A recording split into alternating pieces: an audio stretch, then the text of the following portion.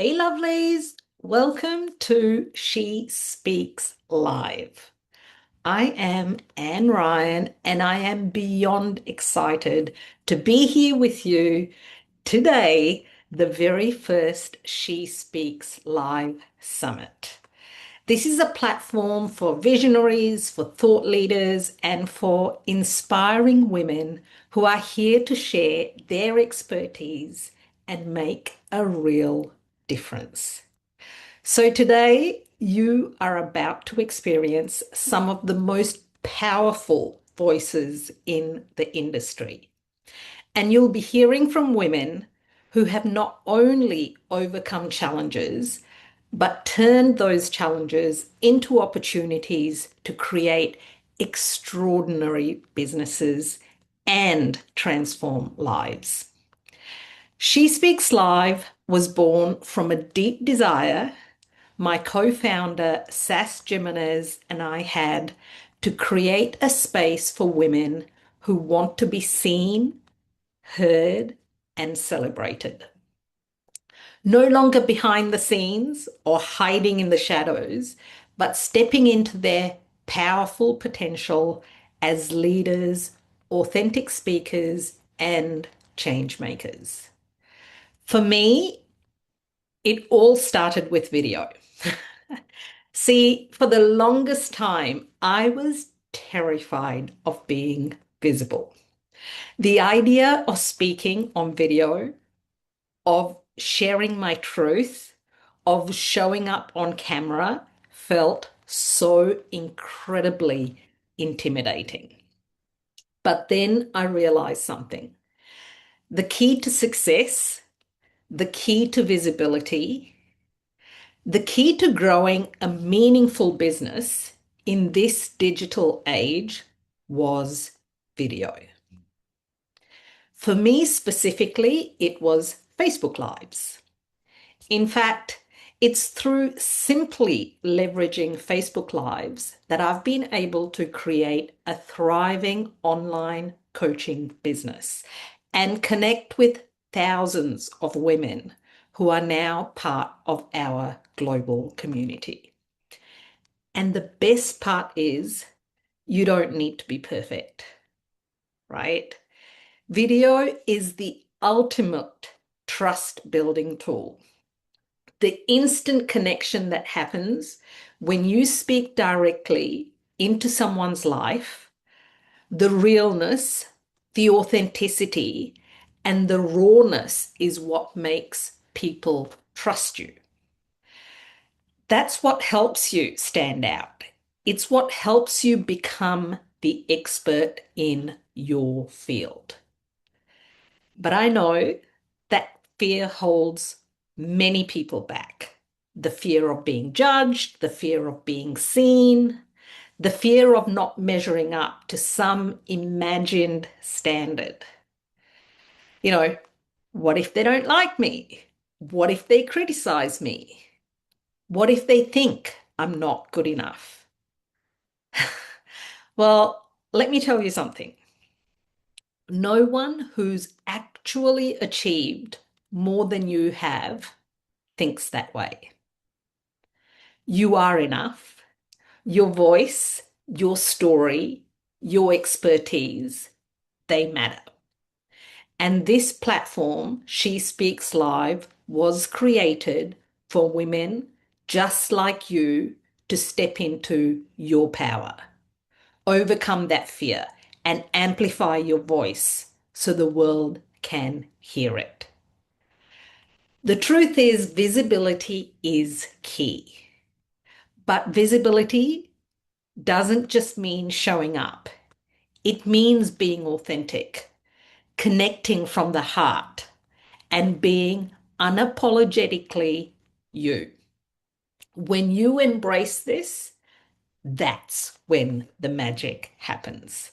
You start attracting people who need what you offer, and you start building trust like never before. And that's exactly what we're doing here today. She Speaks Live is a platform for thought leaders, a space to share your expertise to empower others and to lead from a place of service. And I couldn't be more excited to introduce you to the incredible women who will be sharing their wisdom today.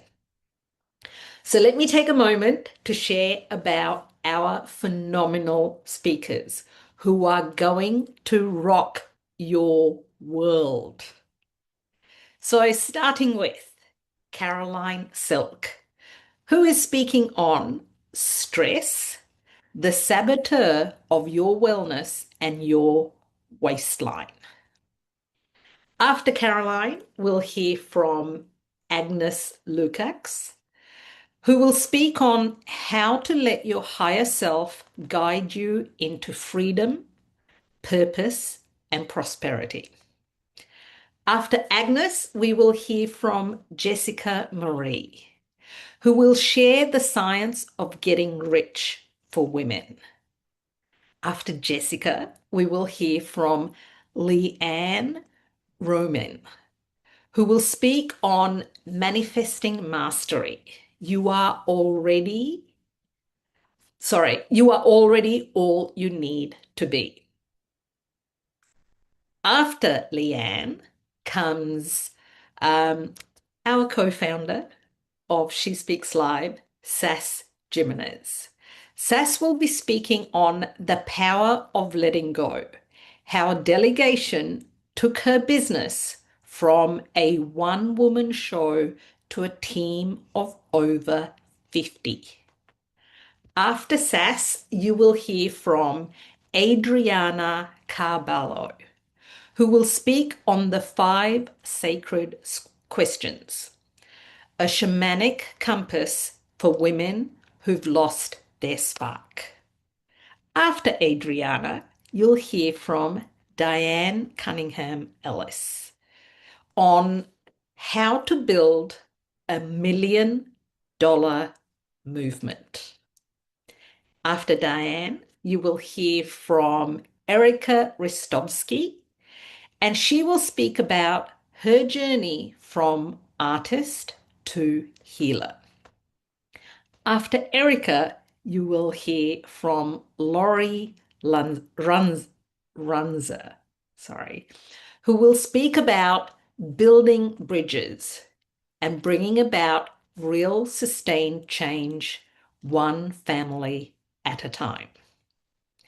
And finally, to close out the summit, you'll hear a few words from Sass again, who will bring the summit to an end.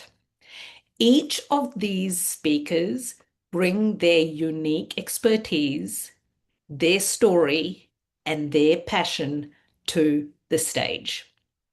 She Speaks Live is about giving these incredible women a platform to share their knowledge, and it's about you, the viewer, the listener, the action taker, the future leader, stepping up and making the shift from passive participant to active leader in your own life and business. Thank you so much for being here today. Please engage with the speakers in the comments. Even if they don't see the comments in real time, they will circle back and answer any questions that you may have. So we're about to dive into some incredibly powerful sessions that will expand your mindset, fire up your passion, and accelerate your success. So without any further delay, let's get started and let these powerful women guide you to the next level. Thanks for watching. Bye.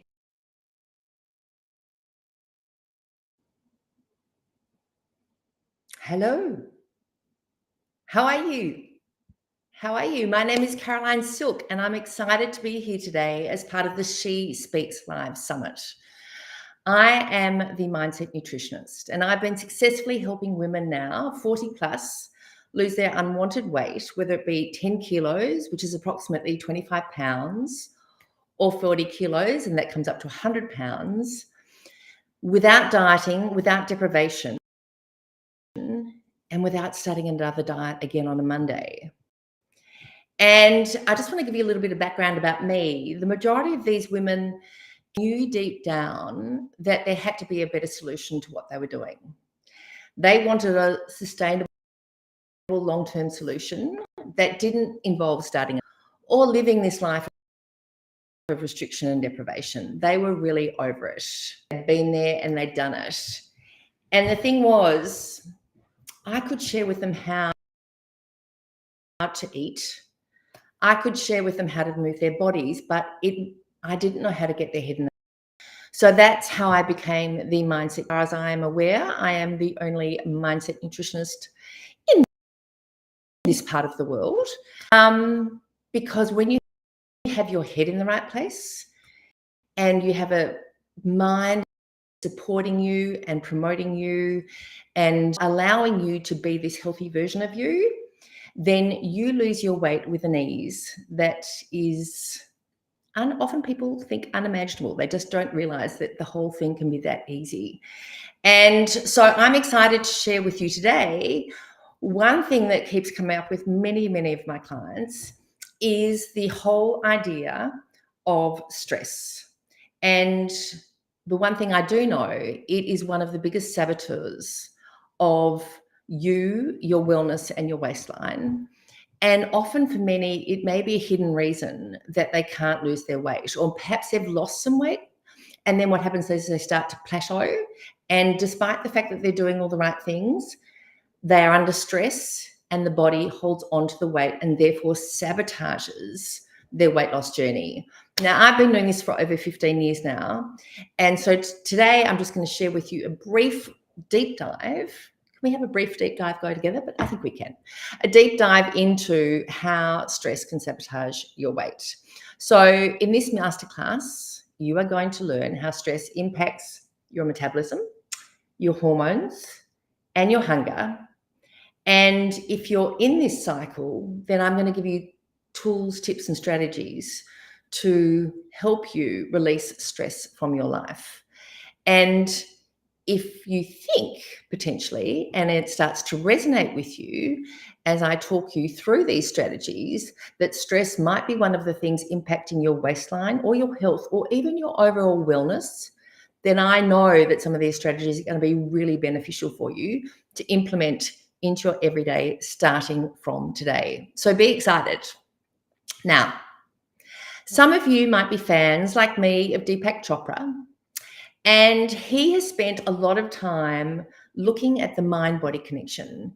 And I love the fact that he describes the body as a verb, not a noun. And he explains this because the body is doing so many things at different times, and your conscious mind is doing so many things at different times. It's constantly moving, it's constantly changing, it's constantly being. So it's not this stilted thing in which we stand. It's a constantly moving, changing thing at all the times. So it's a moving thing, all right? It's a doing thing all the time. The body is doing things for you all the time. And one of the things it loves to do, and one of the main reasons that the subconscious mind exists, is to keep you in balance. And wellness, and therefore weight loss, if that is your goal, is all about many, many things in your body being in balance. And that's what the body wants to do. Our bodies constantly want to be in balance. And the body has a process called homeostasis. Yes, I know it sounds a little bit sciencey, but that's what it's called. And homeostasis within the body is about your body constantly doing whatever it needs to do at all times to bring you back into what it's known as balance, okay? So it's keeping external states in balance, but it's also keeping everything on the inside in balance as well. So let me tell you some of the things that might keep in balance. For example, your body temperature. Your body is constantly striving to keep that at the right temperature. Think about it. If you're feeling too cold, you might put on a jumper, a sweater, you might grab a blanket, you might even begin to hug your body. If you're feeling too hot, you take clothes off. you drink water. So all these things are happening, being driven from your subconscious mind to keep your body in balance. It likes to keep your blood sugar levels balanced. It likes to keep your oxygen flow in balance. Sleep, for example, and hormones. And hormones is what we're going to be talking about, particularly the stress hormone. So when the levels are out, when there's too much this way or too much that way, the body will bring it back to the center as much as it possibly can. And it is doing this 24/7. Every hour of every day, it is helping and working and striving to keep your body beautifully in balance and for you to have the best health that you possibly can. It's incredibly resilient and it's working all the time. But the thing is, if one system fails, another is going to attempt to take up the slack. And then what happens if too many systems start to fail, your body gets into a state of what I call dis-ease. Now, I'm not saying disease, I'm saying dis-ease. So your body is actually out of balance. And one of those things that can cause that is stress. Now, firstly, what I want you to know is our body is built and designed to handle stress. But over time, its natural defenses are going to wear down and wear thin and break down if there is too much stress going on in your lives at all time. So, of course, we want to minimize these conditions, and we don't want our body to work harder all the time trying to solve these stress problems that are going on inside your body, because the body wants to be in balance. And the thing is, as we age, our natural ability to maintain this homeostasis and our natural ability for the body to bring it back into balance actually starts to decrease. Now, I know you don't want to hear that, but that's exactly what happens. But there is good news. How you live your life determines how you maintain this balance in your body. So therefore, if you are doing everything that I put under the wellness umbrella, then you are striving to keep your body in balance and hopefully keeping dis-ease away. So this is about you creating healthy habits, not only to achieve and maintain and support your body and restore the balance, but it's happening right now and happening for you in the future, because your future self will thank you for everything that you do today. So what are the obvious things for physical health? Well, I'm sure you are all smart, amazing, intelligent women, and you know eating a healthy diet, and I'm talking about real food. That's not food in cardboard boxes and packages and styrofoam boxes and plastic and all those sorts of things. That is the beautiful food that you'll find outside around the rim of the supermarket. It's real food. It's sleep. Sleep is so, so important, and especially if you're stressed, okay? I'll talk about that in a minute. It's about you having a healthy mind. It's ensuring that you are feeling in a state of positive joy and life is good. If you're constantly thinking negative thoughts, if you're constantly feeling like there is this sort of heavy weight upon you, then your healthy mind is actually not healthy, because you're in a state of flux. And this is constantly what I'm doing with my clients, is helping them release any emotional baggage, what I like to call mind junk, from their mind, so that it gives them this beautiful new mental energy and clarity to fill their time and space with new thoughts and new things, and not the old thoughts and negative thoughts that are constantly keeping them stuck. Okay. We also want to minimize our toxins in our world, because there are lots, particularly in Western society. There are so many different toxins, and they can actually upset the balance of our body. And the topic of today, we want to minimize our stress levels, and we want to regulate our hormones, because when we minimize our stress, we actually bring our hormones back into balance. So what would I like you to do? I want you to start paying attention to your body. I want you to listen to your body and be aware of how your body feels. Little things that you may or may not notice. For example, when you are tired, you get that feeling of tiredness. And in most cases, let's just say it's the evening, in most cases, you'll pay attention to those feelings of tiredness, and you'll do whatever you need to do to make the effort to go to sleep and get an early night. Okay? there are lots of signals that your body is sending you at all times. So I want you to be alert. And I want you also to check in and ask yourself, how am I going? I am a super huge supporter of listening to your body because I believe it has so much to tell you. And often I like to say that it speaks to you in whispers. And then if you don't start to pay attention, it will start to roar and it will speak loudly at you. And that's when the state of dis-ease can happen and you won't be in a healthy state. But that doesn't need to happen. And so maybe you're just thinking to yourself, well, Caroline, I've never really taken the time to listen to my body. That's okay, because moving forward from today, if the one thing you can take out of this masterclass is to start to listen to your body and listen to the signs it sends you, then you are on the road to a new level of health and wellness, and that is exciting. So I think particularly with women, when asked how we are, we used to go, fine, thanks, great, thanks. And I heard a wonderful acronym for the word fine the other day, and I wish it was mine, but it's not. I cannot take credit. Fine it stands for FINE. The acronym stands for feelings inside, not expressed. I love that. Feelings inside, not expressed. So as women, I think particularly we just go, oh, I'm fine, thank you. And we just answer it with this sort of almost throwaway comment. And we're not actually really taking the time to listen to ourselves and see how we're feeling. And we almost dismiss ourselves.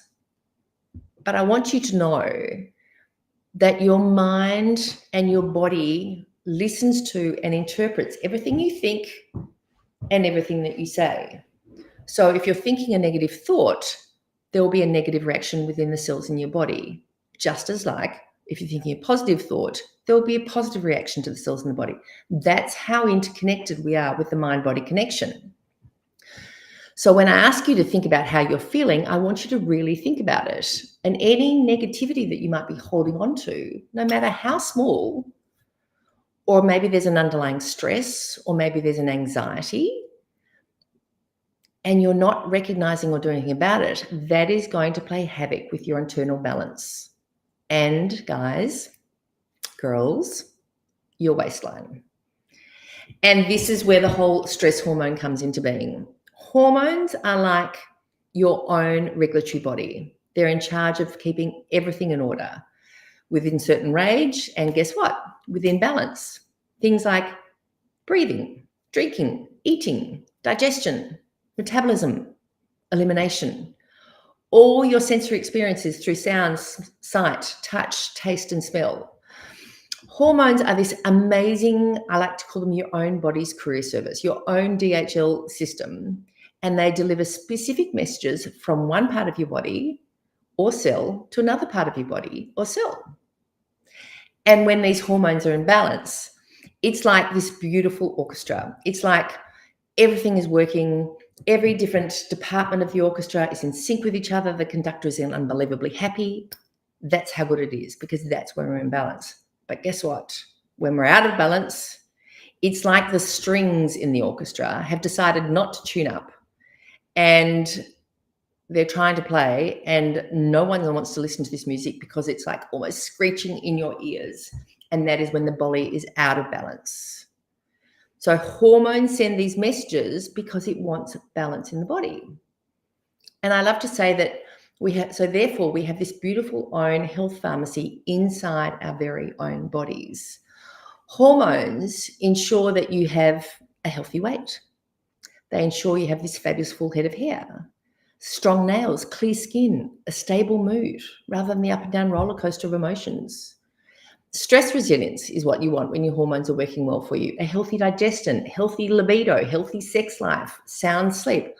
All of these different elements of your everyday are all result of your hormones being in balance and sounding perfect, just like in the orchestra. So what do stress hormones actually do? Well, they have a purpose, but the purpose they have is you have what we call an acute stress, like when you cut the end of your finger and your body will respond to that cut, and often you get some red inflammation around it, and the body will do what it needs to do to repair the cut. And then we have chronic stress, and this is when there is this ongoing stress in the body. Now, stress was designed and is designed to keep us safe and for our survival. And many hundreds of thousands and thousands of years ago, when we were all cavemen, it was a very important response, because if you had been chased in the forest by a saber-toothed tiger, then you needed that stress response to happen in your body so you could run and get away from a saber-toothed tiger or a hairy mammal or another crazy caveman. However, it's the 21st century now, and we don't have any saber-toothed tigers or hairy mammals unless you go to the zoo. So you say, well, why do I need this stress response? Because what's happening is that emergency stress response, which is your fear or flight, is now converted into what I call the 21st century stresses. It's an overdrawn credit card. It's a stress you might have at work or running your own business. It's too much time spent in front of a screen or scrolling and spending your life on social media. It might be moving house. It might be problems in a relationship. It might be death of a loved one, an argument with a spouse or a partner or a friend or a child, trying to fit too much in your day, having FOMO, worrying about what you say, worrying about how you look, not being comfortable to say no, not enough downtime. I can keep on going because the list goes on and on and on. But all of these things compile and give you this ongoing stress in your body and this negative state in which you live. And they will go up and down and fluctuate throughout your day. And this can lead to chronic stress. So what happens is, the first hormone that's released is adrenaline, and that gives you the immediate energy you need to get away from that saber-toothed tiger. It sends more blood to your heart. It sharpens your vision. It gives you more oxygen to your lungs, and it gives you everything you need to survive. It is the survival hormone. And then what happens next is cortisol comes in, and it comes flooding into your body, and it has many reasons, but one of the main reasons is it wants to make sure you have enough energy to get through this stressful time. So it releases more sugar into your bloodstream from your liver, making your blood sugar levels go up, which is, by the way, is not good for the waistline. And then what happens, it replenishes the body, supposedly after the saber-toothed tiger has gone, and you start to look for another feed. So this cortisol is driving you to another feed because it wants to keep you in a place where, gosh, that stress and saber-toothed tiger may come again, and suddenly you find yourself opening the fridge door, looking in the pantry, and usually it sends you to salt, processed foods, and carbs, which is not a good combination for our waistlines, nor for our wealth, our health, or our wealth. Health is our wealth. So if our bodies are in this constant low state of stress, we are getting cortisol flooding through our systems at all times, which is therefore increasing your appetite and sending you to eat more. Now, cortisol has this wonderful nickname called the belly fat storage hormone. And that's exactly what it does. It promotes you to store this extra belly fat so that it can get away from the saber-toothed tiger. But as I said, the saber-toothed tiger isn't with us anymore. So right now, if you are trying to get healthier, you're trying to improve your wellness, perhaps you are trying to lose weight, and you feel like you are doing all the right things and you are eating healthy and you're staying active and the scale isn't budging and you are getting incredibly frustrated, well, what if I told you the reason it isn't your diet or it's exercise or your routines, but it's stress? Because when stress is high, the body clings onto the weight, your cravings go through the roof, and any fat burning that's going on is going to take a backseat. And that is really annoying. So why does it take the backseat that I'm talking about? I'll just share with you a few reasons why to make it a little bit clearer. I love sharing with my clients and in my masterclasses the reasons why, because this giving you this knowledge and sharing with you this knowledge empowers you, and so that you can take this knowledge on and you can then decide and choose to make healthy choices moving forward because you have a greater knowledge, and there is nothing better than learning, as we all know. So the first thing stress does, it slows down your fat burning, as I've mentioned. And how does it do this? It slows down your metabolism. By releasing the cortisol, which is the fight or flight response, in these short bursts, it's going to constantly slow down your metabolism, which will increase your fat storage in the belly. We don't like that. It's going to reduce your muscle mass overall over long times, which again is going to lower your metabolism.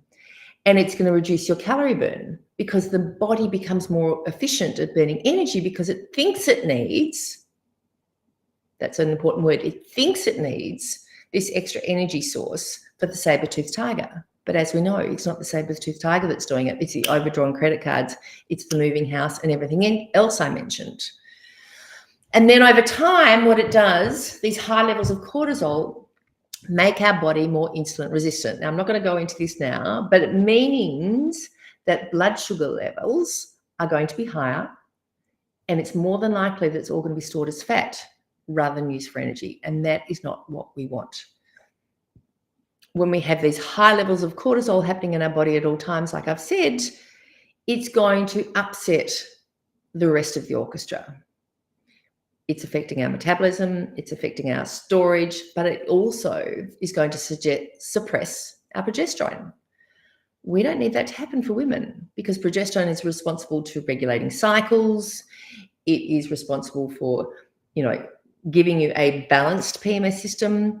It's also responsible for weight gain. So we don't want progesterone to be upset by these high levels of cortisol. It can alter our thyroid production, and our thyroid is responsible for slowing our metabolism. So again, you can see all the different ways when the DHL courier service is out of whack and it's sending the wrong messages to the wrong hormones, things are going to be out of balance. And it's constantly causing our insulin to rise, which is constantly sending us to the pantry and the fridge for more cravings, and boom, boom, we have fat storage. Not only does it do that, it also increases our hunger and our cravings. We have the hunger hormone called ghrelin, and we have the fullness hormone called leptin. And what cortisol does, it starts to play havoc with those hormones. Again, not what we want. So what does this do? It's going to increase our cravings for carbs, for sugar, and for processed foods. It's going to want us crave more, and often it will drive emotional eating and potentially binge eating cycles.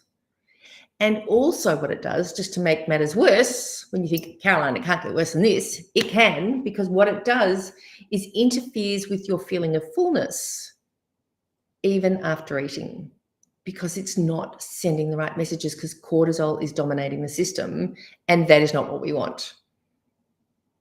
Annoying, isn't it? But it's true. So what is the bottom line in all of this?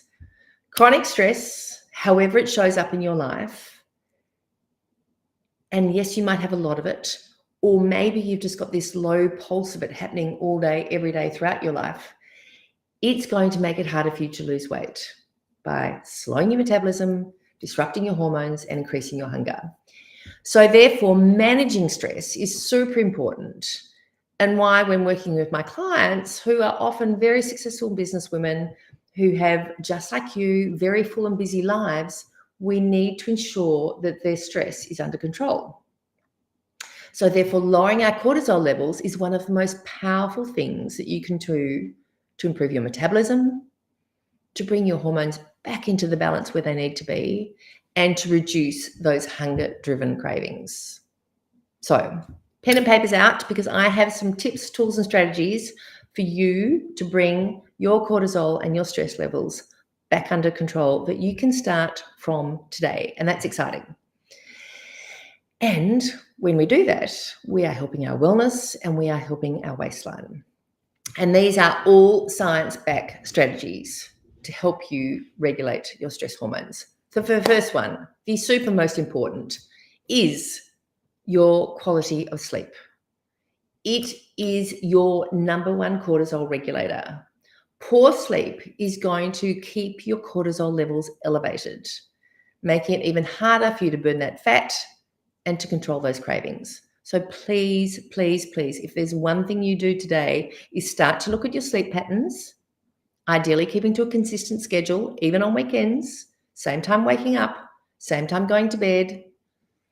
Do the obvious, avoid screens 1 hour before bed, because the blue light we know from the screens disrupts our melatonin, and that's just not another hormone that we want to disrupt because it helps us sleep. Create an environment in which you enjoy sleeping. As they say, bedrooms are for sleeping and for sex. It's not for being on your screens. It's not watching television. It is creating an environment which tells your body it's safe and it's time to go to sleep. And if you feel like you need a little bit of help, look at magnesium as a supplement that you can have, or certainly herbal teas like chamomile or valerian root, just to keep you calmer and introduce that going to bed nighttime schedule, which is really beneficial for you and your sleep patterns, and therefore your cortisol levels, because we don't want them to rise as a result of poor sleep. Next thing I'd like you to do is eat in a way that is going to stabilize your blood sugar levels. So if cortisol is causing havoc with your insulin and therefore your blood sugar levels, we want to at least make the attempt, seriously make this attempt to eat in a way that we're going to be stabilizing your blood sugar levels. So how do we do that? I'm not going into the whole food thing today, but these are very simple tips and strategies. Prioritize protein. Prioritize healthy fats at every meal, because they are going to stabilize your blood sugar levels. Protein plus healthy fats is a fantastic combination. And then swap out those refined carbs, swap out those processed foods, swap out those high sugar, high salt foods for fiber-rich veggies and carbs and fruit and beautiful non-ancient, grains, so that your body is in this lovely state of even keel balance and your blood sugar levels in balance. Because when they're in balance, it's improving your wellness and it's certainly improving your waistline. And that's super, super important. And don't skip meals. I want you to pay attention to your body and listen to your hunger, but don't think that by restriction and deprivation and not having meals all day is going to help you. It's only going to send your body more into stress.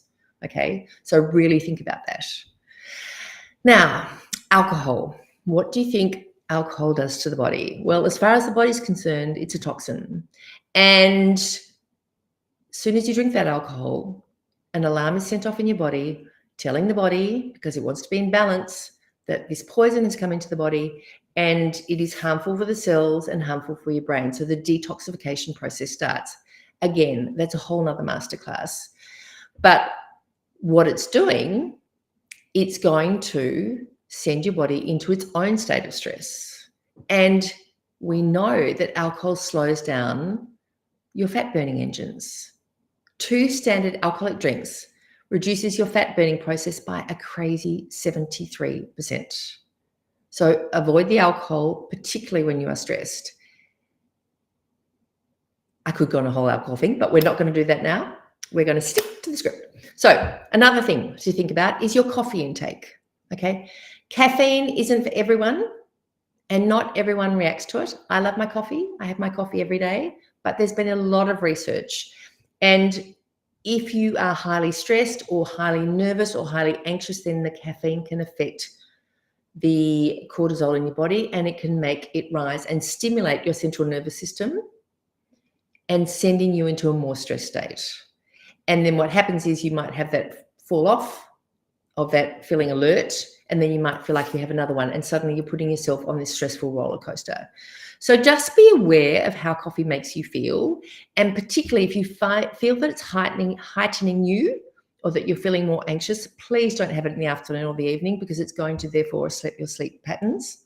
And we, as you now know, we don't want to affect your sleep patterns because that will affect your cortisol levels. Can you see how this beautiful orchestra all fits in together to create this balance in your body? But when you start doing things that are going to interfere with this balance, then it's going to, it cascades and has this whole effect throughout your entire body. So be aware of your caffeine and be aware that it can cause grief if you are highly stressed. And we don't want that.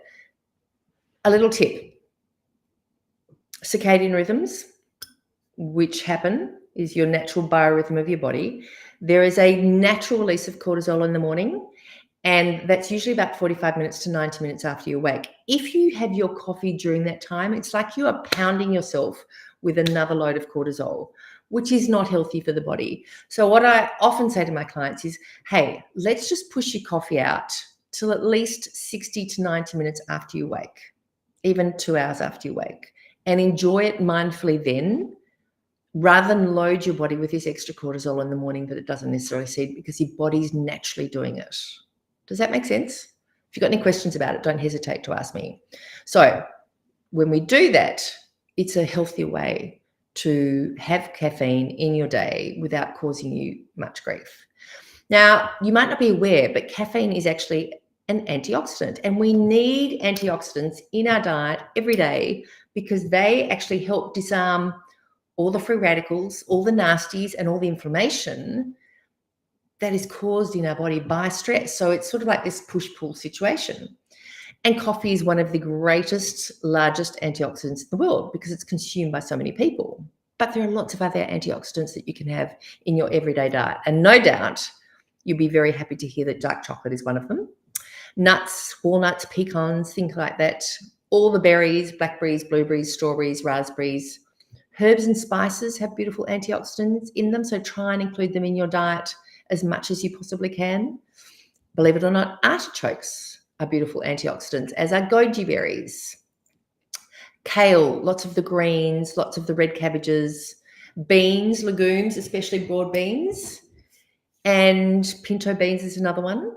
Beets, spinach. I mean, I can keep going, but here's a little list for you. These are all beautiful antioxidants that you can work into your day, knowing that when you include these beautiful real foods in your diet, you are helping fight free radicals and inflammation and any other chaos that may be going on caused by too much stress. So another thing I'd like you to do to reduce your stress is get very smart about your exercise. We know that over exercising can increase stress, but keeping your exercise as part of your everyday, looking at ways like Pilates and yoga and stretch and daily movement is going to improve your stress levels, and it's going to improve your endorphins and make you feel better.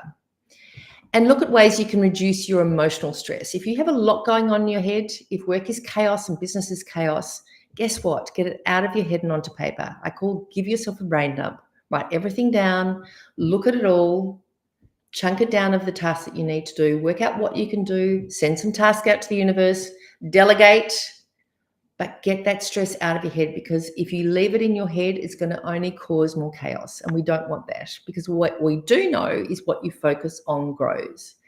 And the last thing I want to give you is breathing. Practice breathing throughout your day. Breathe, breathe, breathe, breathe, breathe. Deep, beautiful breaths. In for 4, out for 6. We know from research that exhaling longer than the inhale is going to bring you back to a state of rest as opposed to stressed.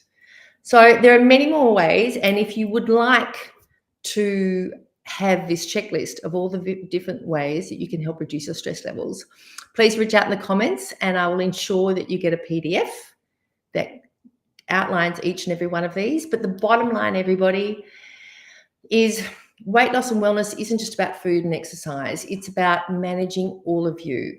The thoughts you keep, the emotions you hold on to, the beliefs you have about yourself, and your stress levels.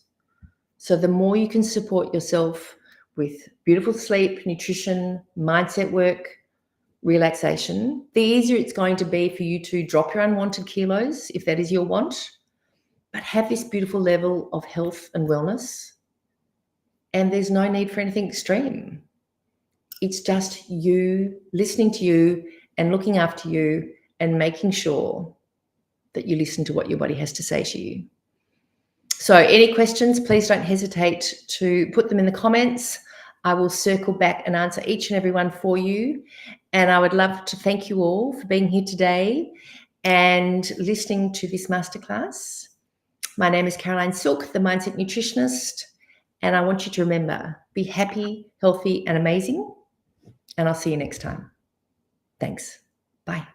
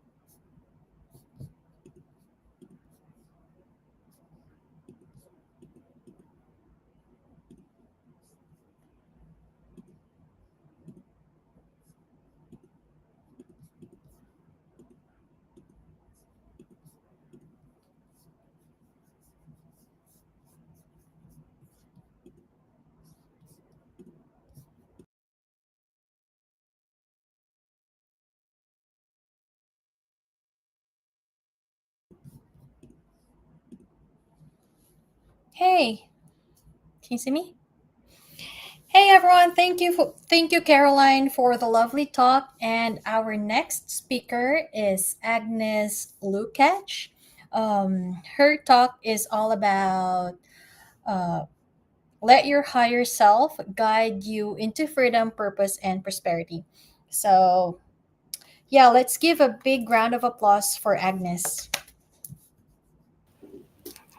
Wow, thank you so much, Sass. Thank you so much for the invitation. I'm so excited to talk to all these amazing coaches and healers and helpers and trailblazers and light workers of our new earth. Because when I just saw that there are 3,000 souls just like me, I got just so excited that I'm able to share this message, because I believe it's so important, especially nowadays, especially that we are all on our journey towards what we deep inside feel that is why we are here. Is that freedom, is that wealth, it's that fulfillment, it's that, yeah, everything that we desire, that type of peace, that type of impact, that we know is possible, that we feel deep down that we came for this. And yet our journey is not easy, right? So it's for all of us. And I know I've been working with healers and coaches and light workers for more than 10 years, and especially my own story. So we all coming from quite a lot of contrast, let's say that, because we knew that we are here to alchemize this and transform this and find that and create that life that we so feel inside that we are craving. Everything that's kind of the opposite what we are seeing and have been seeing around us, becoming those kind of leaders that lead from integrity, lead from compassion, lead from their own light, from their own high level of consciousness and connection. And this is, I believe, everybody in this group is here for this. So I want to share, and I actually had to change what I wanted to talk about, because so many things happened in the last 2-3 days that I felt so called to go directly to that exact inner stories, that hidden stories that are shaping our journey, they are shaping our purpose, they are sabotaging, so to say, that next level expansion. And I'm going to start by sharing 3 years ago how I collapsed in burnout, even though I believe I'm doing everything I could. And as I was doing the same thing like all of you, serving, helping. I've been a healer for many, many years. And even though I was certified in so many things, I was doing everything I could, I was giving everything I had, I was yet not seeing that kind of flow of those dream clients that we desire, that kind of freedom that I knew it's possible, that kind of impact that I knew it shouldn't be so much work, it should be effortless, that my message should just go around the world, because I'm talking about freedom, I'm talking about wealth, I'm talking about how to become that version of you that is creating and living the life that they know is possible for them. Yet, no matter how much I was working, I was not seeing that kind of results that I craved for, that kind of effortlessness, that kind of ease, and that kind of, let's be honest, that kind of money and recognition and reward that we want while we are living our purpose. And I always kind of got to the same idea, the same conclusion, that I don't have enough, that I don't know enough, that I need another business coaching program, even more expensive, that I need to know more, that I have to create a better blueprint, I need a better strategy. And I was just going, and because I was getting always to the same idea, the same conclusion, that I am not somehow enough, that I'm not doing yet enough, I'm not doing the right thing, which actually ended up in complete burnout, and mentally, and emotionally and spiritually. And I went into this spiraling of disappointment, because I knew deep down that what I'm doing is so important, that I'm here to help others to come back into wholeness, to come back into their worth, to be able to create those kind of businesses that are so purposely led and caught from inside of our soul. And because of that, and because already being on my spiritual journey for, at that point, for more than 18 years, my awakening and my healing journey, I just went into complete disappointment, disillusioned of why it collapsed despite everything I did.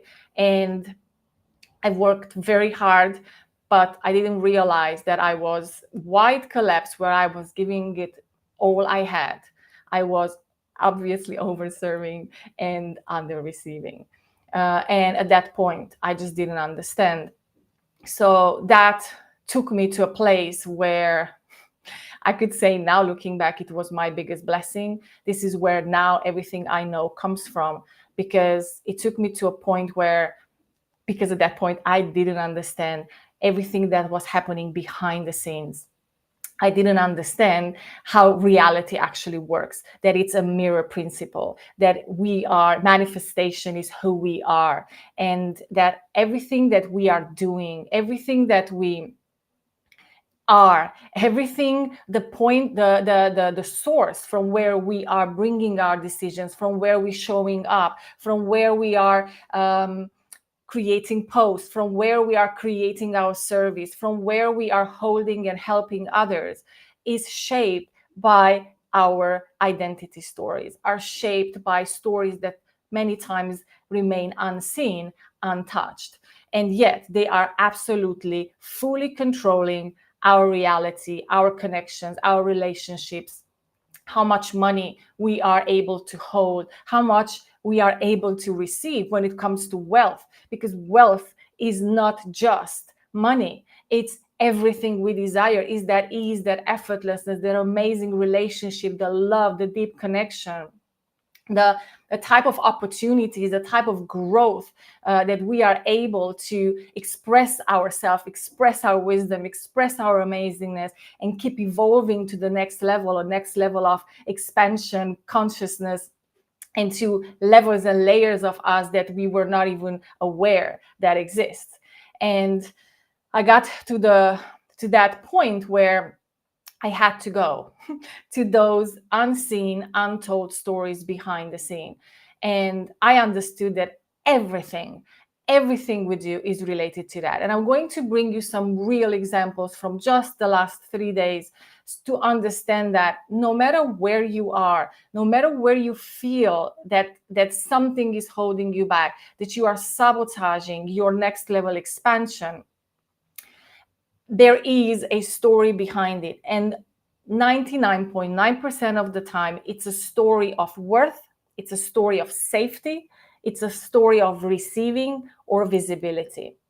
And what I do now, because of this collapse, and the collapse obviously came with burnout, which came with me shutting down my only business that was creating my main income, well, the only income, to be honest.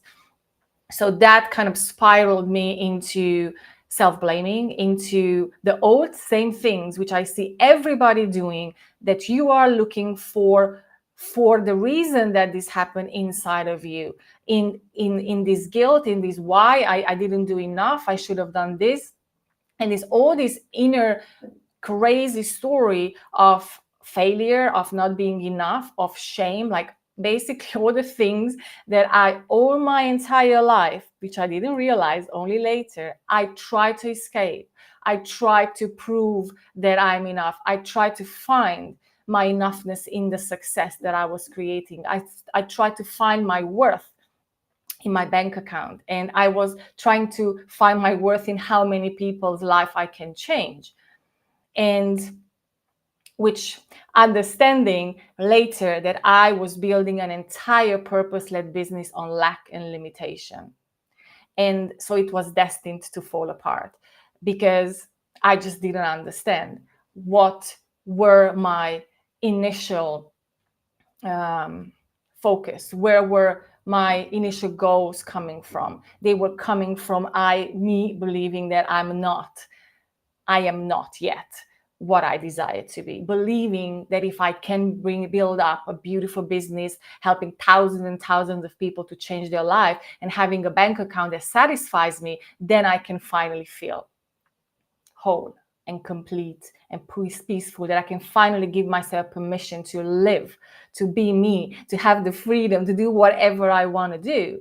But it just happened exactly the opposite way, because the more I was giving from believing that that's never enough. So I was just always giving more and more and more, and always having response, obviously, but the overgiving and undercharging created this loop of it's an unsustainable business. So what happened is I went and find the stories that were directing my life from behind the scenes. And they are not just directing your business, they are not just directing everything that you're doing from those identity, those aspects of us that were never met. But actually every aspect of our life is based on that. They are controlled by those aspects. So let me just bring an example so you actually understand how big and huge this story is. And when you understand this, everything changes in your life, because everything else is just a symptom. It's just trying to control, trying to manipulate, trying to put a band-aid on a bleeding wound. But they are coming from stories that are making up your identity. And that's what I do, by the way. I'm a psychic channel, I'm a mentor, and an energetic guide. I'm actually basically a bridge between your current self and your highest path. So I'm able to see exactly those aspects of you. And I'm not just going to tell you, and I'm going to tell you exactly how this happens so you can also recognize your own stories. But until we see them and until we are able to integrate those parts of us, it's a story that's going to run everything we do. We're going to bump into self-sabotage over and over again. Why? Because that aspect of us needs to be seen and integrated. So here's a few examples. Yesterday, and I asked this beautiful coach to let me share her, because it doesn't even have to do anything with what we are actually believing that it has to do. So for example, money blocks have nothing to do with money blocks. They have to do with a receiving story, or most of the time a self-worth story. So she came to me a couple of weeks ago, and she says, and I love what I'm doing. I want to build this amazing coaching business. I'm so passionate about it. I know I can help others. Yet every time when I get to a point where I need to share how much I'm asking for my services, I just go numb. I freeze, and I start to just like kind of, step back. And so I don't know what the heck is going on. I tried everything, and it's just over and over the same thing. And I said, okay, let's see what's going on. So I took her, like, I'm only the guide. I'm not going to tell anything. I brought her to find what is the exact story that is creating this trigger, right? We could say. So it's what is being activated in her. What is the story? What is the thought, or the thoughts, the beliefs, the emotions that are being shown to us? Then you need to bring your attention there. But the majority of the time, we don't know, right? We don't know what's going on behind the scene. So I took her back to an experience where she was 6 years old, very proud, walking on the street with her mother, and then she just fell right in the mud, and all her skirt was full of mud. And then after that story, and I started to ask her, what happened there? What did you believe about yourself?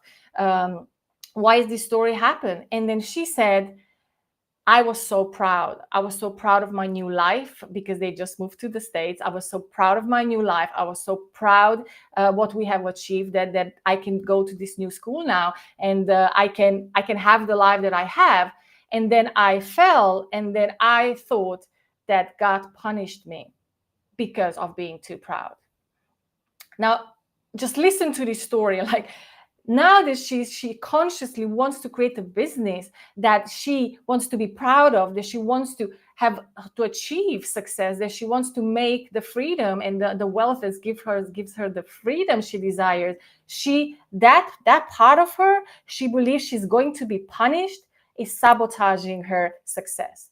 Now, there's another story very similar when it comes to sabotage.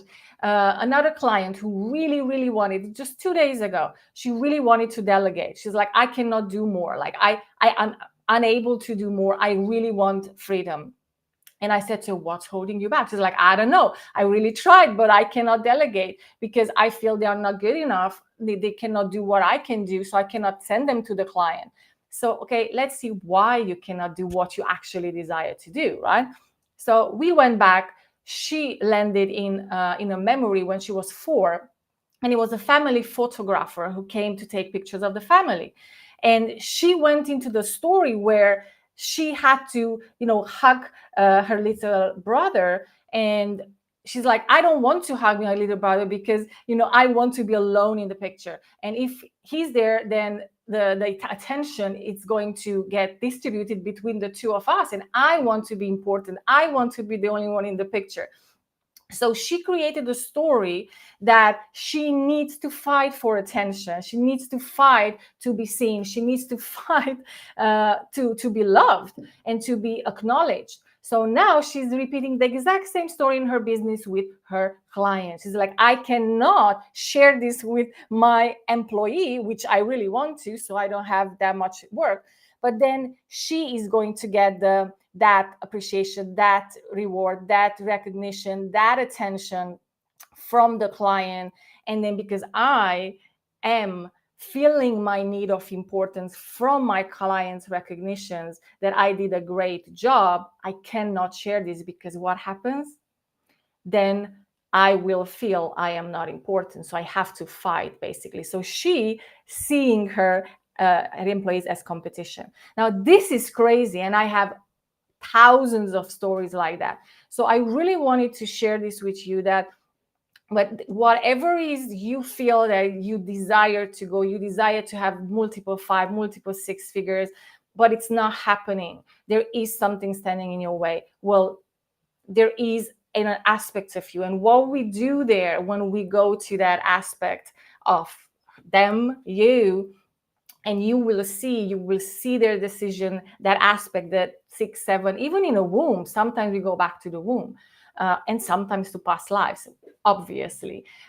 So what we do, we bring that, we integrate that version, and we change the story of that version of you. So who you are today doesn't have to fight for safety, for worth. It doesn't have to repel receiving. So whatever is the story, if you're not aware, you don't have power over it. You cannot change it. So this is what I really wanted to share with you, and what I came up as gift for all of you, dear trailblazers and leaders and beautiful helpers, because we are the ones who are becoming the example for others to understand that this everything that all the illusions, the lie, these filters that we have on top that are sabotaging to create that life that we know we are here for, are something that we become aware, and then we alchemize, we transmute, and we bring those back into wholeness. So all these filters are just filters that came on top of who we truly are, which I call higher self. And the way that this can happen is that you come back to your higher self. And the way I do this, I am the bridge who can show you exactly where are the filters that are telling you that you are yet not enough, or yet not worthy enough, or yet not smart enough, or that you don't deserve it, or you don't deserve whatever you want to experience. So as a gift, only for you and only now, I decided to offer this 30 minutes channeling session where I am able to concretely show you what is the story that you're telling yourself? So my abilities in the last few years skyrocketed after me doing my work, the same work that I'm telling you now. All my clairvoyance, clairaudience, sentience, and basically the channeling abilities and all the other things that now I'm integrating as my true self, and which is true for all of us. Just came online. So I'm able to see exactly where is your story, what is your story, what is that unseen, quiet sabotager that it's holding you back from your next level of expansion, freedom, joy, wealth.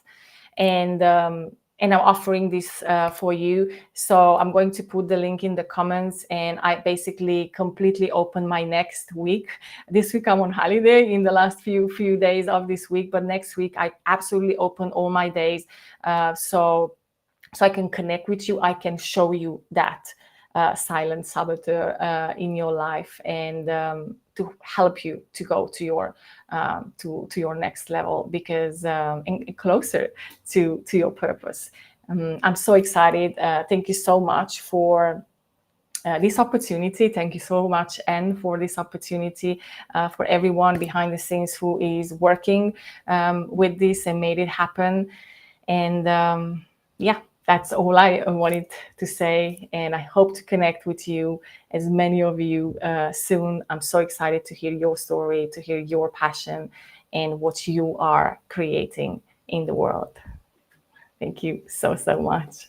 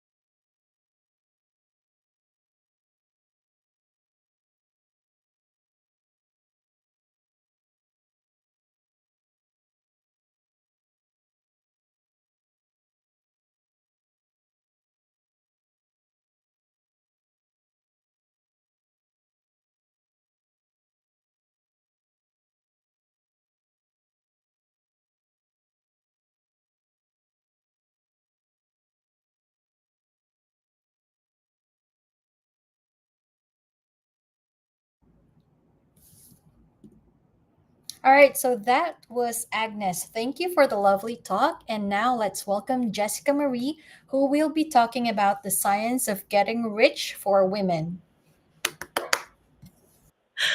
Hi, Sass. Thank you.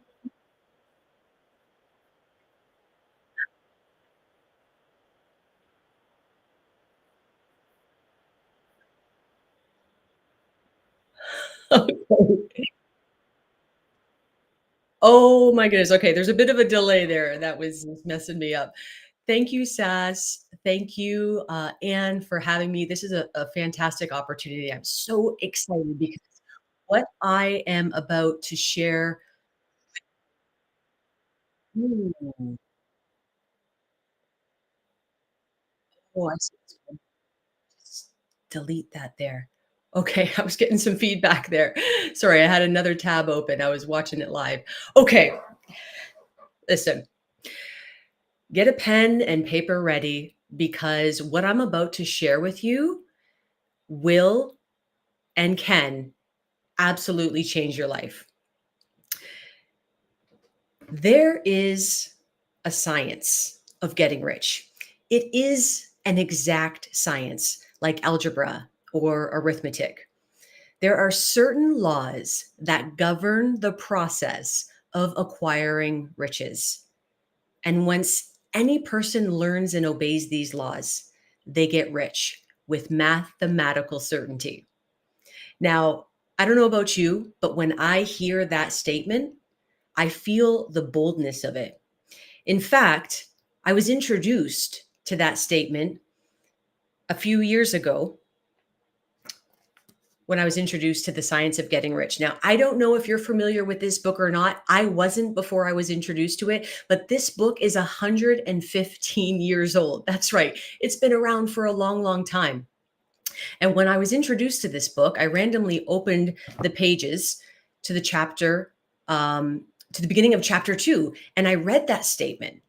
And I was so moved by its power, by its boldness, that I decided to do a 90-day experiment to find out what would happen to my life, to my business, if I actually learned and obeyed these laws.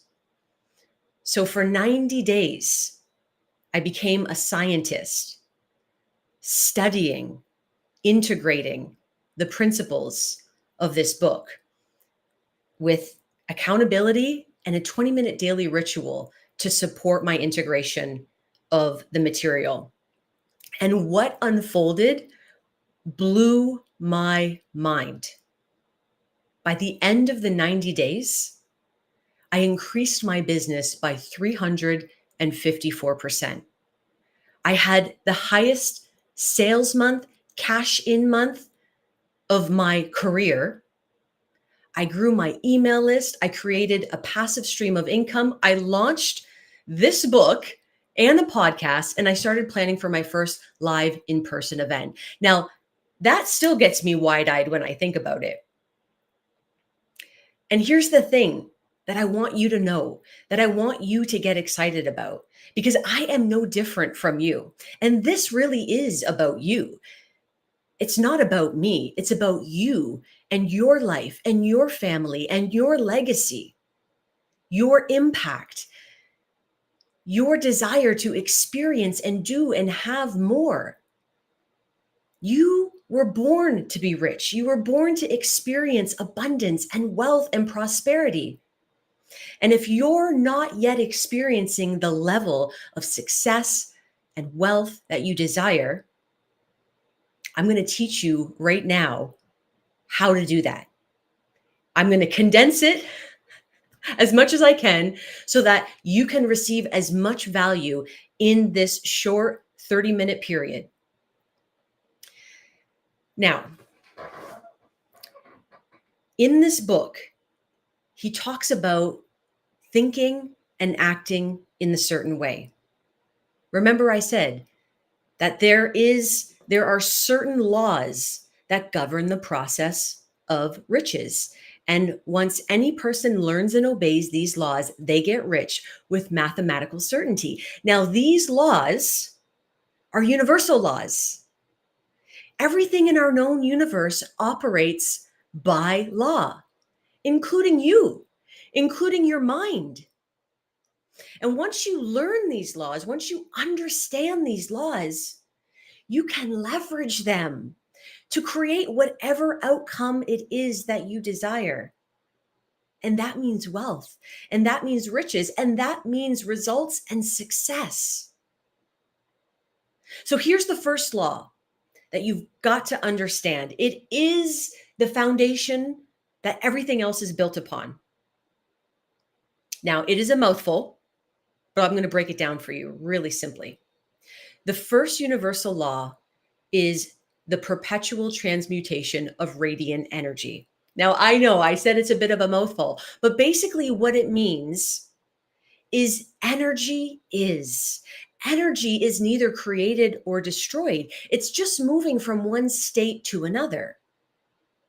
So basically, to put it in simplest terms, you look at a tree, and a tree may produce an acorn, and that acorn then falls into the ground, and it may bury itself into the ground, and then all of a sudden it becomes a seedling.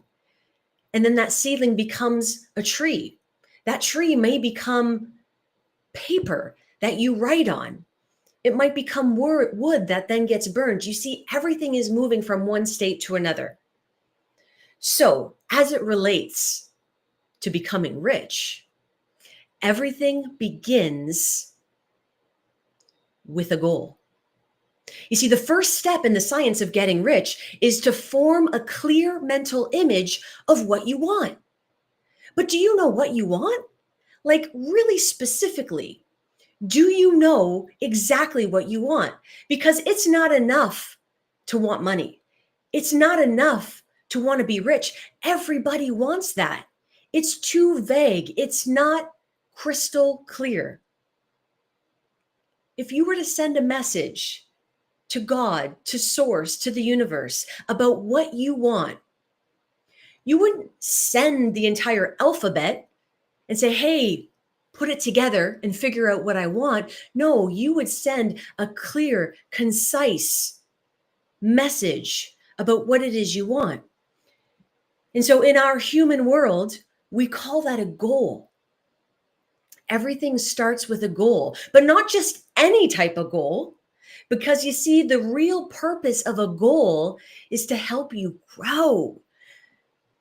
The purpose of a goal is not to get things, although that is a beautiful side effect. You may get a bigger house. You may acquire more clients and a nicer car. But see, that is not the purpose of the goal. The true purpose of the goal is to help you tap into potential you have not yet discovered. It's to help you grow and expand and ascend into greater levels of your power, greater levels of truth, greater levels of freedom. This is the ultimate purpose of a goal. And so when you create a goal, you've got to be specific. You've got to be precise. You've got to be clear. And the best type of goal is the type of goal that you desire so much, and yet it scares you at the same time. How much money are you making in your business or in your employment right now? If you're making 3 to 5K, if you're making 10K, what would it feel like to double that? Triple that? It's exciting, right? I mean, you can just think of the things that you would do and have and go, and it lights you up. It's got to scare you too, because it is in the realm of the unknown.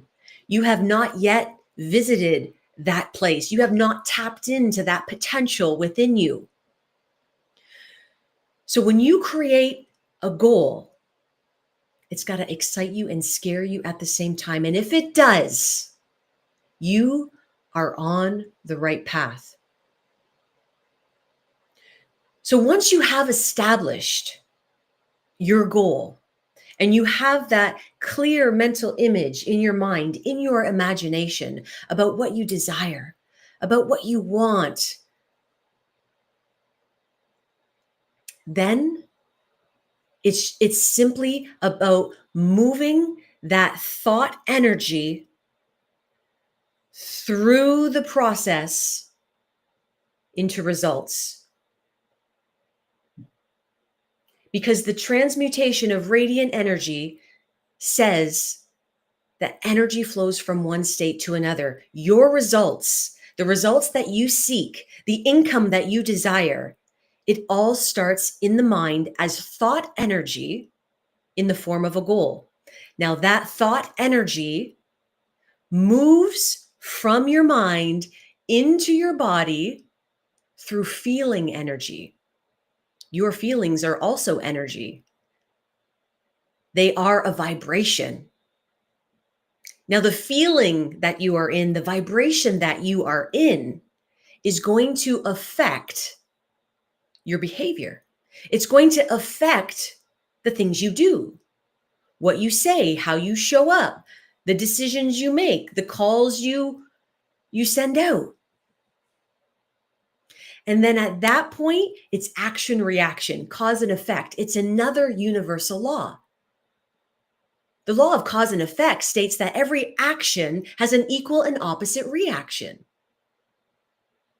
So we know that it's what you do that gets results, although everything starts in the mind. So thought energy becomes feeling energy, becomes behavior energy, becomes results. So that is the cycle from which you manifest on a regular basis, conscious or unconscious. Now, when you're conscious of this, when you understand this stuff, like I said before, you can leverage it. You can take back the power and create the results you desire. But you've got to get full control over your mind, because this is where everything begins. So it starts in the mind as a thought, as an idea, which is your goal. Now, a goal is really only a goal when you can answer two questions. When you can say yes to these two questions. Are you able? And are you willing? Are you able? And are you willing? Now, I'll make it easy for you. I'll answer the first question. Are you able to achieve the goal that you see in your mind, that you desire in your heart?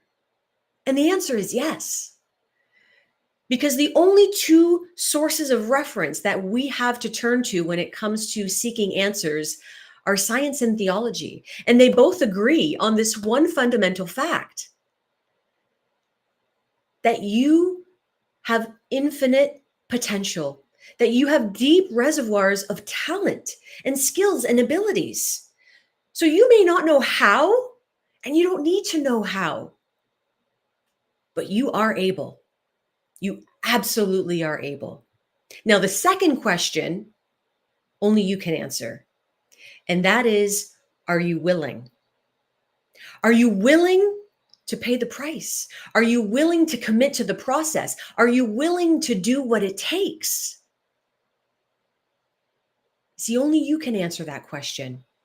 Because if you want to go from where you are right now to doubling your income, to tripling your income, to making massive impact, creating a legacy for your family, you've got to think and act in a different way. And you see, this is where everyone gets tripped up.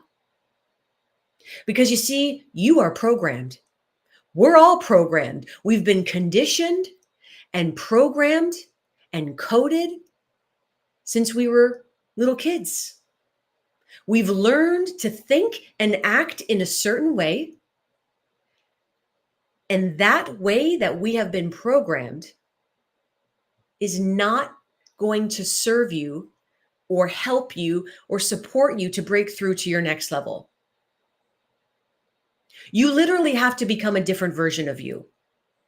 The version of you who exists today, who has achieved a level of success that you have achieved today, she's got to die. I know. I was told this years ago, and I started to get teary-eyed because I was so attached and connected to the version of me who went through the mud, who went through all the pain and all the suffering. And I was so proud of how far I had gotten. And then I realized that it was time to let her go because she wasn't going to support my next level expansion. So the second step, and there are only 3 inside the science of getting rich. And by the way, it is an exact science, and failure, it's impossible. I know, another bold statement, right? But it's absolutely true. And I dare you to prove me wrong. I have been following this science now for 540 days. Every single day I study this book. And my results speak for themselves. The second step in the science of getting rich is to maintain a constant state of gratitude, not only for what you have in your physical world right now, but for what is on the way, the invisible, the things that are moving towards you right now that you can't even see. Now that's next level, because most people, if at all, are only grateful for what they have today. But do you know that there are things moving towards you in the background that are invisible that you can't even see yet? When you can be grateful for the things that you only have in your imagination, that's called faith. That's called trust. Now, being able to maintain this state of gratitude is key, because gratitude is a feeling. It is a vibration. And so as I shared with you how thought energy becomes feeling energy, becomes behavior energy, becomes results, most people get tripped up on step number 2 because of one sneaky, invisible force that is preventing you from expanding. It is literally designed to keep you where you are, earning the money you currently make, and staying safe in the known, in your comfort zone. Now, this invisible force is called your paradigm. Now, if you haven't heard this word before, I'm sure you're going to hear it after this talk. Your paradigm is a multitude of habits and beliefs that are fixed in your subconscious mind. And it's your subconscious mind that's running the show. Your paradigm's job is to create fear, doubt, and uncertainty every time you go to the edge of the known, every time you want to step out into the unknown where you know your next level is. It will create thoughts that will instill fear about wasting time, wasting money. What if it doesn't work? And it will do everything in its power to bring you back into the known, to stay where it's safe. But your next level is not in the known. Your next level is in the unknown. So maintaining this constant state of gratitude can be very tricky if you're not aware of it. Now that you're aware of it, now that I've brought it into your consciousness, you might notice the times when you want to do something that excites you, and then that little voice inside of you says something to make you pull back and contract? You see, gratitude is a vibration. It's also another one of the universal laws.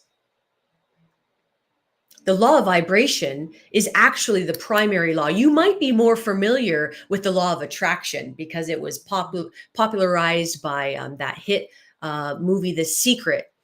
Now, the law of attraction is actually a secondary law. The primary law is the law of vibration, which states that like energies attract like energies. So if you desire more wealth, more prosperity, more abundance, more success, you've got to embody the vibration and the feeling of the version of you who is rich, who is successful, who is abundant and prosperous. And when you do, you become a match for conditions, circumstances, ideas, people, connections that will support the realization of that idea, of that goal. But your paradigm is so sneaky. It is so sneaky. And it wants to lower your vibration with these thoughts and these feelings of doubt and fear and uncertainty so that you stay where you are. Now, in order to break through to your next level, you have to do what is called a paradigm shift. A paradigm shift is literally where you begin to reprogram your subconscious mind. And this is what has to be done. Because you see, your current results are a direct reflection of the programming in your subconscious mind. That is the primary cause of your current level of success. And in order to get any permanent change, any lasting change, you've got to go to the primary cause. The primary cause is your subconscious mind. The primary cause is your paradigm. So if you want permanent results, lasting change, we go to the primary cause and we change it. Now, changing your paradigm is serious business.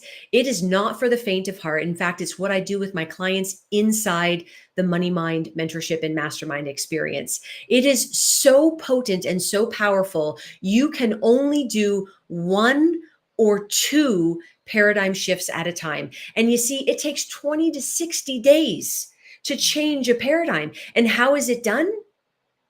There's only 2 ways you can change your paradigm. The first way is almost always negative. It's through a high emotional impact. It's the death of a loved one. It's losing your job. It's a natural disaster. It's a terminal illness diagnosis. I can only think of one high emotional impact that's positive, and that's the birth of a child. So we don't want to have to go through these negative, high emotional impacts to change our paradigm. The only other way you can do it is through constant spaced repetition. It's visualizing the same thing, reading the same thing, writing the same thing, speaking the same thing over and over and over again, but not like a robot. Here's the key. It's got to be done with feeling. It's got to be done with emotion and conviction. If you're not familiar with this book by Neville Goddard, it's a tiny book, but it is everything. Feeling is the secret. Feeling is the secret. Feeling is an emotion, which is a vibration. So when you embody the vibration, the feeling of the version of you who is already rich, who is already prosperous and successful, guess what happens? You become a magnet for more conditions and circumstances to support and reflect back to you that reality. This is powerful stuff. This will change your life. And finally, the third step in the science of getting rich, right here. And by the way, I give this book away for free. If you would like a copy, yes, you can get it on Amazon, but I want no barriers. I want absolutely no barriers to this material for you. It looks like I'm a little bit, sorry, I'm just going to try and refocus myself here. Anyways, you can hear me. If you go to jessicamarieinc.com/book, you can get a free PDF of this book. It will change your life. If you are willing to study it, this is not a book you read once and it's done. This is a book you study. This is a book you integrate and implement, because implementation is the third step in the science of getting rich. He says, act now. Act now. It is actions that get results. Cause and effect. Every action has an equal and opposite reaction. You've got to act now. You've got to do the thing. You've got to call the people, send the email, speak the words. But here's the thing. You can't act in the future and you can't act in the past. You can only act now. But you see, this is another place where we get tripped up, because you likely already know a lot of what I'm telling you, but it's not the knowing that gets results. It's the doing that gets results. So you see, there's often a gap between what you know you should do and what you actually do. Why is that? Again, your paradigm, your subconscious programming, those habits and beliefs that are fixed in your subconscious mind that will say things to you that will sabotage your results, that will reflect back to you the feelings of unworthiness that you might have.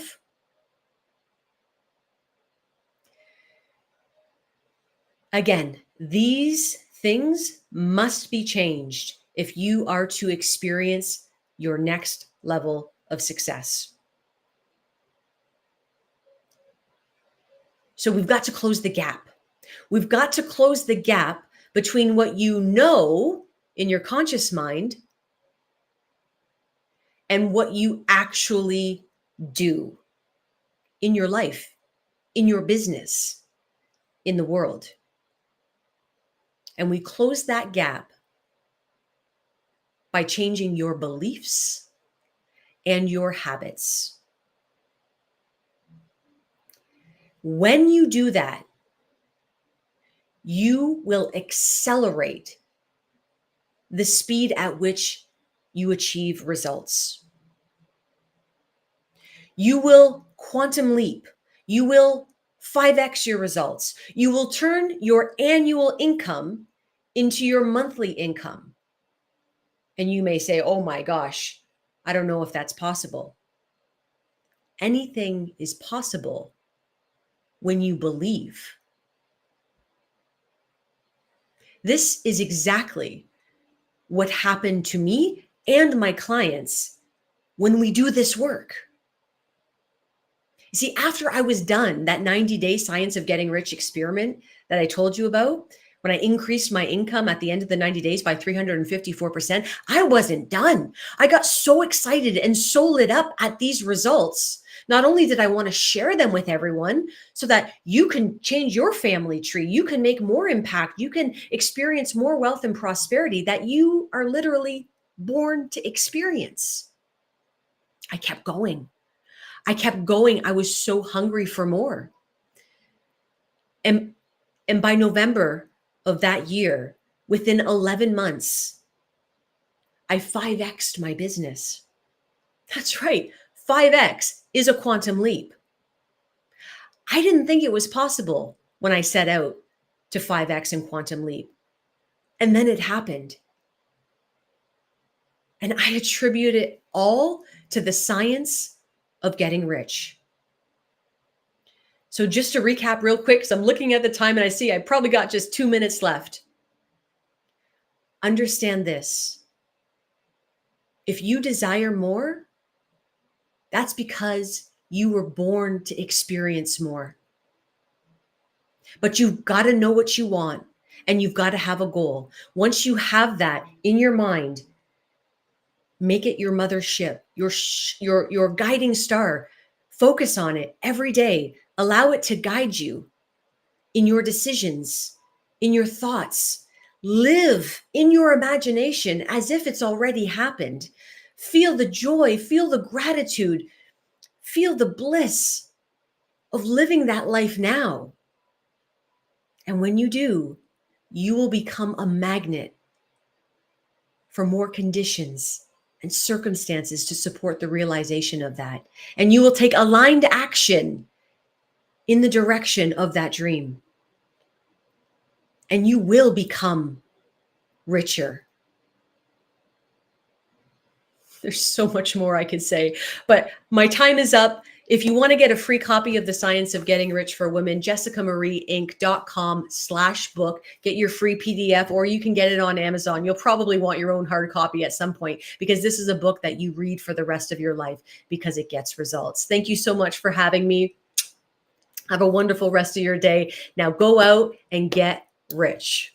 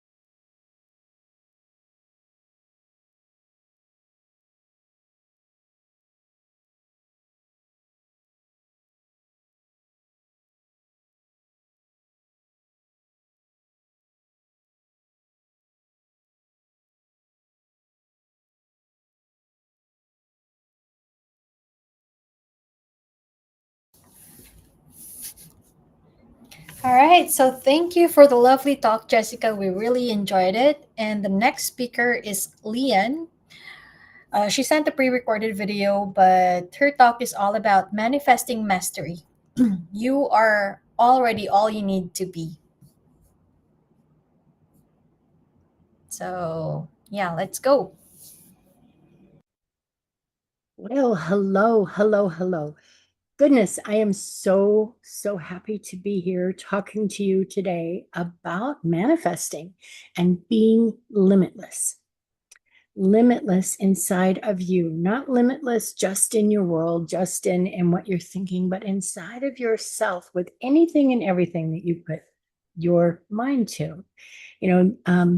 In this world of coaching, which is where most of us are at, or at least guiding other people, there's so much noise. There's just so much noise. So first of all, my name is LeeAnn. I've been doing this for coming up on 38 years professionally. I've been a psychic and a mentor, and I've got certifications in all sorts of things, including business and accounting and all the bits. Okay. I know I've been there. I've been where you've been more than likely, or I've had clients, which I've had thousands and thousands of clients over the past 3 decades who from all walks of life have all hit this space, and I'm telling you, I have worked with people who are on the upper echelon with things. I have worked with those like me, working from day one in their own rooms, doing their own things. Okay.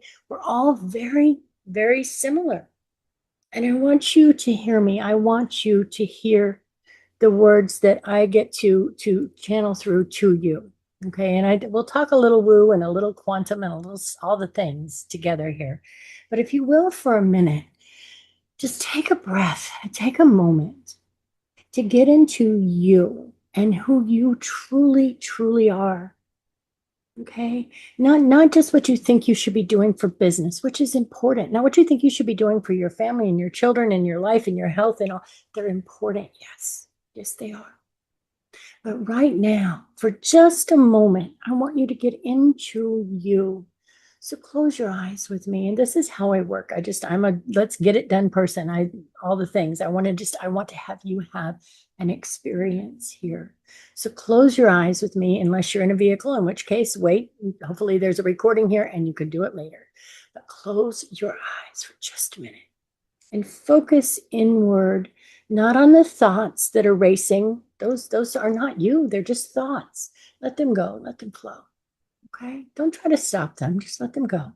Focus a little deeper with me. Get down in here into that heart center. There you go. Take a breath.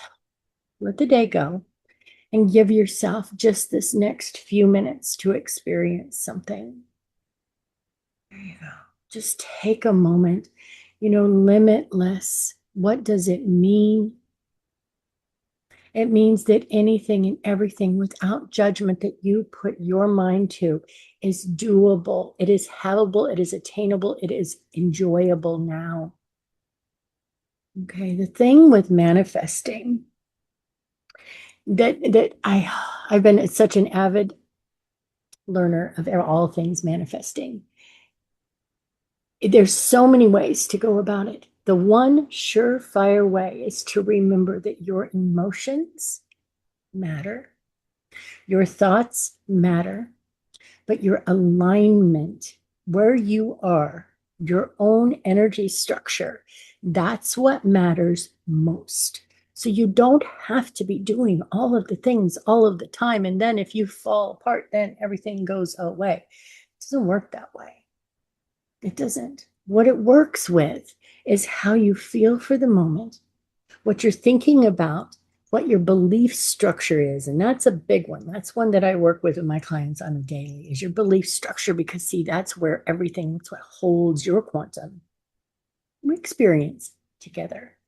Okay, so just take that moment again, recenter, and see how we've worked our way through a moment of speaking, and then recenter. If you will do this in your business, it will help you. It will help you greatly become that limitless version, okay, of who you are. Okay, so I've talked about where I'm at. I'm looking at my notes so I don't forget anything. But what I want you to understand is that we have these choices. And what I've seen a lot of is that people will go for the old paradigm, struggle and strive and put the time in and put the time in and get the work done and get the work done and get all the stuff. And that was burning people out. Our world has shifted now. It doesn't quite work as well as it used to with that. And then I have this other side, which I'm very well aware of, the woo, and just sit back and meditate and it'll all come to you. Neither one work alone. Okay, woo and meditation and all the inner work that we need to be doing, whether you look at it through the eyes of science and psychology or you look at it through the world of the spirituality, it all comes down to the same thing. We live in a quantum world. We live in a quantum framework. Everything that you could imagine, the minute you do, exists. It exists already. You don't have to manifest. We're already doing it. The trick here is to become in alignment with the set of probabilities that are lined up with where your mind is at. Okay. So the trick here is to get into this third option of knowing that, yes, meditation, yes, focusing, yes, working inside in the belief structures and all of the things, vital. If you don't do it, you're going to hit a certain wall. Okay. But then if all you do is push and you push and you push and you push and you push and you push and you work and you post and you do and you do and you do, you're going to hit the same wall. So instead of hitting a wall, learn to find a cadence that works within yourself so that you're using the natural abilities of going inward, because see, that's where your limitless is. It's not out there. Someone else does not have your limitless. I have worked with countless people who get to a certain point and then they go, oh my gosh, I'm not good enough to be doing this anymore. I think what they call that, I can't even think of the word right now. Doesn't matter. Imposter syndrome. Even the best of the best, and I worked with some very major rock musicians and all the things, they hit the same point. It doesn't matter. Nobody else is better at doing what you do than you are. If you are in business, you are doing the best that you possibly can, and your people are there for you. But what gets in the way is all the stuff inside. And that's why the work that I do is so impactful. Because see, when you're doing the inner work, not that outer push, you're doing the inner work, it's very easy to get lost. Just like it is if I told you, go make a few landing pages and blah, blah, blah, and make sure you do this and do the ads here and the algorithm there and all the things, there's a learning curve. There's things that you need to be guided. And you know what? You're not going to lay down your business to go become the best marketer in the world. That's kind of what ends up happening. Well, it's the same thing with the other side of things. It's not so easy. You don't want to become the best manifester in the world and the best meditator, and you can get to the alpha state and the theta state, and you can do all these things. You want somebody else to help guide you through doing all of the steps so that you can find your balance and use a little of the spirituality, a little bit of that kind of thing, and then put your work into it. You can't stop that part, but then it becomes elegant. Elegant manifestation in your business is when you can sit, and one of my most favorite clients ever, Erica, bless her heart, I love her with all my heart, be able to sit and hit the space where, okay, we've connected with our higher self. We have a full-on team that work in this realm with me as my CEOs on a daily basis, not just whenever I think about it. They're a part of the business. And for her to hit that spot and realize that when she's done the inner work and she's laid the framework of the outer work, yes, and then she sits back and surrenders, the money starts flowing. The large clients start just landing in your lap. It works. It works for everybody. There's nobody better than you at doing what it is you need to do. There just isn't. So I would ask you, where is it that you're holding yourself? What belief structures do you have? That's one of my favorite things to work with. Because see, if you allow those belief structures to just sit where they've always been, you will have exactly what you've always had. No matter what you do, you will hit a spot and it will pull you right back down. And I'm going to give you an example. My husband and I had built $2 million businesses, and we've lost twice. Well, I'm working into the third, but it hit me after the last one, what was going on. with the hitting the wall. So I've learned how to get into the front of that cadence. Most people, it's how do you make $1 million? I don't know. How do you do that? Well, once you get there, if you don't continually stay in front of yourself, you still hit a wall.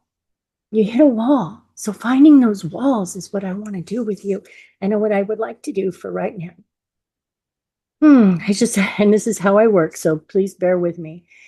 I hear, I sense, and I'm looking at the collective energy, and what I want to do is just to walk you through a very short but powerful exercise that can give you a bit of guidance on this inner work and hold some of that out of the way so you too can start making your own millions and then not hit the wall. Okay, you will have your own set of things going on with you as you grow and you learn and you expand. It doesn't have to be hard. So for right now, just close your eyes again, if you would. Close your eyes. And again, if you're in a car, you're just listening to this one, a place that you cannot, don't do it now. Make sure that you're in a safe, comfortable, relaxed place. And what I want you to do is to just close your eyes. Take a moment. That's it. Take a breath. Nice deep breath. Breath is phenomenally powerful. There you go. Close your eyes. And I want you to imagine the most beautiful iridescent bubble that you can around you. This bubble has substance to it. And you can see all of the kaleidoscope of colors as it just wends its way around you, completely around you.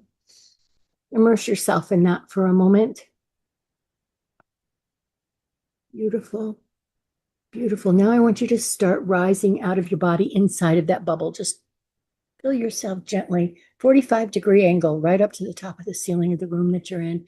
So you can look down and you can see the back of your head. Let yourself just imagine what it would be like. If you're not good at visualizing, that's okay. What would it be like? Just imagine. Another deep breath and just let go a little bit more. We're going to go just a little bit further. There you go. So that you're outside of the building that you're in, you can actually get up, get some speed going so that you're moving above and you can look down and you can see maybe the city or the state that you're in, the place in the world that you are. Let yourself go even further. Let's go just even further. There's going to be a space, I call it the liminal, and it's a place between what our minds understand as our atmosphere and what's out there in outer space. Just imagine what it would be like to be in this iridescent bubble, still connected with love and care and safety to yourself. Yes, there's a part of you that is limitless, and we're touching that now. So hit that liminal space, and we're going to ask what we term as your higher self, that part of you, and everyone has one as a human, that part of you that is connected closest to your creator, that which you come from. It has nothing to do with religion. That's for people, just for other people to deal with. This has to do with the psychology, the physiology of who you are. There's a part of you that is connected directly to source. And that's what we're going to ask to come in and adjust you in that liminal exactly where you need to be, so that as we get ready for this next little phase, you're moving beautifully in just the right trajectory. So let yourself go now and feel yourself moving fast. Let it go. Move. Feel the layers. There's light and dark layers. You're going to hear noises and see these colors. Just let them come in. Pops of color. It's beautiful. Feel the speed as you're going, and then you're going to hit this beautiful golden layer. It's wonderful feeling. Let yourself move through that into a substance. It's a little sticky, maybe has a little bit of a pink hue to it. Just push yourself through. And on the other state of that is the theta state of being. And it is truly where your brain, your body, your soul is vibrating at exactly the right rate. So that you are in connection, in true alignment with your creator, with that where you manifest from. This is a state of being where you can create just about anything. And from here, what I want you to do for just a moment here is to put your business out. Just put it out on a table and say, this is my business. And I'm asking for my team to come in and help me understand with my business where there are things that I am holding as limitations, or maybe there's learning to do, maybe there's things I could get out of the way, some things that I could shift, all of this stuff, lay it out. on the table. And I want you to imagine that this being, this higher self being of yours that comes in and just pulls it all up into this beautiful, beautiful, just a bit of an energetic ball. And you're going to hand it over to them and say, hey, help me do this work here. Help me know what choices to make. Help me get rid of any of the limitations that I have inside of myself. Help me find the right guides. Help me know the right things. And hand it over. Just hand it over and allow them to walk. And I want you to visualize as you see them walking off, as though there's a path that's opening up in front of you. This path becomes lit. You can see it, you can sense it, and you can see that if you veer off of that path, that you're going to get into the darkness. So I want you to take a step, just take a step, following that higher self, the lit path in front of you. One step. What is your next step in business? Breath and listen for the intuition.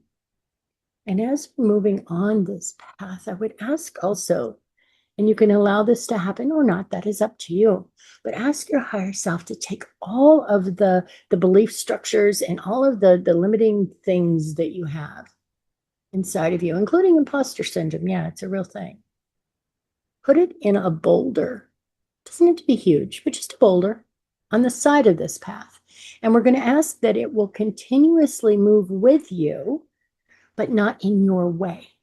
So that way, with intent, you can reach in and deal with the things when you know, oh, this is where I'm feeling a little bit less than, or this is a place where I don't really understand, or I need to have some more knowledge, or to be able to change a belief, whatever it is, that you will see it, sense it, and understand it, and be given the tools to heal it, to change it now. You don't have to spend a lifetime doing it. See, there's people like me who have spent the lifetimes doing it. We know how to do this really well. There are a lot of us out here. It's the same thing with marketing and all the things you're trying to learn. Ask for the help and allow it to be there. So now you have this beautiful, beautiful path in front of you. So as you're on this path, I want you to understand that it can be here for you anytime you choose. Here in a moment, I'm going to count you to 3. You're going to come right back into your body, right back into where you're at. But you will have this to use going forward anytime you have the need for a little bit of a boost on knowing where your path is.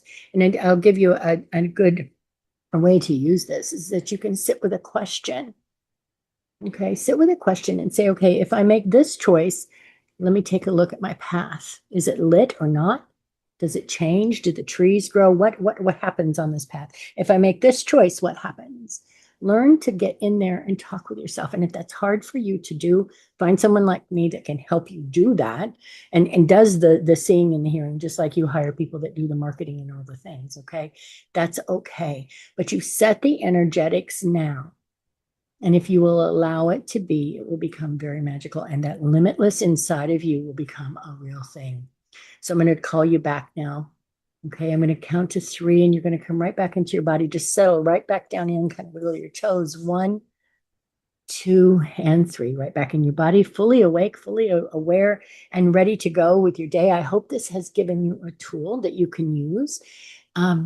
It's a pleasure for me to just connect with you on a level that gives you something that you can use today to pull your business forward. See, I truly believe that everyone that I come in contact with, that I have the opportunity and just the honor of being able to see or hear me, has purpose here. And that purpose is important. It is vital for our planet. We have just taken a huge planetary shift.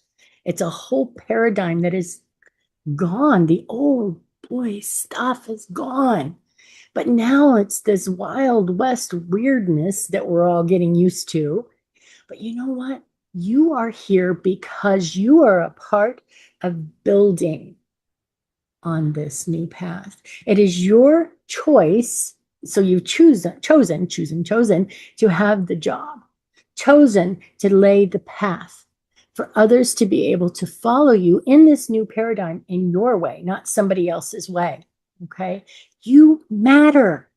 You matter. Everything you've done to date has been exactly what you needed to do to get here. So please let yourself off the hook. I want you to let yourself off the hook right now. Let yourself know full well full well that you are already doing everything you need to do. There's places you can go and things you can do and things you can learn and all this stuff, but your limitless is already in here. It's in here. Okay, it is. I would love to offer for you to come into my Limitless, which is a new membership. So it's brand new and it's going to be a little bit wonky as I get used to all the tech and all the stuff with that. But come on in and it's free. Come on in. I'll have things in ways that you can get into more and more and do the meditations and all the stuff. But come on in and let's talk about your Limitless and let me help you a little bit more down the line. I also do my Rise events. That's the second Tuesday of every month at 2 p.m. Eastern. It is free. I will make sure that the links are here for you. All you have to do is come show up and I put you in the hot seat or not, depending on what I'm called to do. But we can move you through and do the healing. I'm certified in many different levels of theta. I have my own processes that I use, and I want to help you release all of the blockages that are in the way so that nugget that you have in there of knowing exactly where you're headed can come to the surface, and I can help you get there. Thank you so much for listening and just being here with me. I get such pleasure and joy out of doing all of this with you. I appreciate you. I know that you're limitless. So whether you come into the membership or not, just be you. You be you and be the very best you can be. I'm going to leave you with another little nugget. It's one that I had just shared with somebody the other day, but it's one that's helped me greatly. I want you to start drinking your Kool-Aid every day. Get up and drink your own Kool-Aid. Believe in you so much that nothing and no one can deter you. You've got this. I promise you, you do. If you're hearing this, I know this is meant for you.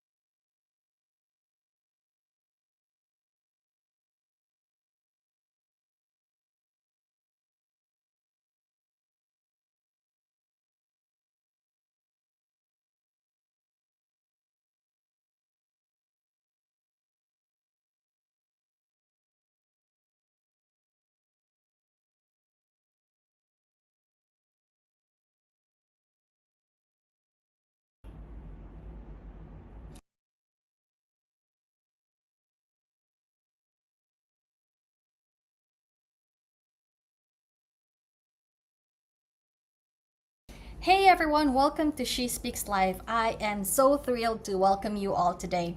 My name is Sass. I am the co-host of She Speaks Live and the founder of Willow Creatives, a full-service marketing agency for coaches, consultants, and creatives.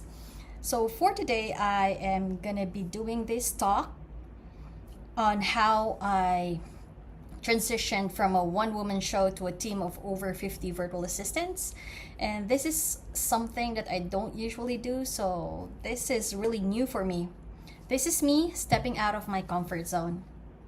And this is a story that I haven't really told anyone, not even my family, because this is a story that would require me to be vulnerable, and that is something that I'm not really comfortable with.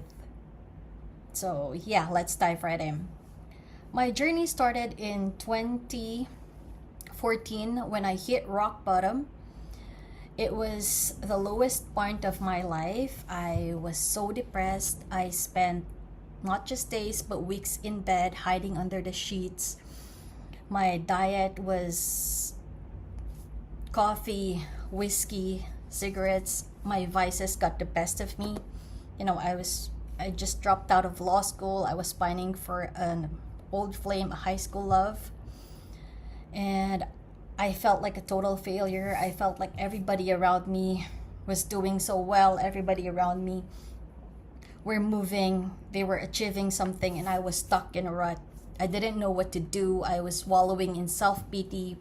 I didn't know how to start over.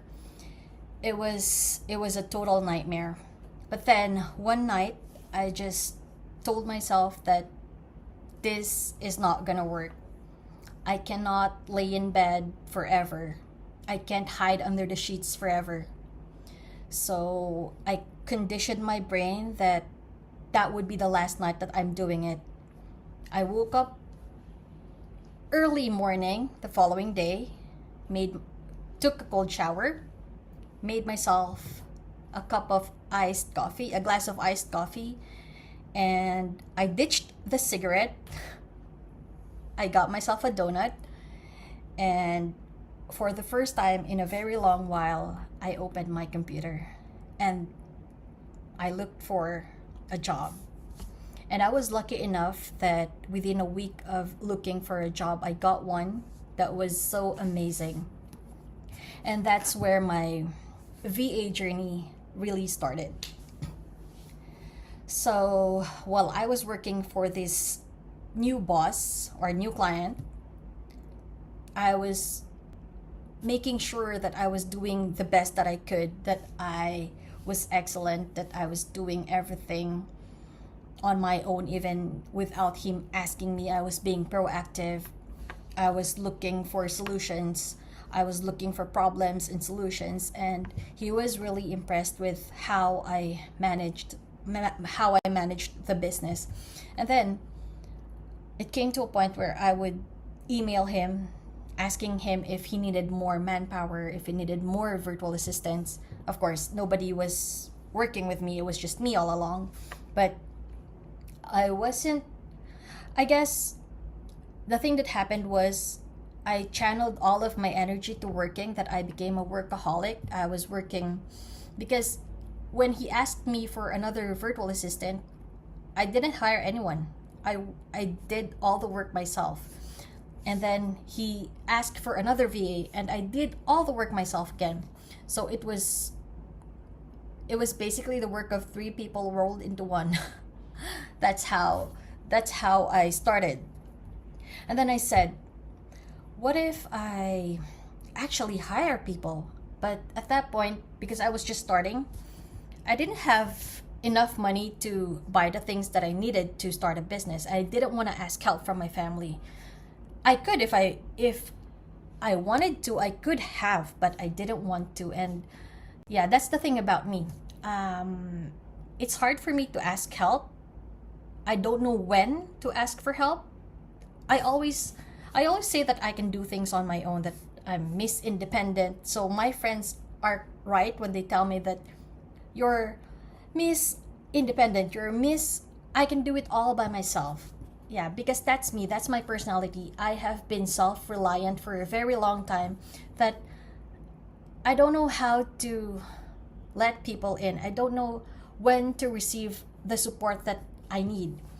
So at that point, what I did was I found somebody that I could borrow money from, and then I bought 2 computers, and within 2 weeks I was able to return the money, and I grew my business because not only did I hire 2 good virtual assistants that I personally trained myself, but I was there, I was very focused, and I was making sure that they did all the right things.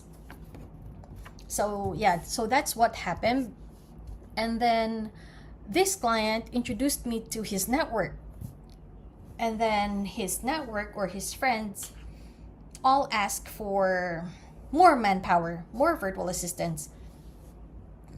And I was happy to provide. So I found more virtual assistants, more people to train, and then I bought new computers. I rented a place, which I kind of turned working with people from across the globe. I had virtual assistants in Bangladesh, in India, in other parts of the world, in Africa even. So it was a mix of remote and in person. And then I realized that if that didn't happen, if I didn't started letting go of some of the tasks, excuse me, if I didn't start letting go of the tasks, then I wouldn't have been able to grow my team, because I wouldn't have the capacity to serve multiple clients at the same time if it was just me. And that's one lesson that I learned. Fast forward to a couple of months, it was actually within just 6 to 9 months, I was able to grow my team to over 50 virtual assistants. It was that fast, it was that efficient. But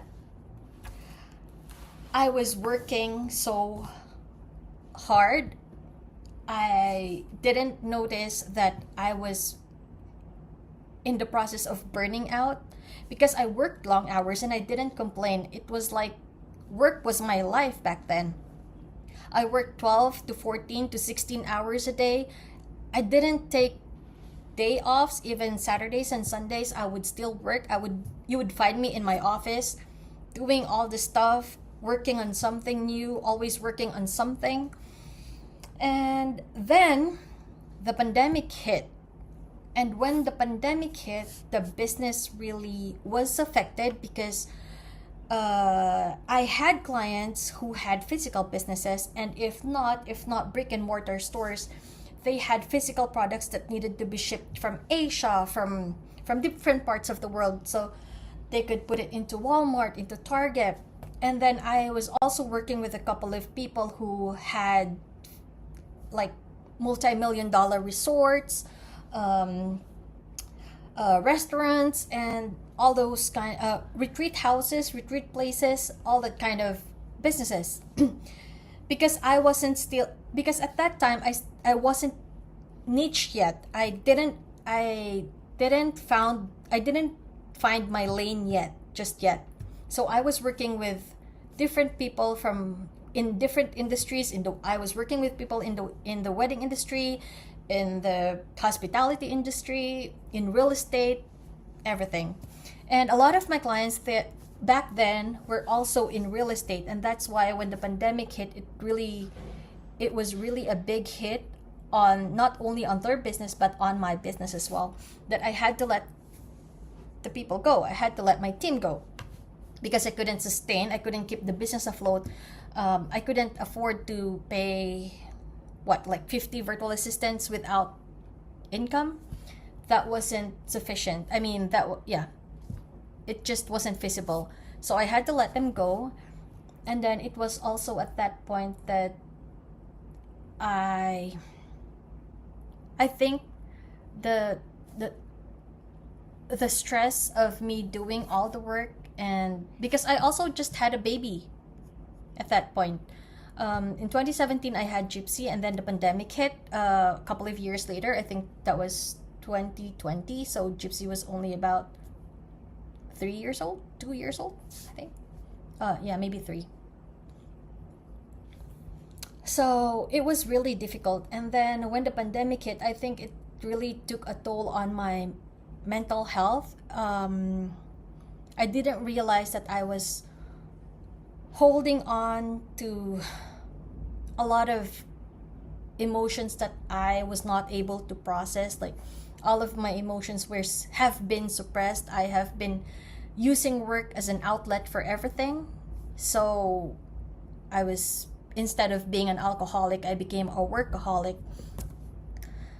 And I went home to my hometown, and then again, it was like little by little I was self-destructing again, but it wasn't like the full-blown experience that I had in 2014 when I was like all depressed and really wallowing in self-pity. Because during the pandemic, although I was not in a very good place, because not really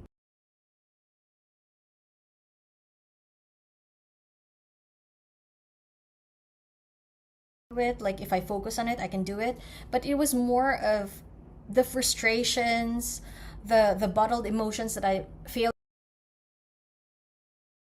to process. They all cutting back, and it was like it took its toll on me, and it was really hard, especially that I just separated from my baby's dad. So it was also at that time that we separated, that we took our separate ways. And again, I was alone. The business wasn't really that good. It wasn't doing great because of the pandemic, and it felt like there were so many problems that I didn't want to face anymore. Plus I was burnt out. Like, I was so burnt out. Like, I didn't want to move. I didn't want to work. It was like I just needed some space to breathe. I needed to feel that calm again, because I felt like everything around me was chaos. So yeah, and then I've had a lot of business deals that failed, business deals gone bad, and I lost a lot of money. So that's another problem that I had. I felt like all the things that I worked hard for, I just lost them in like a snap of a finger. So it was so frustrating. And then fast forward to 2024, I decided to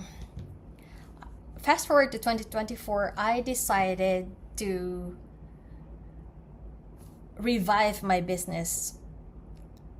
I told myself that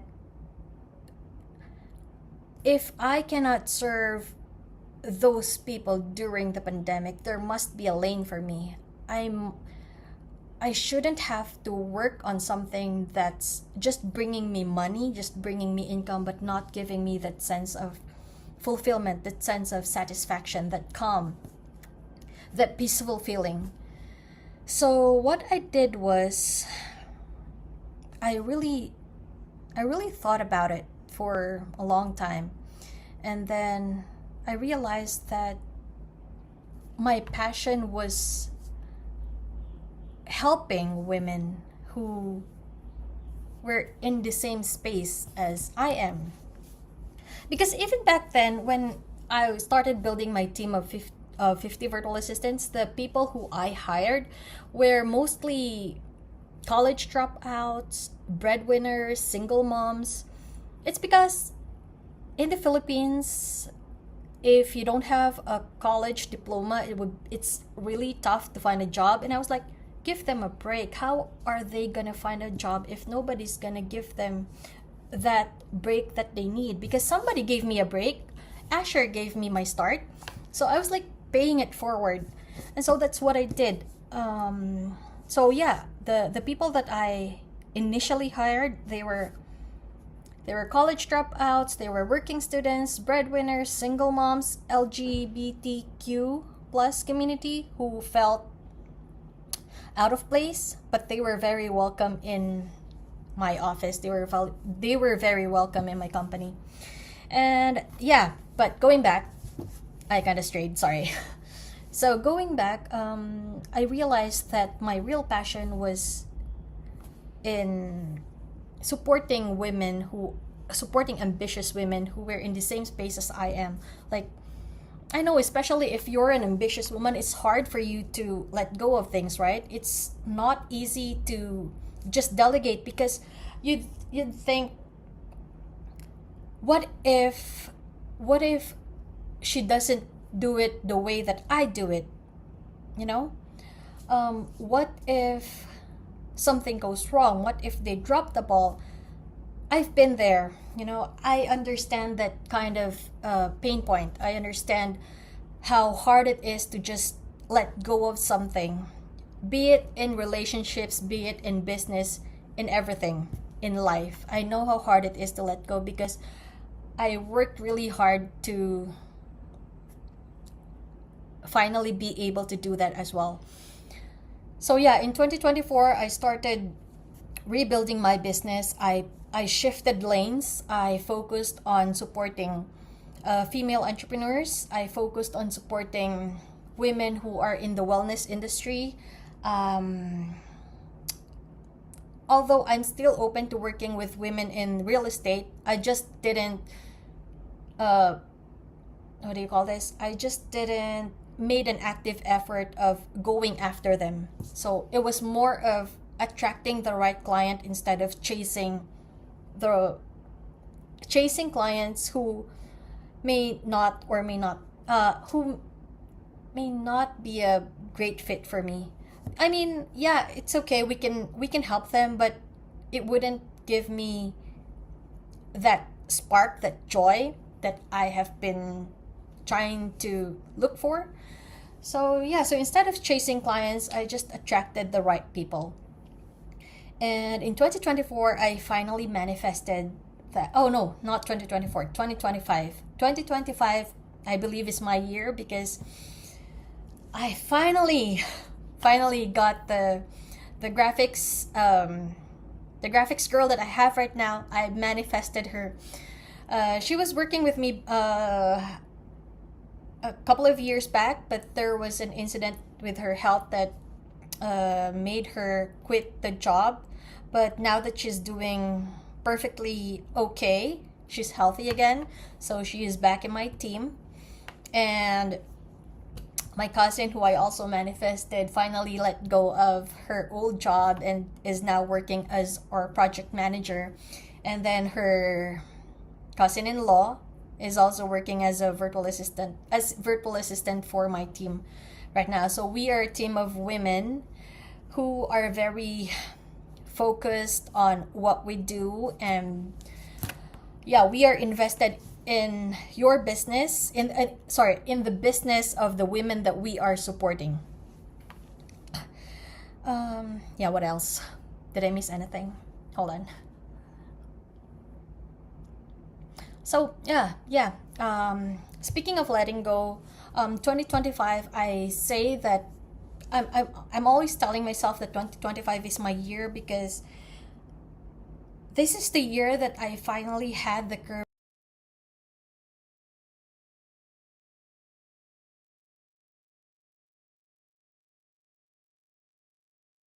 myself first, because I'm so used to that being self-reliant. I've been so used to being in survival mode that it's really hard for me to just let go of things, to just choose myself before I choose others. I've always been the one taking care of, because I am the eldest, so I had to take care of my siblings growing up.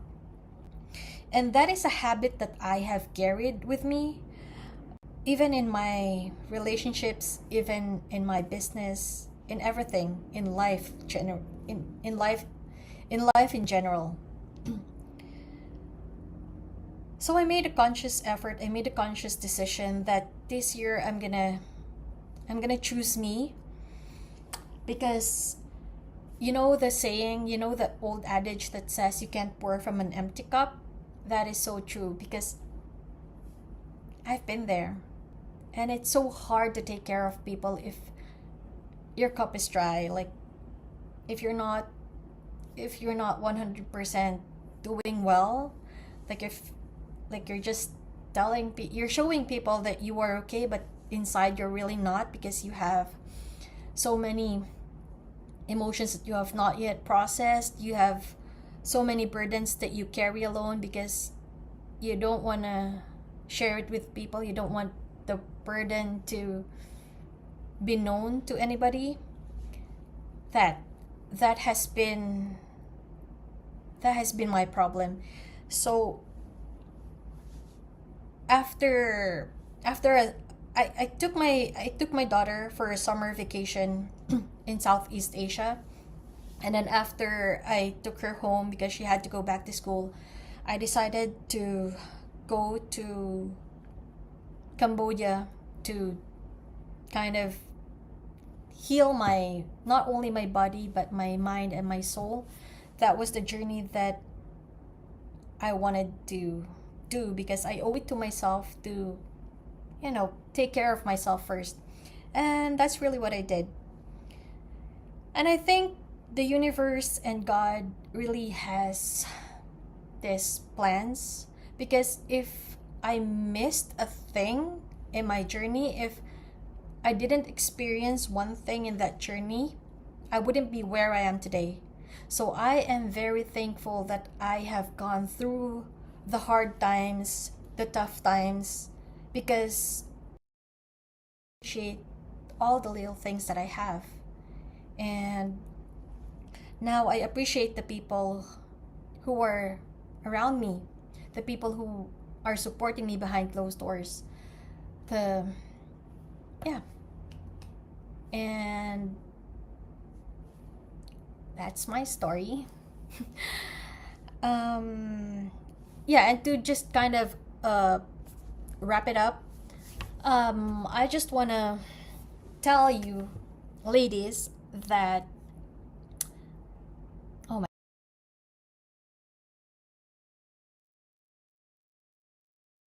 of my content and my life has been, for the past couple of weeks, has been oh no has been beginnings, because I think that's where I'm at in this part of my journey. I have been letting go of control. I have been letting go of the belief that I have to do it all to be successful. I have been letting go of the version of me that's just surviving, because right now I know that I'm not just surviving. I'm here, I'm present, and I can finally lead my team again. Be a good leader. Because here's the truth. I didn't scale by hustling harder. I scaled by surrendering, by accepting the shift, not only for my business but for my team and my life. So if you ever find yourself stuck in that I'll just do it in myself mode, or if you know deep down you are the bottleneck but you don't know how to step back, this is for you. This message is for you. Delegation is not really just dumping, It's not just dumping tasks for somebody to do. Delegation means you are making a conscious decision of picking the tasks that you know you don't have to do. Not really you don't have to do, but they can be done without you doing it yourself. They can be done by others. By if you hire a virtual assistant, they can do this for you. Because there are some things in your business that only you can do, like the coaching, marketing your business. I mean, yeah, you can ask help from your VAs to market your business, but essentially it's you, because it's gonna be you who is selling the course, not us, not the virtual assistants. So yeah, you have to focus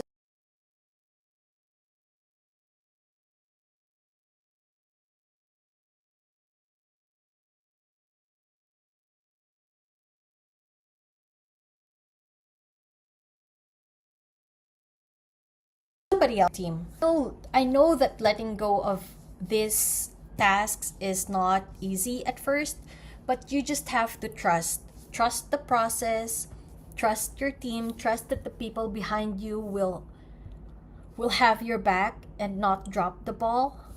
Because if you don't learn to trust, if you don't let go, your hands will be full, and how can you receive the blessings that are coming your way if your hands are full? You know? So I hope you learned something from my story, and I guess that's basically it for me. I'm gonna wrap this up by telling you that letting go was probably one of the best things that I did for my business. And trusting the process, trusting the timing, because everything everything in my life that are worthwhile, they came at the exact right time. When I was ready to receive what was meant for me, I received it. And of course, anchor is also very important. I make sure that I have an anchor, and that if I drift if I drift away, I always make sure that I go back to my anchor, and that anchor is my daughter, Gypsy. She is the reason why I do the things I do. She is the reason that I want to build the business that is sustainable and simple, and yeah, gives me the freedom to do the things that I want to do, so that I could spend more time with the people I love and take care of the people around me. And yeah, that's just what we do in Willow Creative. So if you're interested, let me know. We actually have we have a guide right now.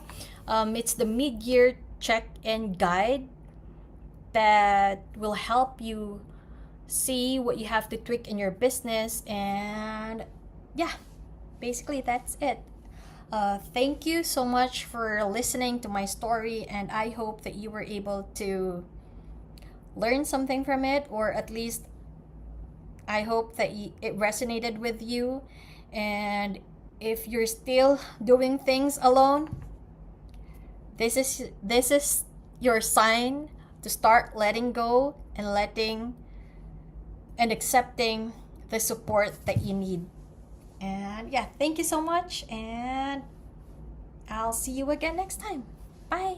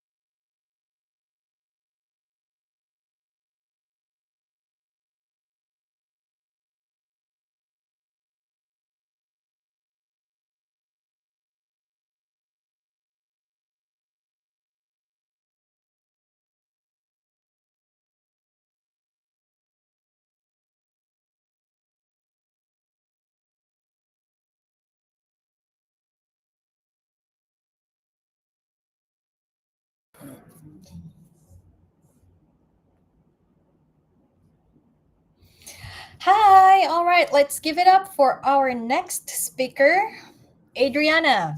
She's going to talk about the 5 sacred questions, a shamanic compass for women who've lost their spark. Thank you, Sass, and hello, everybody. I'm so happy to be here today, sharing this story that is composed of 5 questions and mini stories here and there. So, a shamanic compass for women that have lost their spark. So many times during the past 10 years since I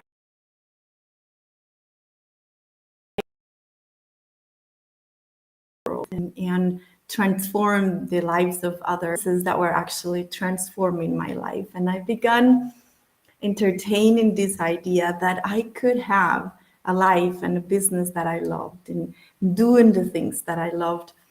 I've had many moments of big wins and also big questioning, deep questioning, especially when I thought I was doing the right things. And after listening to many of the talks today, I know that I'm not alone. I know that this is something that we've all experienced at some time in our lives, especially also with business. So these times where, in spite of me thinking, well, I took the course, I got the certification, I hired the coach, I've invested in myself, I have a website, I recorded my meditations, I'm doing all these things that I'm supposed to do, that they're telling me it's what I need in order to have this business and this life that I want. And yet something was missing. I felt that something was missing. So these 5 questions have helped me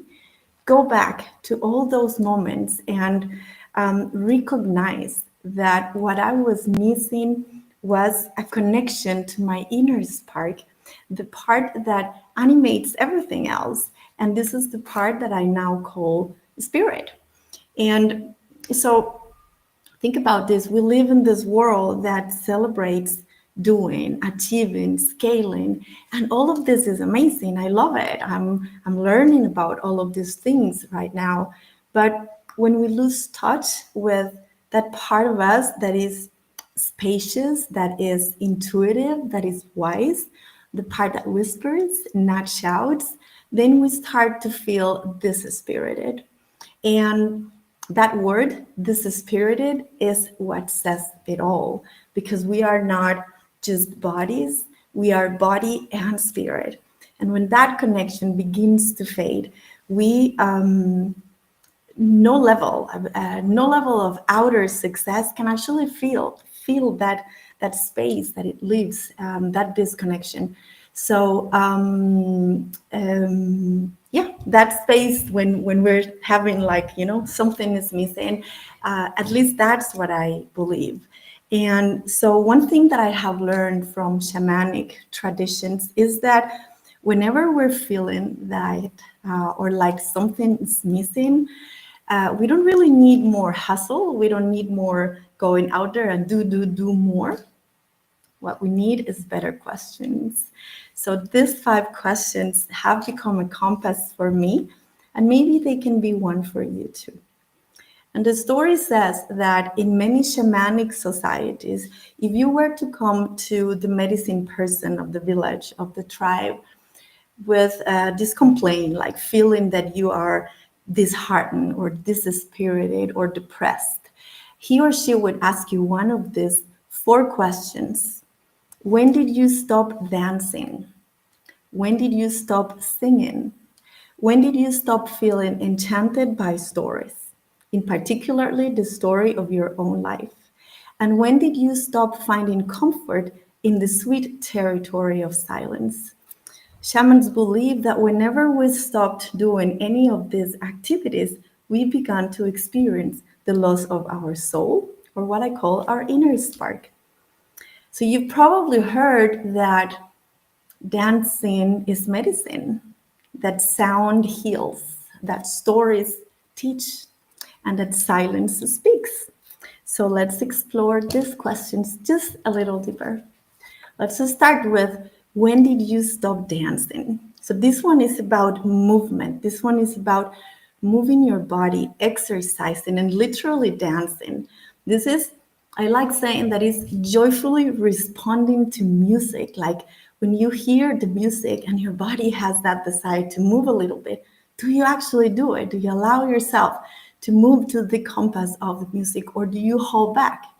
Because whenever you stop dancing is where you begin to lose connection to the wisdom of your body. So I want to share briefly a little story, a little after I graduated from my first coaching course, and I got my certification, and I was doing all these things that I was told I needed in order to succeed as a coach. And I had this moment of feeling like something is missing. I had the opportunity to go to an event in Thailand. It's called Awesomeness Fest. And here I was in this room with so many incredible people, and this woman walks to the stage. Her name is Jocelyn. She later became a good friend, a mentor, a teacher. And she walked on the stage, and there was something about her posture, about the way she moved and the way that she moved inside a hula hoop. So I was like, oh, a hula hoop.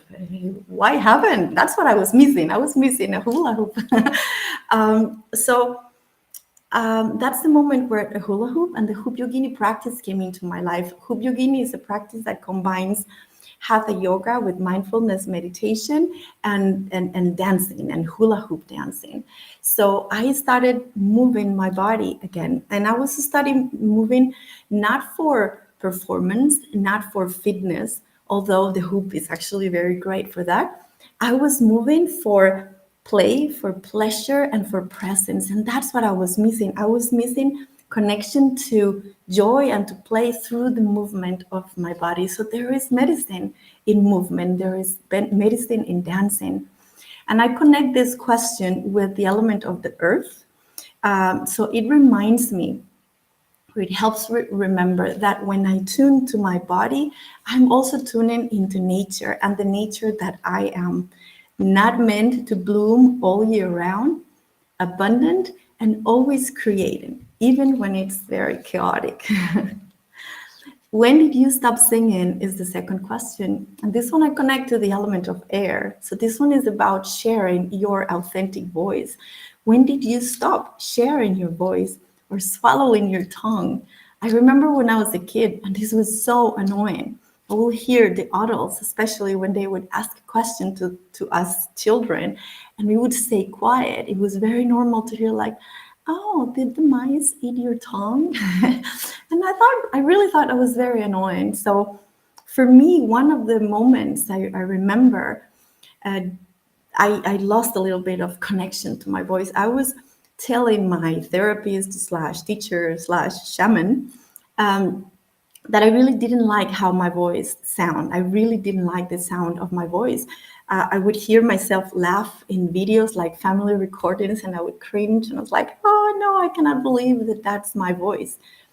And I was sharing this in a moment when I was also starting to show up more live and sharing my voice and doing live videos and all this. And suddenly, quote unquote, I wake up and one day and I have these blisters in my tongue that made it very painful for me to talk and even eat. And so my teacher said, Adriana, if you cannot stand to hear the sound of your own voice, then how can you expect others to do so? So when did you stop singing, and how can you begin to share your voice more with the world today? When did you stop feeling enchanted by stories, in particularly the story of your own life? And this could be my favorite question, because this one is really about when you lost connection, or when we lose connection to our fire, our inner fire, our heart. I like thinking how we learn best through stories, right? Like that there's been stories that have been passed through generations around fires. This is the way knowledge was passed in many, many years ago, right? Stories that were told around fires. And I also love to think about how we can also let go of the stories that no longer serve us.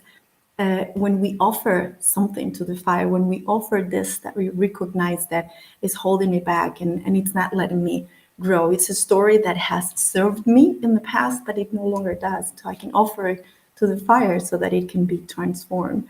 So this is a story, or this question brings us back to check in with our passions. What's your passions? It's about your creativity. It's about those things that you do when time stands still. And of course, your stories. What are the stories that you're telling yourself? And one story that I have entertained a lot in my life, and it's been funny for me to also listen to many of the talks, because this is coming up. This is my story, and it's the story of all of us. Is this one that says, I am not enough. And a story that got me believing that I had to be more of who I am not, to be, to prove, to do more, and to prove that I am mostly worthy of receiving. And so for this, I also have a little story. And this one is about one day when I would go on a shamanic journey. And a shamanic journey is like a visualization, like a guided meditation, we could say. And I would go there to my garden, to this place where I could meet with my guides, and we could do some cool things. And so I was crying, and I was like, oh, I was desperate. I was really in a very, it was hard, what I was wanting, what was happening, and the pressure that I felt at the moment. And then I was like crying. And the guide looked at me, and the guide said, Adriana, what do you want? And I said, money. I said, money. And he said, how much? And I said, $6,000. And he said, here you go. He just gave me the money. and I was like, oh, it's like, I really didn't know what to do. I didn't know how to receive it. When you receive a gift from a guide, you want to put it in your body. You want to integrate it first, like to see what it moves, what happens, what is activated, and how could, with that is happening, we receive some information that gives us clues about how can I actually apply this in my mundane life, in my day-to-day, my everyday life. So I couldn't put it in my body, but I felt like just throwing it up in the air and let it rain down on me. And it just felt very good. I remember I was standing there, and then it's like all this money coming down. And I remember saying like, oh, this feels very good. I would love more of this. I would love to be able to just receive so easily, just for being me.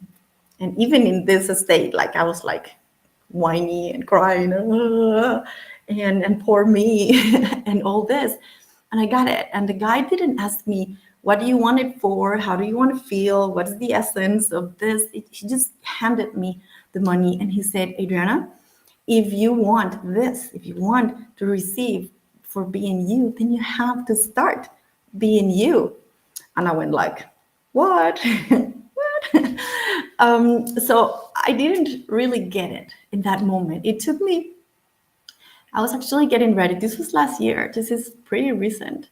I was getting ready to go to Costa Rica, where I come from, living my life of many years in Denmark, the safety of that life that I had created here, to go back to my homeland with my teenage kids and my cat, and go work on this dream, this desire that I've had since my son, my first child, was born, and he turned 17 last year. To have this a school of magic and adventure in Costa Rica. So I went, but it took me that journey, everything that happened there, coming back to Denmark, to not having much, to start all over again, reinventing my life between these two countries that I have wanted for many years. It took me all this time to realize that what the guide meant about start being more me actually meant letting go of all those stories of who I was not. And so we all live by stories about what is possible, about what's allowed, about what's realistic, but most of those stories are not ours. They have been handed to us. We didn't write them. So What is the story that you are telling yourself about your business, about your body, about your voice, about your purpose? And what is the real story that you want to be told about you around the fire of time? Anything significant takes time. I heard this from a man and said, anything significant takes time, and if your heart is not in it, it's just not going to work. So I really want to believe in this model of success that is not so much about how much we achieve in the outside, which is very good, it's amazing, but it's more about how strongly each one of us is connected to our inner fire, to those things that light our fire. So what lights your fire? The fourth question is, when did you stop feeling comfortable in the sweet territory of silence? And I connect this question with the element of water. And I actually work deeper with the element of water in the last week of the lunar cycle. I haven't said so much about what I do, but I'm a modern shaman and a moon coach. So I use the moon as a compass in the work that I do in my life and my business. And I also use the elements of nature as mirror, as guides as well. And so I have assigned one element of nature to work deeper each of the weeks of the 4 weeks of the lunar cycle. And so water is the one that we work deeper at the end. And I want you to imagine or think about that the last week of the lunar cycle is when the cycle is ending. So the moon in the sky, she appears smaller and smaller. And that is an invitation to go into deeper reflection, quality of the water, and to expand our capacity to receive by practicing stillness and letting go of as much as possible of all those things that we cannot control. And so that we can flow more and rest, allow ourselves to rest and restore and prepare for the new cycle of creation, the new cycle that is around the corner. And so I see silence like water. It is in the silence, or it is to the silence where we go to listen, to reflect, to receive, to be still, to sit still with the discomfort of having questions and not really knowing the answers right now, but creating the space for those answers to come. And that can feel very uncomfortable, especially in the world that we live now, where we have access to information and to answers in the tip of our fingers, right? We can go to Google, we can go to ChatGPT, we can use AI tools, we can call a friend, we can ask our mentors, our teachers. But so when we stopped feeling at ease in the silence is where we stopped trusting the unknown and trusting the mystery of life.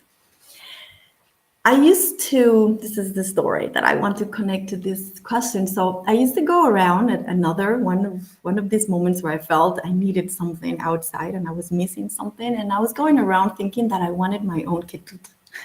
If you've heard or if you read or watched the movie Eat, Pray, Love, ketut is this guide, that she goes to, and he's pretty amazing. I wanted my own ketut. So I was going around, I need someone to tell me answers, to tell me what to do.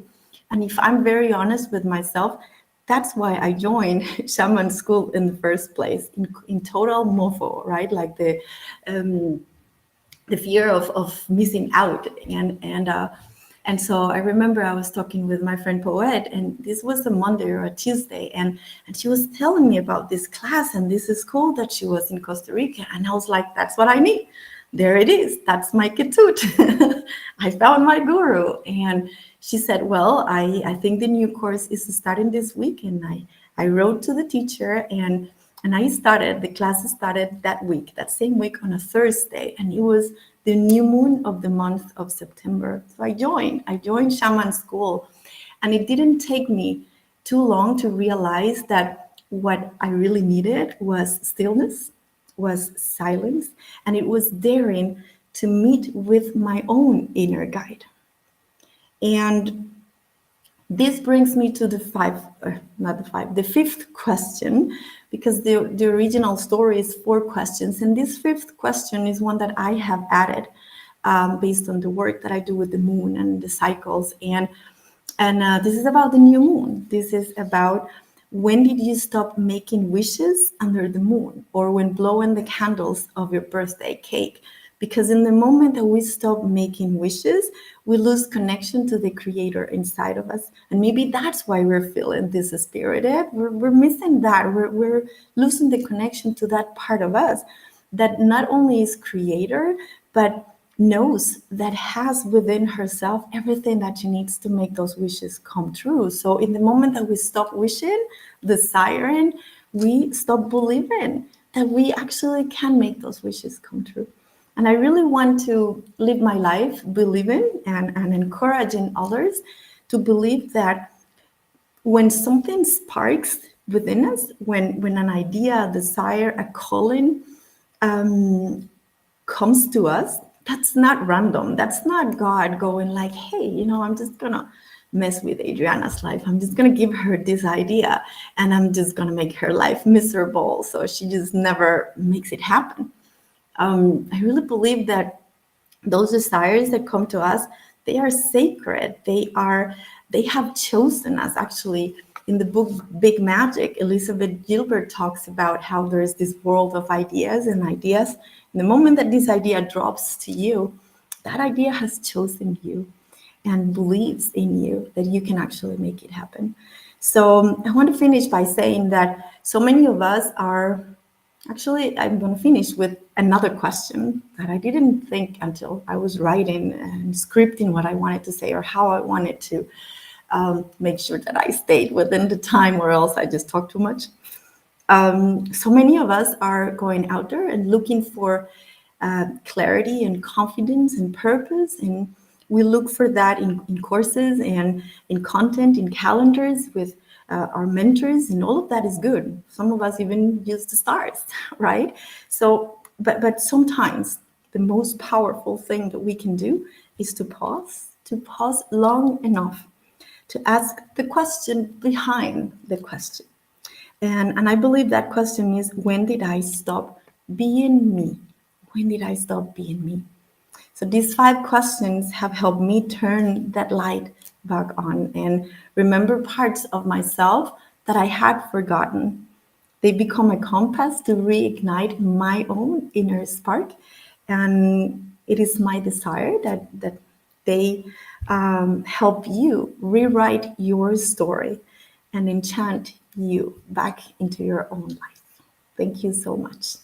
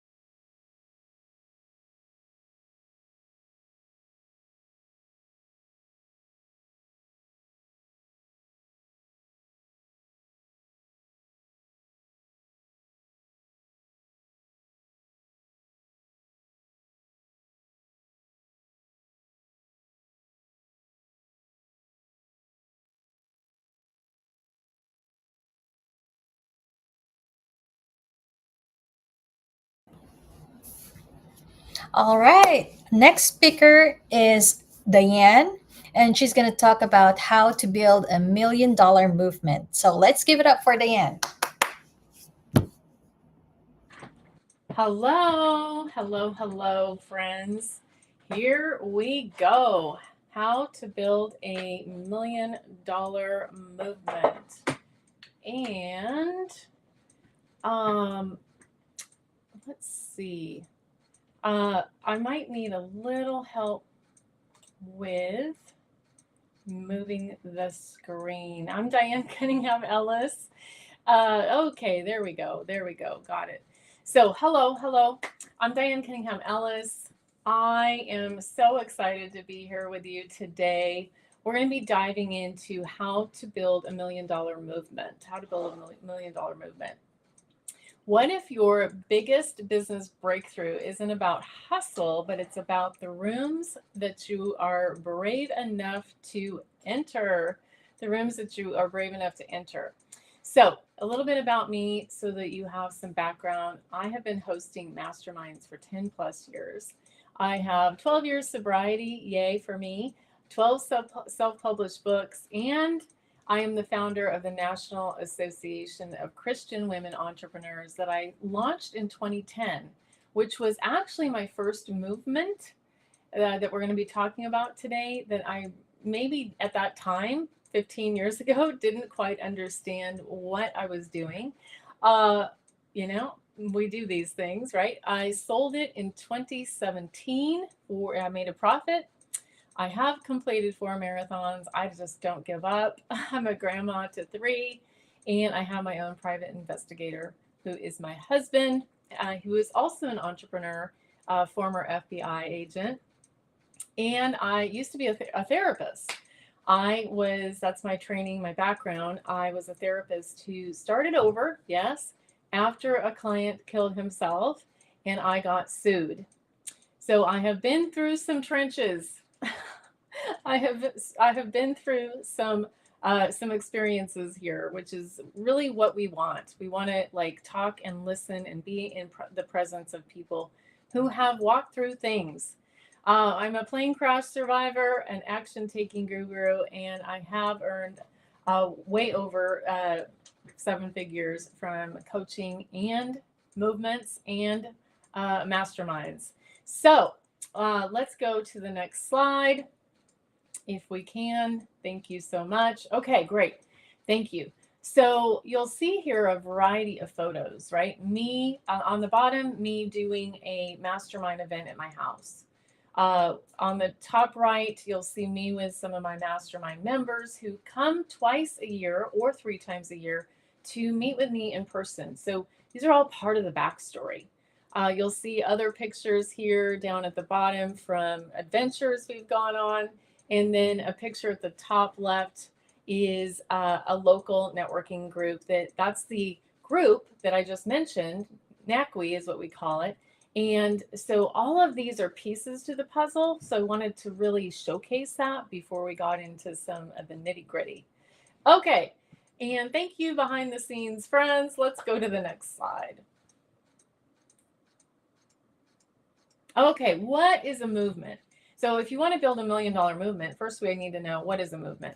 Well, a movement for me is really my mission in motion, So my favorite quote is by John Wellesley: "Catch on fire with enthusiasm and people will come for miles to watch you burn."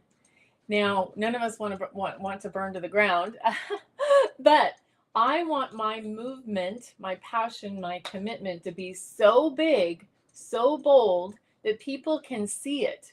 They can feel my energy through the screen. They can feel my energy in the room. Our presence speaks. Our presence speaks to those people that are called to go with us on the journey.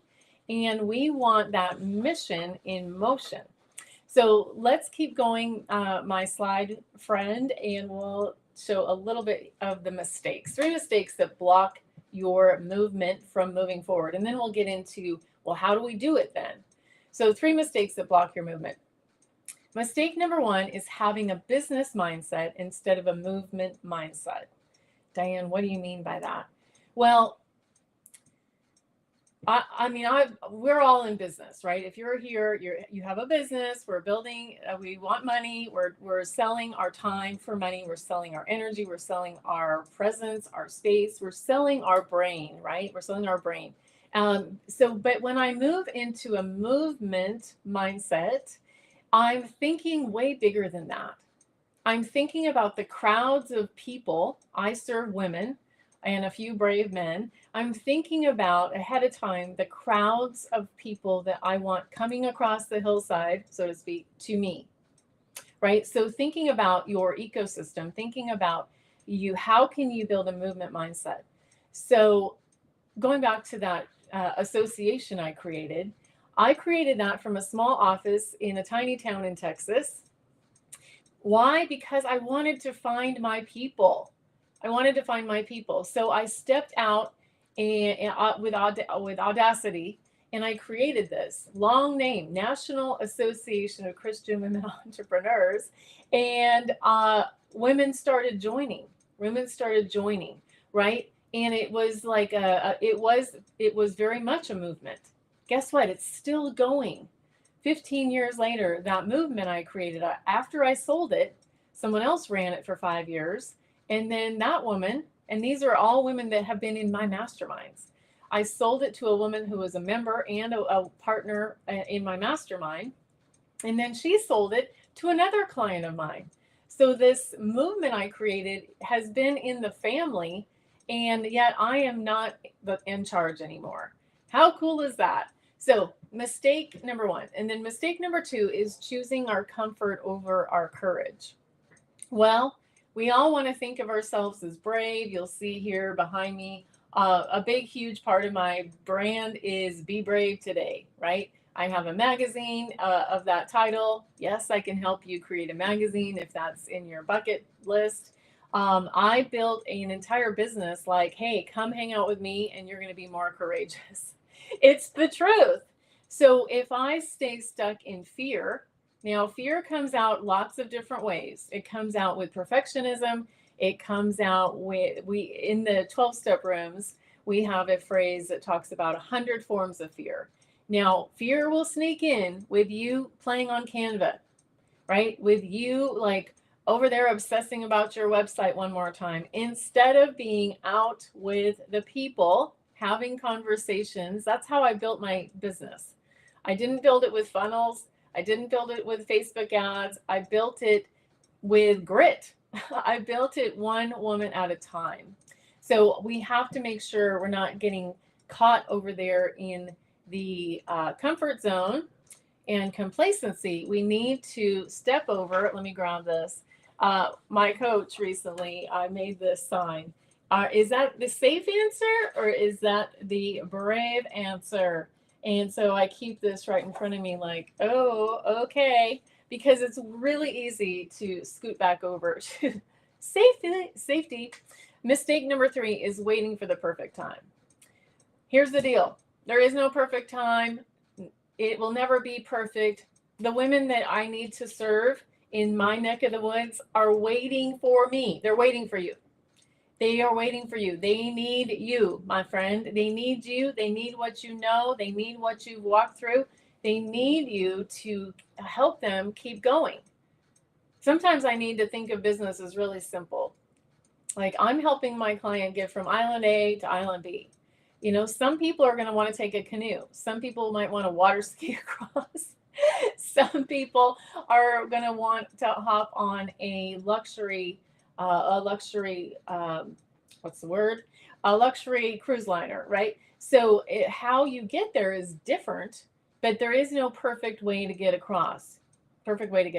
All right, let's go to our next slide. Thank you, behind the scenes friends. If I knew how to do all that, I would have done it. So there's that. Okay. So how we build a movement, you're going to, up in the left-hand corner, well, you're going to need to speak. You're going to need to speak like this. You're going to need to speak on microphones. You're going to need to speak at summits, on podcasts. Later this afternoon, I'm on another podcast. I've been on a lot of podcasts lately. In the middle at the top, you'll see a messy, messy table at one of my events. And you're going to need to get messy. And when you bring women together, it is a little messy, right? Again, it's not perfect. It's that feeling that you can create in person, in the room, or in a virtual room, or in a car, riding through in a car.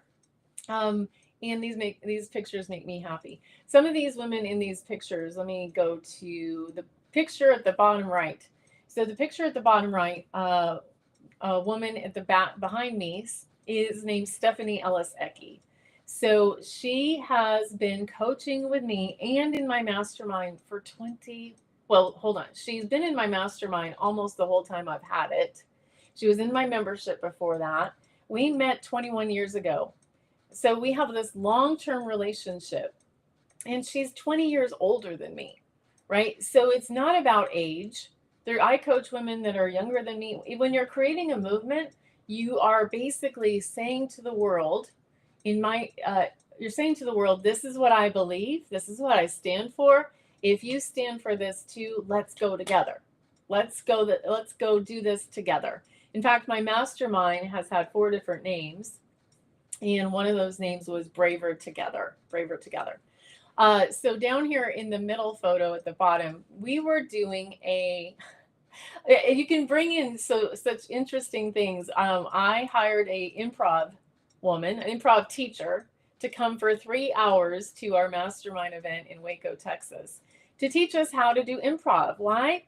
Because a lot of your business, wink, wink, is improv style, right? It's going with the flow. It is adapting in the room to the feeling in the room.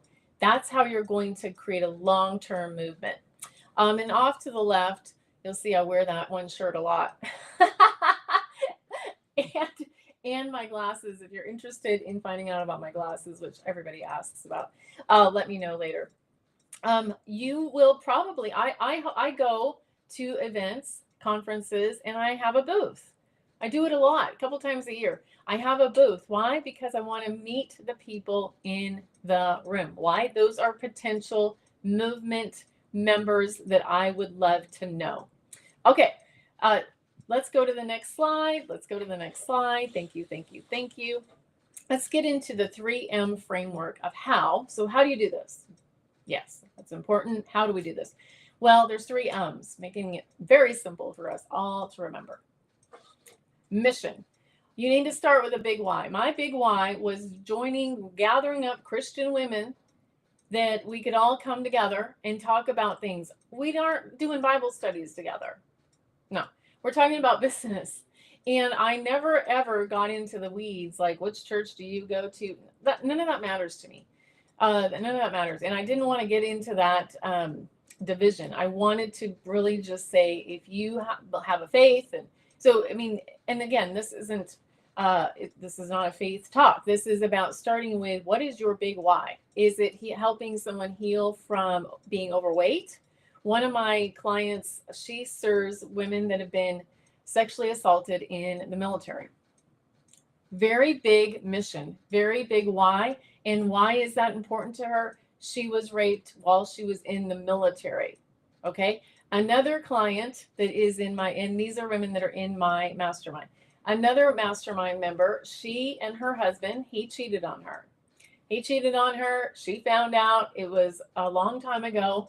They went through the trenches. They healed, saved their marriage. They have an entire company now called The Journey Through that helps men and women that have gone through infidelity to recover from that betrayal. It's what they do. It's what they coach on. They invite people to their home to help them. Couples come to their home, right? Woo! It's a big deal. So it started with a big why of their tragedy. Okay, you get it? Members, who you invite changes everything. Now, you've heard it. I had a membership. So a little nuance here. I had a membership for, I owned it for 7 years. It's still going. So my ownership was 7 and then 15 years of going. Memberships are different than a mastermind, as we know. So mastermind is a higher ticket experience. Memberships can be hundreds of people, thousands of people, in fact. So my membership that first year that I launched it, 165 women joined. And that was a big deal for me. That was a big deal for me. And they paid to be in the movement with me. And we hosted a conference at the end of that year. I gathered up the guest experts. I launched my mastermind. So let's do let's do some timeline here. I launched my membership 2010, and then I launched my first mastermind in I launched it, I sold it in December of 2014. So we actually kicked off in January of 2015, which is, again, why I've been running masterminds for 10 years. So very different. I was running both, overlapping for a while until I sold the membership. And I have a love-hate relationship with memberships. So let me just blurt that out here. That one, I obviously did a lot, and I've launched other memberships that they kind of just, they weren't as successful, right? And so sometimes I'll launch a membership thinking that all these women are going to join. Come on, come on, come on. And it doesn't ever get off the ground.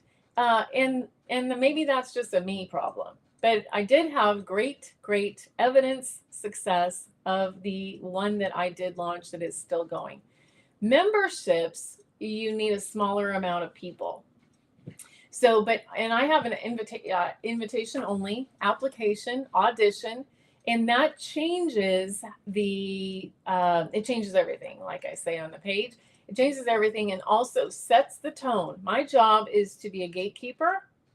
My job is to vet and truthfully audition the women that want to join my membership, my mastermind, pardon me. Why? Because it's an intimate group, and I'll tell you some of those numbers in just a second. Momentum. Movements grow at the speed of decision. So it's about you planting seeds. It is about you getting out of your own way.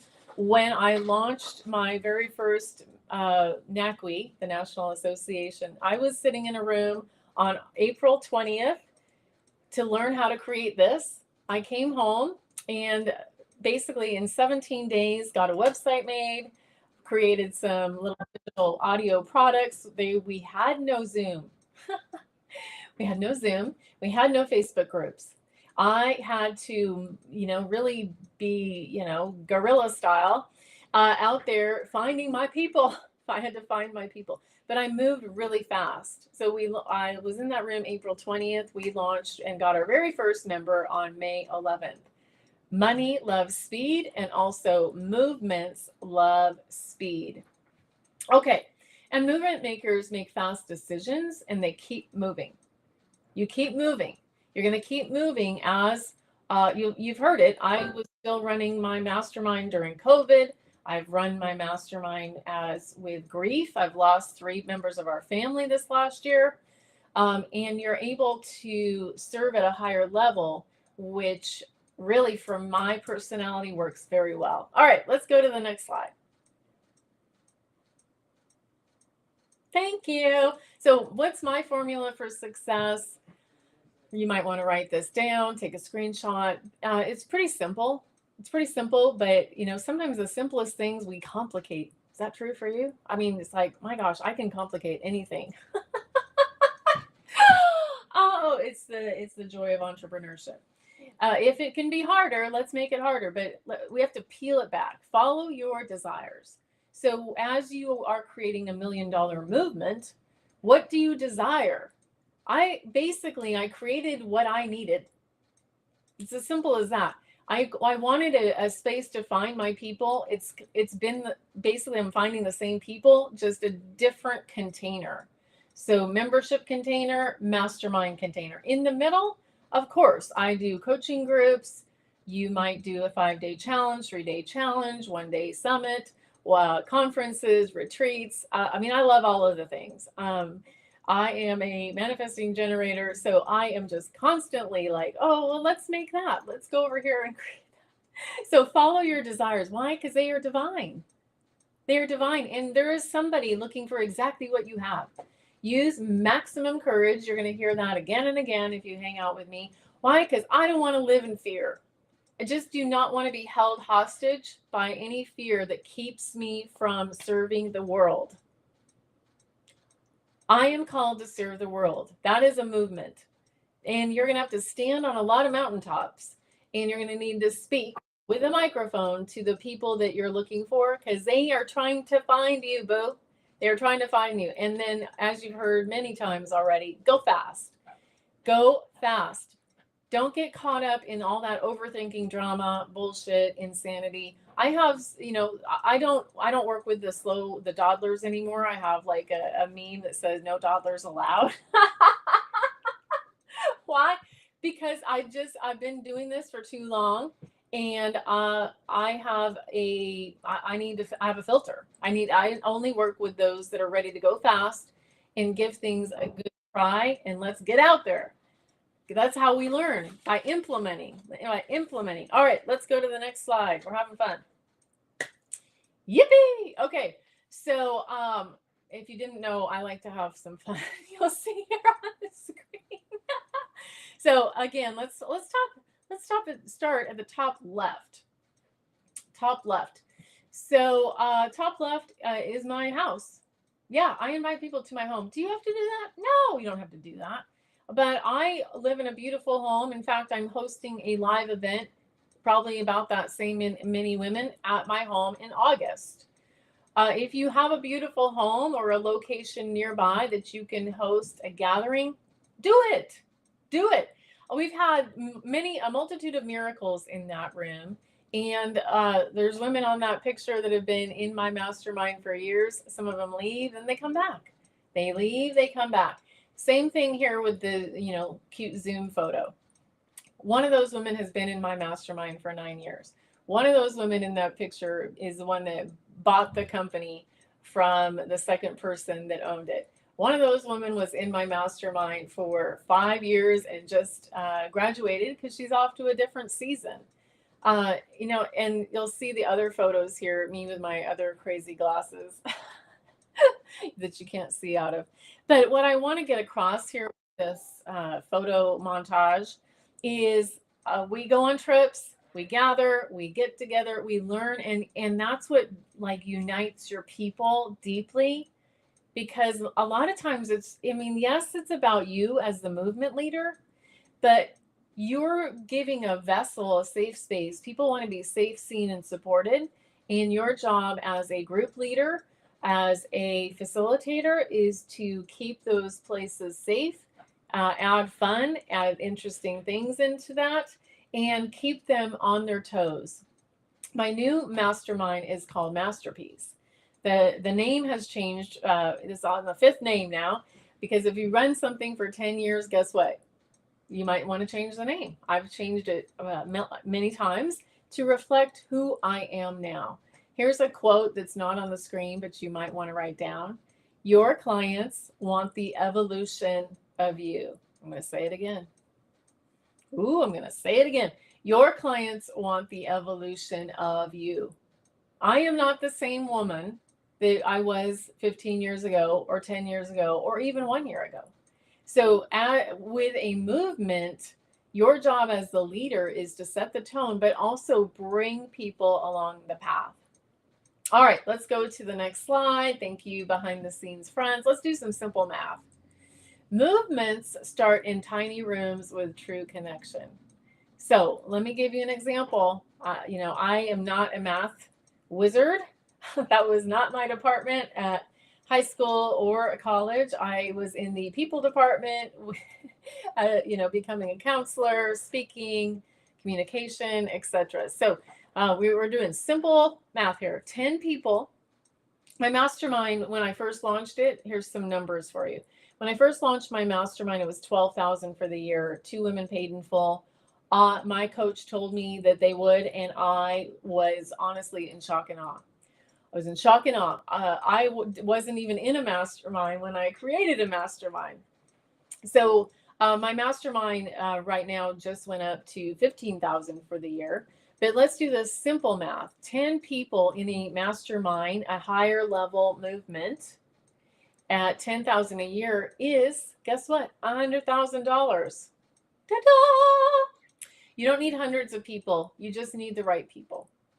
So I have made $1 million in the past decade, primarily from my mastermind as a movement with only a handful of private clients. Do I work with private clients? Of course I work with private clients. But when I looked back, this was an aha moment for me recently. I was looking back at my numbers for the past 10 years, and there's been higher years, there's been lower years. We have we have changes in our business. But I added up the number and I was like, oh my gosh, you've made $1 million. Because I honestly didn't know that. I didn't know that. But I do now, which is where this talk has come from. I do now. And yes, I do Voxer coaching. I do VIP days. I can build everything. Here's what I know to be true. I build everything in and around this main movement, which for me is a mastermind. And it's the main hub of what I want people to come into. Why? Because it's my favorite thing. It's my favorite thing. All right, let's go to the next slide. Let's see what's going on. Oh, yes. So I want to give a little, I have a book. I have a lot of books, but my most recent book is called The Mastermind Effect. Yes, you can buy it. It's on Amazon, The Mastermind Effect, Diane Cunningham Ellis. In there, guess what? You're going to see a lot of that same chart. Yeah, that same chart's in there. And it really breaks it down on what's inside of the mastermind, AKA movement. It's about your community. It's about collaboration. It's about communication, consistency, and commitment. So I began to realize, after you've been running something for 9 years, you're like, oh, maybe I should write a book about that. Yes, I help my clients write books as well. Why? Because I know how to do it. I know how to help you become an Amazon bestseller. We want to turn a book. This is a very short book. This is a side tip. A very short book can be the lead gen for your entire business. I hand these out for free at all those events that I go with a vendor booth or networking. Why? Because I want people reading it.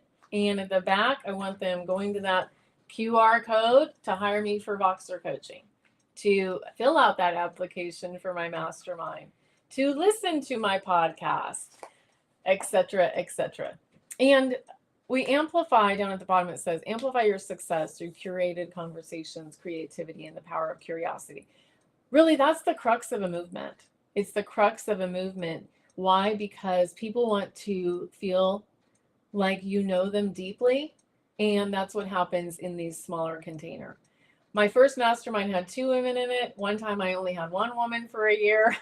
I've had as many as 16. Currently, I have 7 women in my mastermind. Okay, let's go to the next one. Thank you.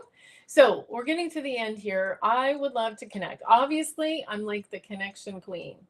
I have been called that, and so I'm owning that.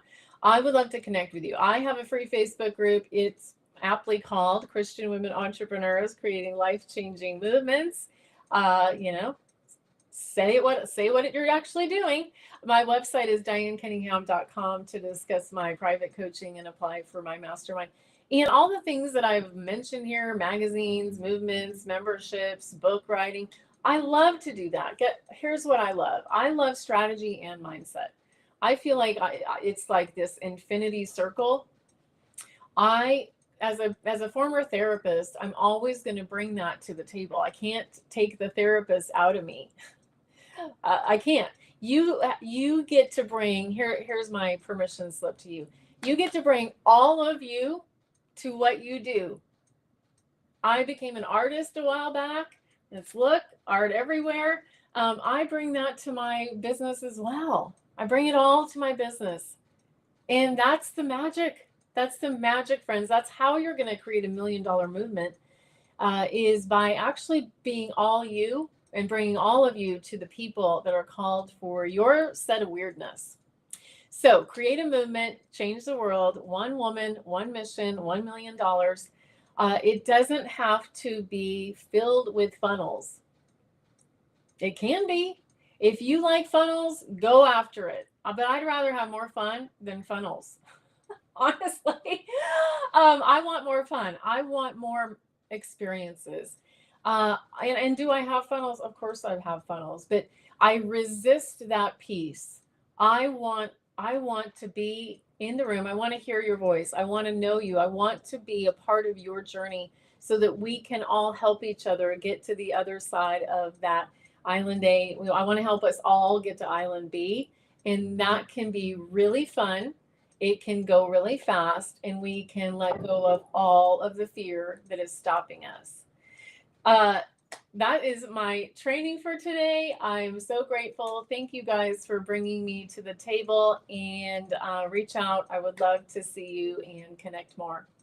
Thank you.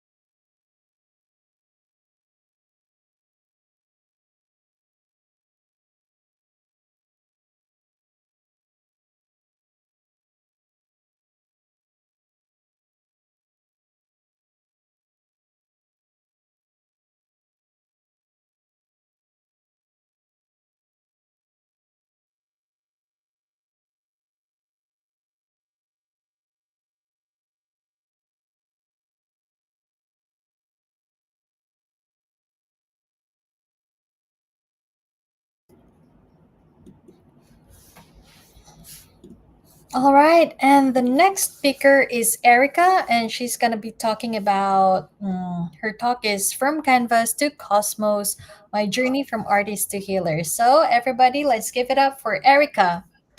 Hey, thank you. Thank you for that introduction. I'm very excited to be here and share a little bit about my story and what really brought me here as a healer now. Well, the thing is that we're not different from that purpose, right? It's not like I just arrive all of a sudden to be the healer. Like I always was in my heart. I always was that person. And life has interesting ways of getting you there. So I just want to tell you a little bit about my story. As a medium, I'm a medium. I've been always a medium, and I wanted to do art. I wanted to study art. I went to art school. I had a great job. It was all great. I was exhibiting. Uh, from the outside, it seems like I was living the dream, right? I was landing amazing opportunities. I was a cover of a magazine. Like amazing things happened, but I wasn't fulfilled. I wasn't happy. And that's when we start seeing that even though there's a part of us that likes that, it might not be our purpose, because our purpose, our real purpose, light us up. It comes from like that heart contentment, and it's a level of fulfillment that once you experience it, you know. So how I decided to leave the safety of what I was already known for me for years. I was teaching, I was an exhibiting artist, but life has its ways of showing, right? So when we're not really fulfilling our path, our journey, for me, it was that my son was born with a congenital heart defect. As an immigrant, I didn't have my family with me. There was a lot of things that transpired and happened at the same time, right? Like right after another. And I was like, and I don't even love my life. I don't even love my job.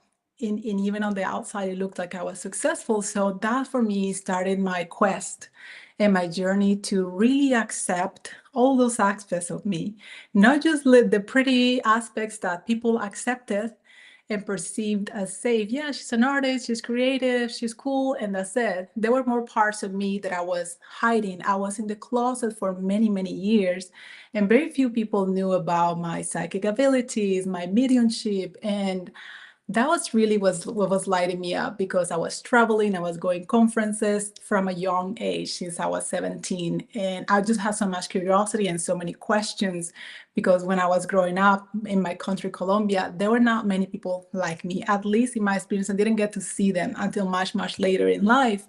And now we have so many resources about it. But in my time, it wasn't like that. So that was my journey, and facing the fear of coming out, right? Facing the fear of what are people gonna say, of the judgment of others. Not many people knew about that aspect of me. And of course, it was still woo-woo and out there. So having courage for that, for me, it was really fundamental to look for support. In my case, I looked for a healer, and she told me, I think it was like the first sentences that she shared with me. And I was like, but I have all this and I'm not happy and I'm depressed and my body, I'm sick all the time. And these are usually the signs that I see with my clients when they consult me, like, oh, I just don't know.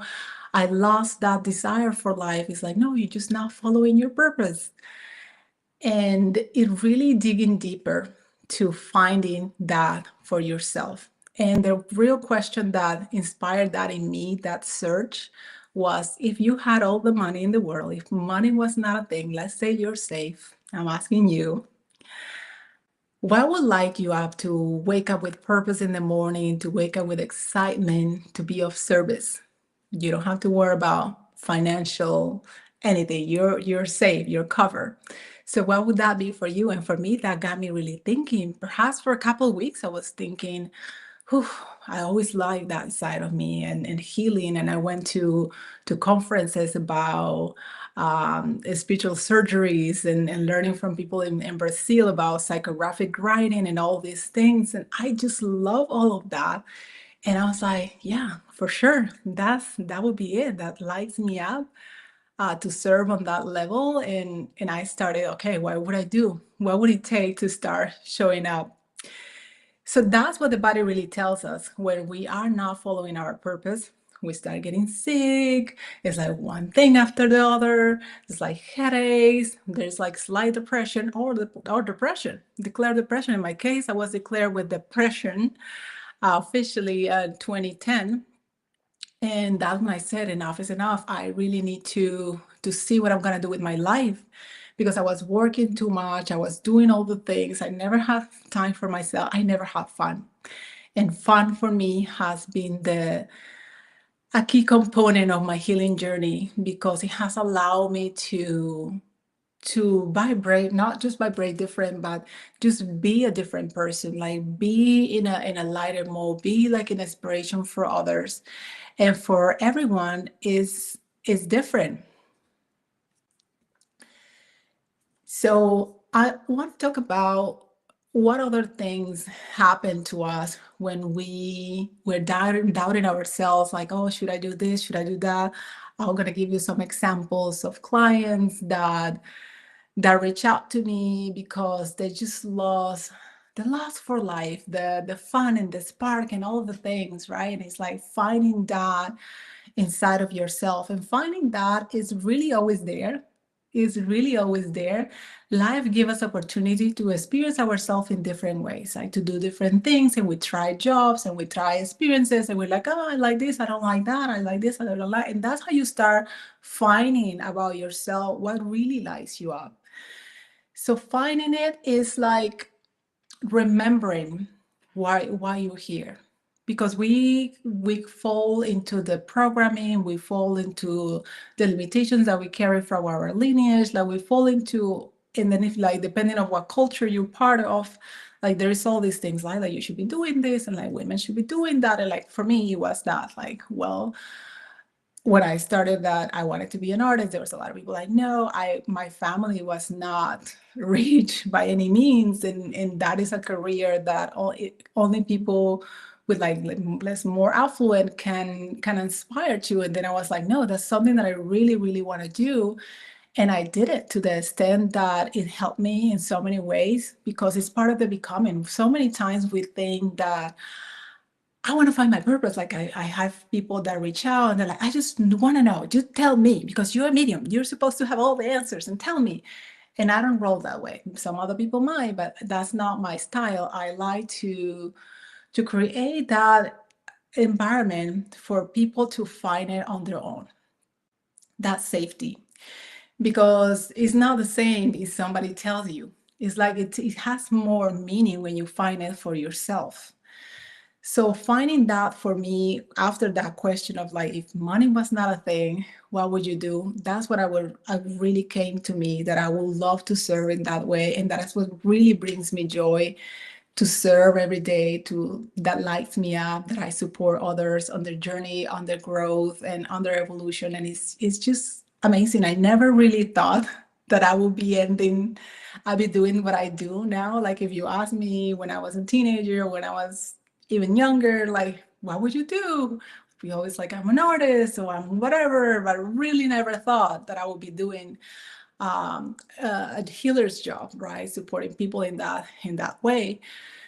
But really the signs are just having that lack of excitement. I feel that for many of us it's excitement, because the world as we know it is changing. We are moving to a new paradigm that is more heart-centered, and the world needs more people that are passionate, that love what they do. And it's happened to a lot of people that they're questioning themselves, like, but I don't know. And it's not just about careers. It could be about relationships, like the relationship that you're in. Does it feel supported? Does it feel that you're growing with that partner, with that person? Does it feel that it's going to be sustainable long term and all of that? Or does the place that you live in feels exciting still?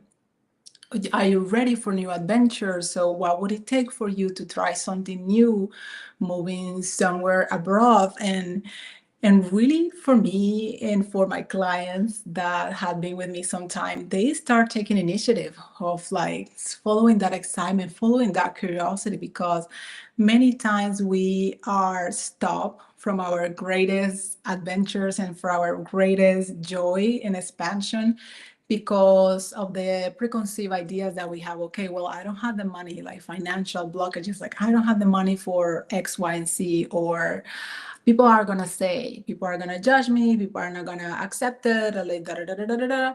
Well, we all face that, but there is always that when some problem occurs, there is a polarity.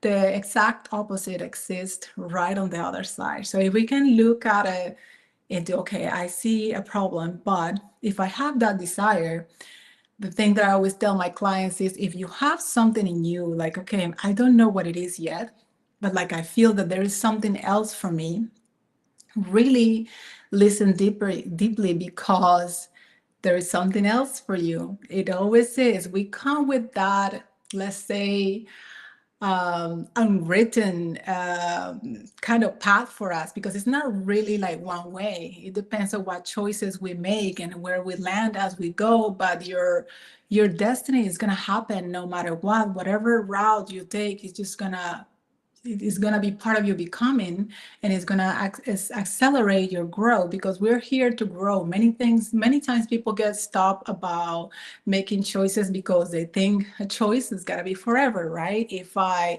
choose a career, for me, it was like, okay, if I choose art, I gotta do something in the arts forever, and that's gonna stuck. I'm gonna get stuck, and that's it, right? Like, what if I fail? What if I don't do it right? Or what if I don't like it? And that's why many people start careers and then maybe get 1 year, 2 years, and they don't even finish it. And is that fear like, what if I change my mind? And what if you change your mind and you give yourself that possibility and that opportunity of changing your mind? Because something else, if you allow yourself to go through life with that open mind, with that curiosity, with going with the flow, with really not just going with the mind, but marrying your mind and your heart and making those aligned decisions for yourself, like that's when the magic in your life happens. That's when the opportunities happen. That's when the synchronicities happen. That's when like people start talking to you about great things, and then you're like, oh, this lights me up. Let's maybe try something new. If we don't follow that would be ideal. That's when diseases, right? Like one sickness after another, headaches and depression. That's what happened to me because I didn't want to listen. Like the signs were so obvious. I was so overwhelmed every time I was going to do a talk about art in a community, in a museum, in a gallery. I was so stressed out. I was really constricted. I was sweaty. I was nervous. I was not myself. I felt that I was performing. So that was a big sign for me that I was not really being myself, that I was not expressing myself fully, and that things needed to change, but it's all the inner work. It's all the things that are inside of us that need rearrangement for us to experience ourselves differently. So when I did that inventory of like, okay, what would it be for me that will really light me up, I'm a shy person. I'll tell you, like I was the shyest person in the room. Like I wouldn't talk. I will always be quiet. Only when you ask me, I will really, really give you my 2 cents. But before this work, I was really introverted. And this work, I just love it so much that it has helped me to be outspoken, to talk about my experiences, and not just in the arts, but like experience as a medium. And we get to talk about a lot of things with my clients that in the past I would not normally share, like entities, aliens, paranormal, like implants, like all kinds of things that before I just kept them for myself. But when you find the purpose, when you find what lights you up, when you find the joy, you don't hide anymore. And that is really key. When we're not being fully ourselves, we just want to go undercover, we're hiding, we're just not expressing ourselves to the fullest potential because we fear of not being seen. We're not being authentic. We're not being honest with ourselves because we are showing up like just like a little percentage of us. We're not fully embodied. We're not fully us yet. So that's part of the journey. So I'm sharing all of this with for you to really start thinking like, am I in the path that really lights me up, that feels like fire, like I'm full of curiosity, that I'm always growing, that I'm always learning, that I feel so expanded? Or you're maybe like, I don't know, I feel good sometimes, but I don't really feel good some other days, and most of this I don't, and sometimes I feel depressed, and my body has been acting up, and I'm getting this disease and that disease, and now I get headaches. I really start looking into your life, what is happening in your world and how you feel it, because how you experience yourself is the most important. If you always overwhelmed, if you're always stressed out and you're like kind of like screaming stress, like there is something for you to look at, right? And to do that internal work of like, what is it, or what, how am I managing my life? How did I get to this point? What is there for me to change or shift that I will change my reality? And it's nothing external. It's always like how you change your perception about yourself and the world, and how you make choices to keep you moving in that space of like, okay, how could I experience myself in a higher timeline? Who would that person be? How would I be? Like more joyful, more fun, more outgoing, more outspoken? Like who would I be? Start really looking inwardly in your life and make inventory of all the aspects of your life, because the beauty of this work is that it ripples in every aspect of your life, not just your career, your business.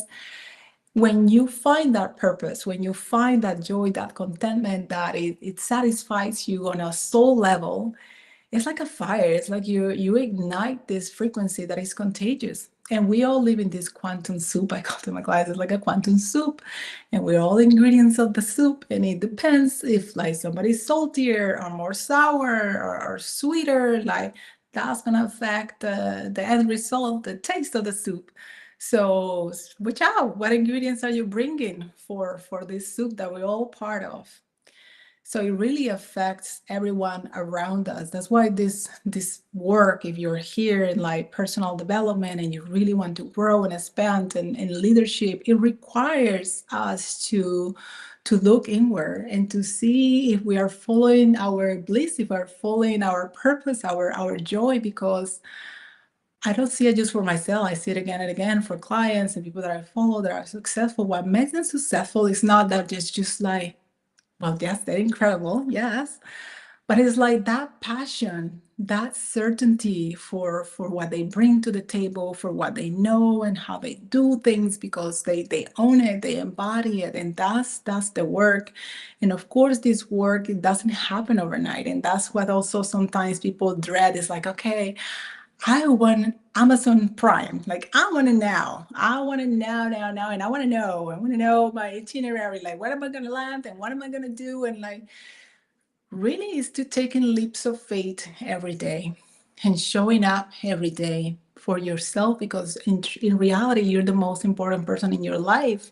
So if you're not happy, if you're not finding that joy in your life, in your everyday, in your interactions, in your partnership, in whatever you're doing, then something's happening. We didn't come here to experience all this pain and tribulations and all of this. We came here to remember who we are, and to experience ourselves with others and grow together and expand together and be part of this quantum soup.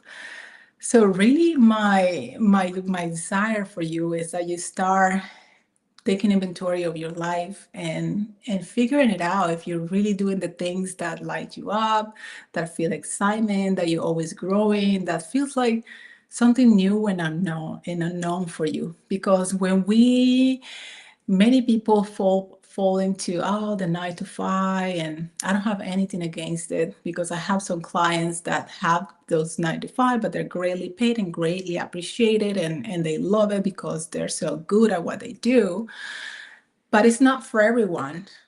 But really see how you are going through your life and feeling every day and experiencing yourself, because that is the more important at the end of the day, how you're feeling and how you experiencing yourself.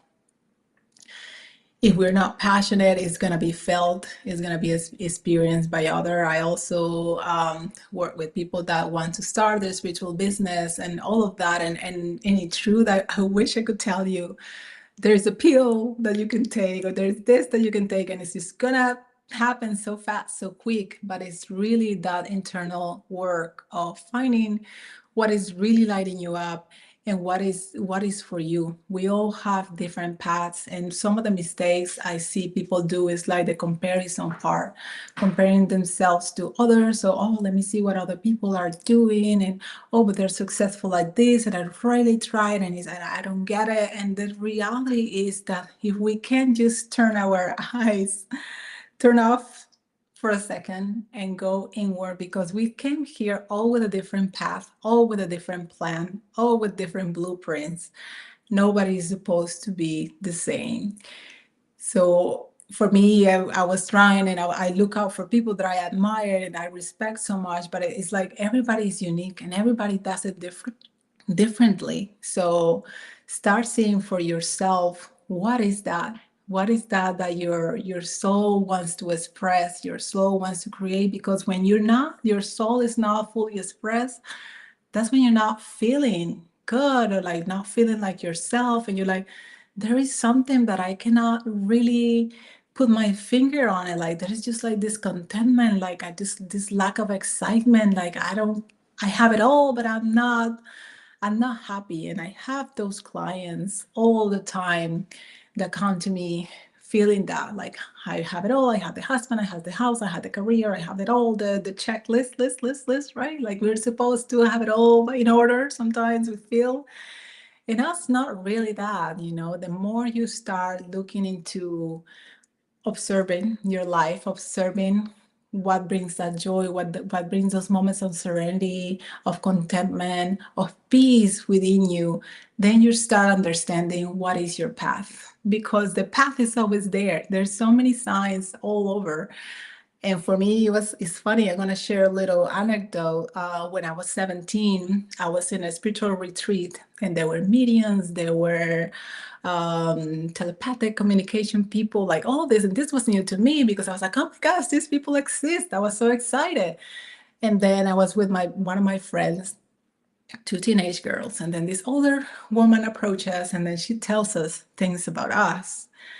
And she tells me that I'm a healer and that my aura is green and all these things that sounded so magical. And I was like, whoa, I just couldn't see it then. I grew up in a very dysfunctional family, and there was just chaos around me. And then she's talking about these angels, and yes, she's talking about all these things and like sort of like powers that she said. I was like, whoa, that's really interesting. And that kind of stayed, because for my friend, whatever she said to her, it came to reality sooner than my reality. And I was like blown away. And I think used to think about that sometimes, because life has its ways of reminding us what we're here to do, or who are we here to be. And sometimes we're not ready. We just ignore it, or we just like, oh my gosh, that's really not for me. But in reality, and I see it again and again, we'll land there. We'll land there when we are ready, when we're mentally ready, with that have that level of maturity to understand it and to really do the work. Because at that time, of course, I was not mentally ready. It was a lot. There was a lot of lessons that I needed to learn before making that choice of like, yes, I want to be a healer full time. It wasn't really like a straight line. It was more like this. And it is for us, right? That's how life is. My invitation for you is to have courage to make imperfect choices that feel aligned. We're not always going to get it right. And that's why people get so wrapped up that they need to get it right. Like, oh, I need to find the purpose, and the purpose is just going to be perfection, and it's going to be all of it. But it's really not. If you really decide to show up and experience yourself making that choice, having that courage, is a lot. When you choose yourself and you decide to turn off the blinders and stop looking at what others are doing and what others are saying, because people are always going to tell you from their experience, from their perceptions, like it's never going to be in accordance to your truth, to your reality. So start really looking inward and start stopping comparing yourself. If you are there observing a lot of what others are doing, really start asking yourself questions. Questions like I shared earlier, my experience, that question really ignited, it was more like an invitation, ignited so much in me to explore that part of me that I now love to share with the world, that the healer in me, that I kept in the closet for so many years. But it was that question of like, what would it be if you had all the money in the world? What would like light you up and give you all the purpose to wake up in the morning and serve with delight? And that was for me. So what is it for you? What would it be? I turn the invitation to you for your own life. If you're not feeling that level of satisfaction in your relationship, in your life, in the place that you live, perhaps in your career, like really start asking those questions of, okay, what would really make me feel satisfied and complete? Or what am I looking at in a relationship? What characteristics, what quality, what am I looking in a partnership? Am I being that person? Because we like others to be a certain way, but the thing is that are we really being that person, being that frequency so that we can be in the same wavelength? So asking those questions really, it starts moving up the energy, starts bringing your own answers, starts showing you, oh, aha moments in your life when you, what I call, like you kind of realize you're on BS, because many times we want to hide our own flaws and all things. And it's like, okay, sometimes, yes, if you start asking the questions and open the door to observe your life more fully, you're going to start catching yourself, the limiting beliefs, the things that you've been telling yourself again and again that are not true. All of those things are going to start showing up in your life, and opportunities for you to practice and master a new way of thinking, a new way of being. Like, who would I be if I was showing up joyful and full of purpose? What would it be? What would I be doing for me to be that person? So asking those questions really starts opening that kind of portal for you to start receiving that information, because we are all divine beings that come with this called intuition that many times we just like shut it down and we're not ready to open that, or that's too scary, or maybe that's just for some people, not for me. We all have it. We all have it. All we need to do is to really start connecting to that part of us, that intuitive side that has all the answers. Because yes, there is healers, there is guides, there is mentors and all of this, but in true, we have an inner compass that guide us through life and to make choices that feel aligned with our purpose. So the more that we go inward and turn off the outside noise, we're going to start finding those answers and finding that what lights me up, me personally. If everybody's talking about riches and purses and all that, really look at me. What is it for you? I see people that when they start doing that job, they're like, oh, I love wealth and all of this, but I love simplicity. And I prefer to live in a farm with animals and horses and this and that. And it's like, it's not always one way.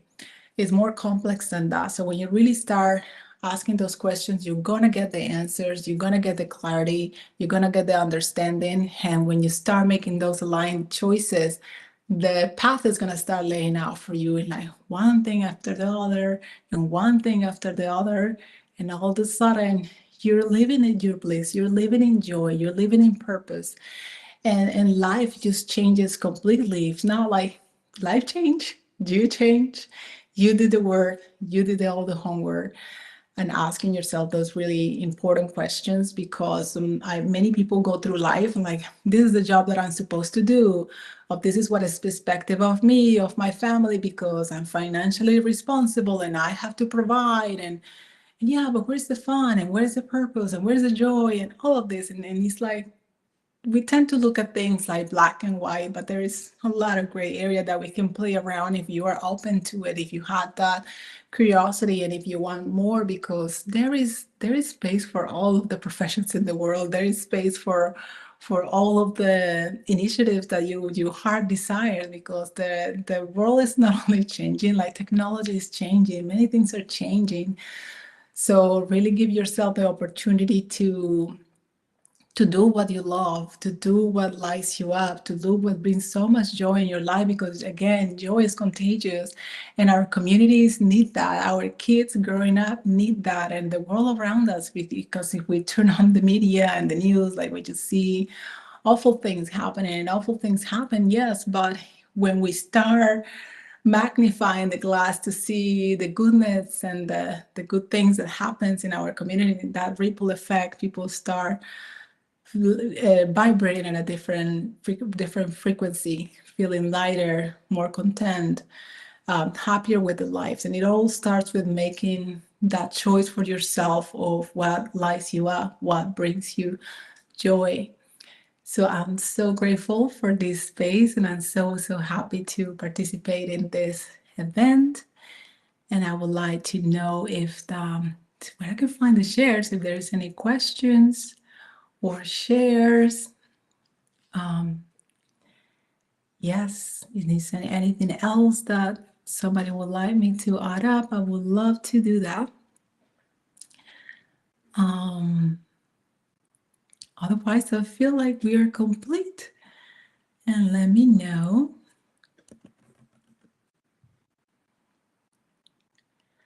So if you want to know more about my practice, you can find me at ericaristovsky.com. And I'm not just a healer, I'm a coach, I'm a guide, I'm a spiritual guide, and I love to support people in their expansion, in broadening their ideas and their mind to live with more purpose and more joy and more abundance in all the ways. Thank you.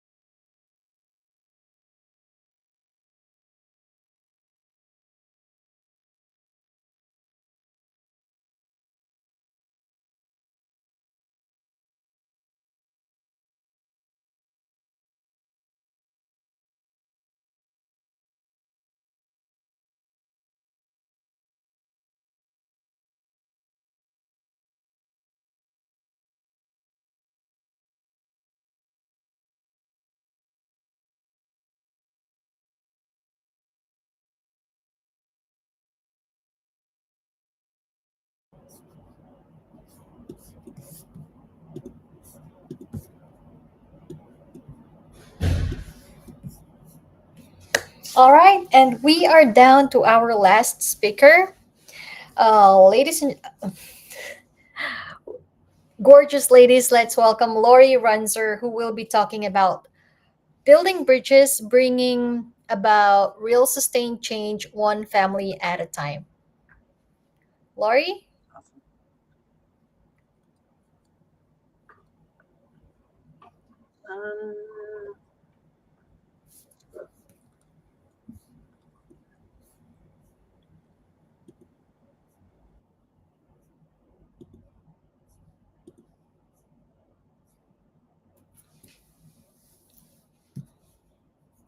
Let's just wait for a couple of minutes. Looks like Lori is having some technical issues, but let's just be patient.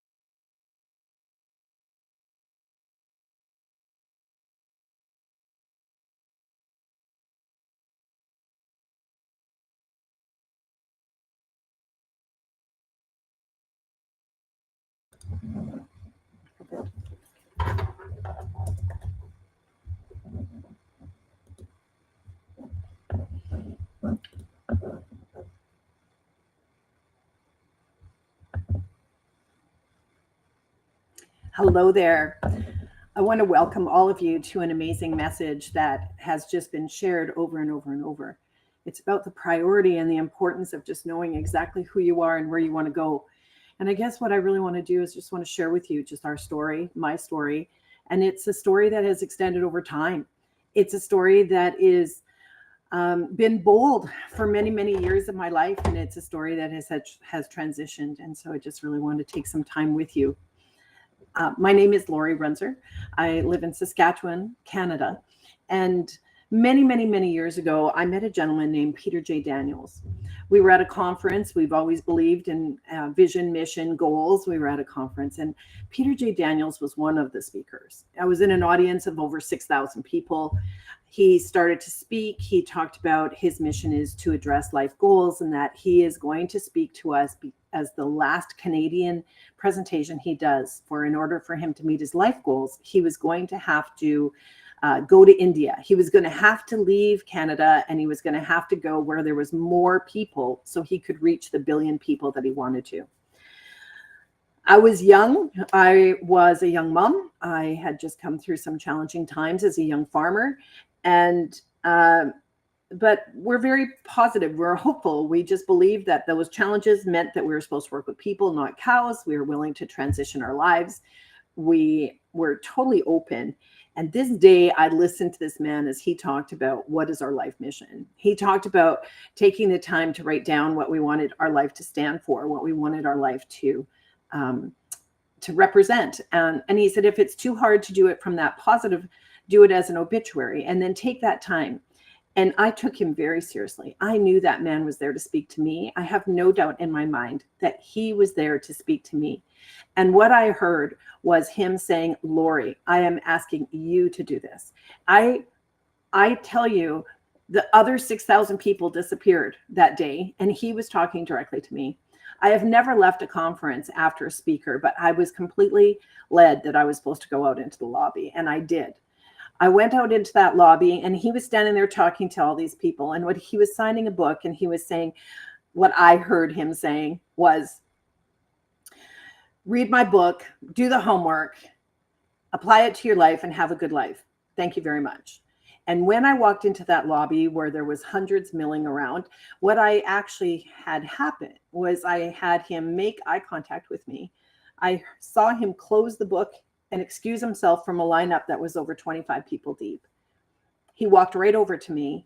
He put his arm around me. He looked at the lady over there and said, I want you to take a picture of us. And she did. Then what ended up happening was I could hardly remember my name. And he said, what is your name? And I said, my name is Lori. And I have a dream that's so big that I'm scared to speak it. And he says, hush, child. Do not say another word. Do not speak it until you are prepared to do it. What I want you to do is I want you to write your obituary. I want you to write your life goals. I want you to put your life in accordance so that you are actually living each of those goals. And at the end of that, I want you to contact me. Here is my personal phone number, my personal address in Australia. So I truly enjoy, Peter J. Daniels changed my life that day. I went home and I did the homework. I did exactly what he asked me to do. And what took people years, I put into 3 months of just constant. I remembered the little girl that was always covering her ears when her parents fought. I remembered the little girl that would gather everybody around the table and give them the talking stick. I remember the little girl that was protecting her brother and always making sure that he had what he needed. I was remembering all these threads of my life. And what I realized was that I wanted my life to represent peace. So my mission statement that I came up with was, let us pursue those things that make for peace and the building up of one another. Every thought, every action, everything that I have done has been covered in that mission statement. I raised my children with mission statements. Our family mission statement was, with God as the captain. We are the dream team. With God as our captain, there is no problem so great that we can't get through it together. I believe that with everything in my soul. And as they grew up, we changed that corporately to be love never fails, character never quits. So love with a capital L, meaning our God will never fail. He will never put a dream in our hearts that he's not willing to help us fulfill. But now I look at it and I realize how many things that my husband and I have done. And as much as I'm strong, I'm married to a strong man. I'm married to a dreamer. We're able to do things that have been big and have led us to believe that that's what we were supposed to do. But there's been a shift that's happened. And there's some really powerful things that are changing. I haven't spoken in over 20 years. I used to have my own radio show. I used to speak all the time. I was a trainer. I was brought in corporately. I did large events, small events, private retreats. But I haven't spoken in 20 years. When he talked to me, I thought my dream was to build a family training center with no government money so that we could teach what we believed to be true. And we did it. We built a beautiful agency called A New Day Begins. We taught hope and possibility, communication skills. We literally equipped families with skills so that those families could bring about real sustained change in their family, and that would be something that would carry over generation to generation, because legacy matters to us. Right now, I'm sitting here talking to you, and I'm sitting on the deck of the legacy cabin. Because as we moved forward, I realized that my whole dream wasn't just running an agency. That agency became employment. I could talk and work 24 hours a day. And my husband one day just asked me, when are you and I going to go fishing? And 3 months later, closed down the agency, shut down the radio show. And my husband and I moved into a new phase of our life, and we built a resort. But what he said to me was so empowering, and it helped me remember the real dream. What that was he said to me, when are you and I going to go fishing? But what was impactful to me is, if we taught people to get out to the lake, to commune in nature, and to reconnect, how much would your caseload decline?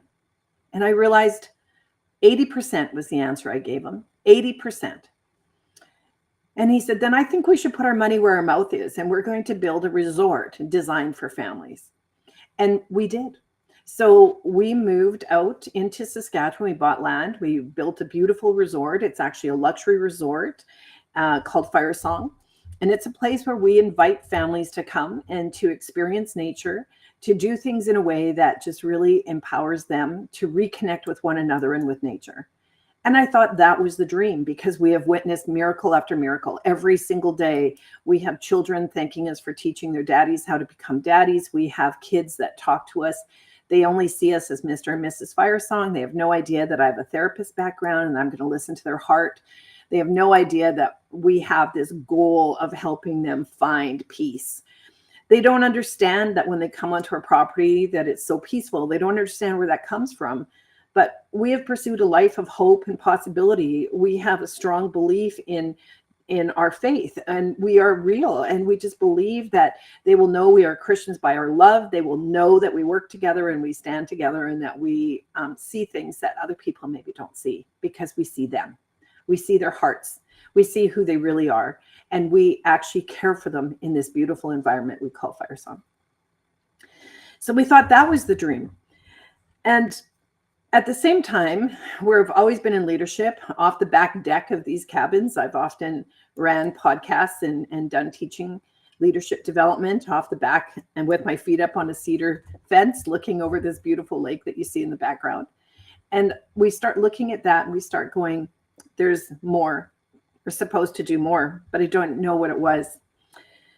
Then my husband had an accident 6 years ago. My husband rolled a bobcat while he was building on the property here. He rolled a bobcat, and we were told that his neck was broken, that we needed to anticipate that he was going to be a quadriplegic.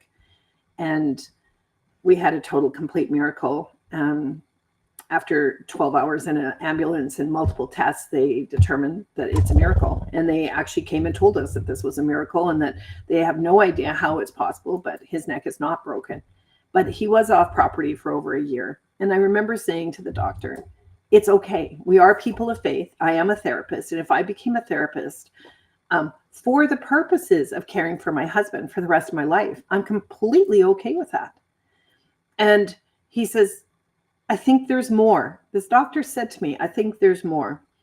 So then I thought, okay, if this is what our new world is, we need to take our leadership. I need to take my writing skills and help other people stay married during times of injury, because the brain injury that resulted was very hard on our relationship. It was very hard to be emotionally disciplined. It was very hard to go through all those changes. We were living in separate provinces. So we ended up developing a podcast. It's on Amazon. It's called The Concussion Code. And if anybody is dealing with an athlete that has had multiple concussions, we ended up writing and doing this podcast for free and writing a book, a training manual on how someone with this personality profile reacts in the presence of brain injury or in the presence of illness. And so how to manage a care team, how to do those things. And I thought, well, maybe that's what I'm supposed to do, is just take these skills and be in a support role, help other people now that have gone through this. And, you know, God wasn't finished yet. Then one night, I just can hardly believe it to this day, he unloaded to me a vision, and I've called it 12 Strong. And it's, what if 12 people mentored 12 people who mentored 12 people? I've always thought that one family at a time was the name of my radio show, intentionally, because I've always wanted to teach communication and respect and parenting skills to one family, because one family a year would change generations. It would change thousands and thousands and thousands of people if we could truly build skills, not Band-Aid skills, real listening skills, real communication skills, real coping mechanisms on managing conflict, so that they could find joy in those kinds of conversations. So we did. And I wrote in the middle of the night. I used to just beg God, if this is from you, I need you to make sure I'm not tired in the morning, because I have a lot on my plate. And no kidding, I wrote 8 pages nonstop in the dark. And it is just, I don't ever want to get rid of those original documents because they were so powerful. But I thought at the time that it was a new way of building businesses. I thought it was a new way of building specifically network marketing businesses. And because we really, really believe in the value of helping people succeed corporately as well. And I had just noticed some things that just weren't matching my value base. And this, I thought, if 12 people help 12 people, what would it do? But you know, COVID hit, challenges hit. There was cause for things not to move forward. And then it dawned on me that that was actually not a business model as much as it is a leadership model. And I started just allowing myself to let that marinate, to just let that, you know, sit there for a while and just allow myself to understand what it really is. And it is a leadership model that can be applied to anything. And that allowed my brain to open up again. So I thought, that version of 12 strong isn't what I'm supposed to do. I think there's more. And I went back to my conversation with Peter J. Daniels. My dream is so big, I'm scared to speak it out loud. And I'm now understanding that it is all of these pieces is what has created that dream. It is all of it. I still am not thinking big enough. So I realized that I'm supposed to still do more. And then it was like, maybe we need to bring this to the world. We live in a small community. We found some beautiful, beautiful people here that we just love.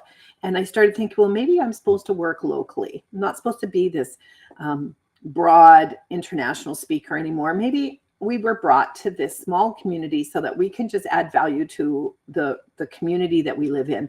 We just found beautiful people that we love.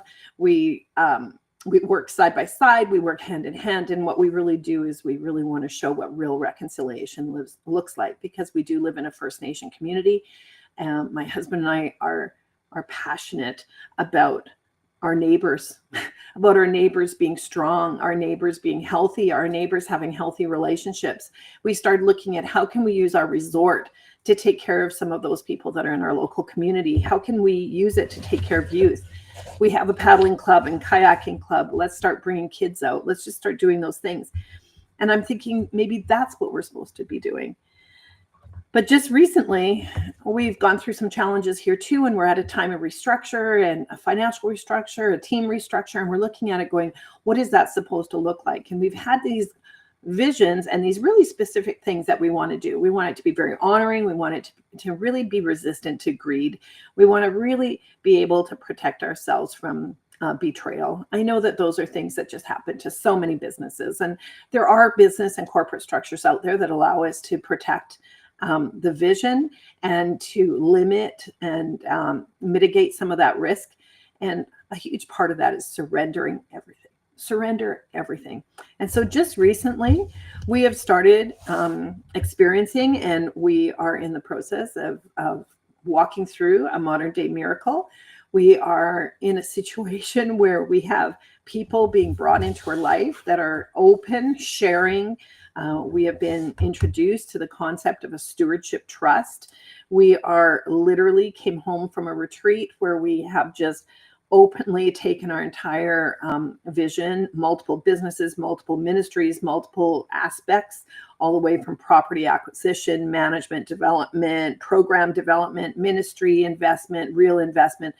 We literally have just taken all of it, and we have just had it spoken to us as to how this can change everything. And it is speaking to us in ways that we just could not have imagined. It complements much that had happened earlier. We just take a look at how people can move from hope, from darkness to hope. How can they find that true freedom? How can they start living fearlessly? And the way we do that is by bridging from where we are to where we want to be.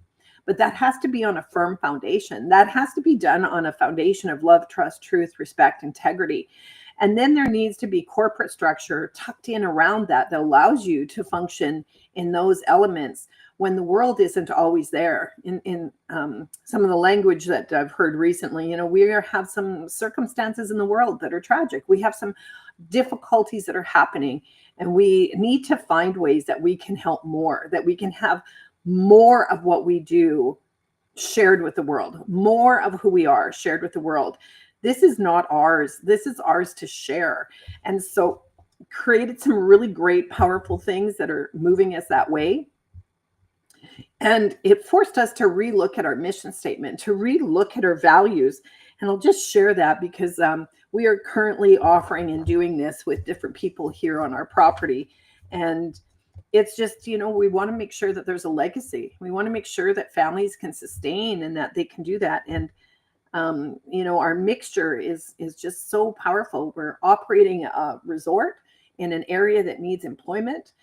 We're using people that are wanting to become stewards of compassion, love, and mentoring, and have them working on the property. We're offering employment.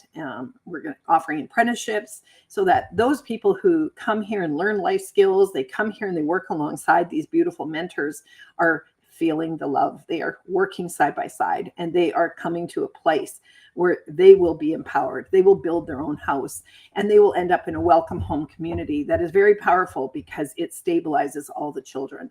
These are things that we're doing, and it made me realize that 12 Strong is going to be a combination of different groups. 12 Strong is going to be 12 nations that come together that want to role model and take a duplicatable product and let us teach them how they can use it to their benefit, and that they can create employment and strength in their communities, one family at a time.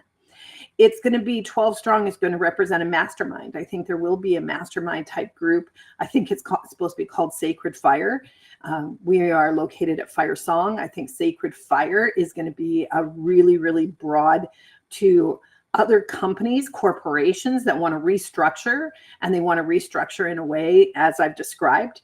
I think what we're about to walk through is something that we're going to be able to share. We're going to be able to do this very cost effectively with people. And I think we're going to be able to see unbelievable rewards come to the kingdom because of the fact that we have surrendered, and that there's so many of us business owners that want to use all that we are, all that we can create, and these creative minds of ours so that we can do more and care for more, and that we can help more people. So anyway, in this process, I was reminded family is first. Legacy, that generational love never fails component. We build sustainable. We build and use rainwater harvesting. We have permaculture, 120,000 square feet of gardens, but we also teach and promote independence and freedom. So we need to have political and economic freedom in order to really fulfill. So those things that are just part of our building practices, build of our freedom base. We believe in enduring perseverance, because that character never quits is foreign to this generation. What it is we have not quit, we have evolved, we have moved. And what I'm doing is inviting in and opening the door to you as we embark on this next season of our life. And I just really believe that too has been encouraged. I would never have done this if Sass hadn't specifically said to me, I would like you to do this. Because like I said, I haven't spoken in 20 years. I don't have anything set up yet to invite the world to witness what we're doing. We've been working very privately these last years. We've been very, very private, trying to hear and listen to the stillness, listening to the whispers of our heart. And with that, I really wanted to remind you that those are the types of things that you're going to have to do if you're going to really figure out who you are, what you want your obituary to read, what you want your life to stand for. Then you have to learn the skills it takes to live like that, which is usually communication, usually emotional discipline. And sometimes there's some real spiritual, beautiful things that can come out of all of that stillness.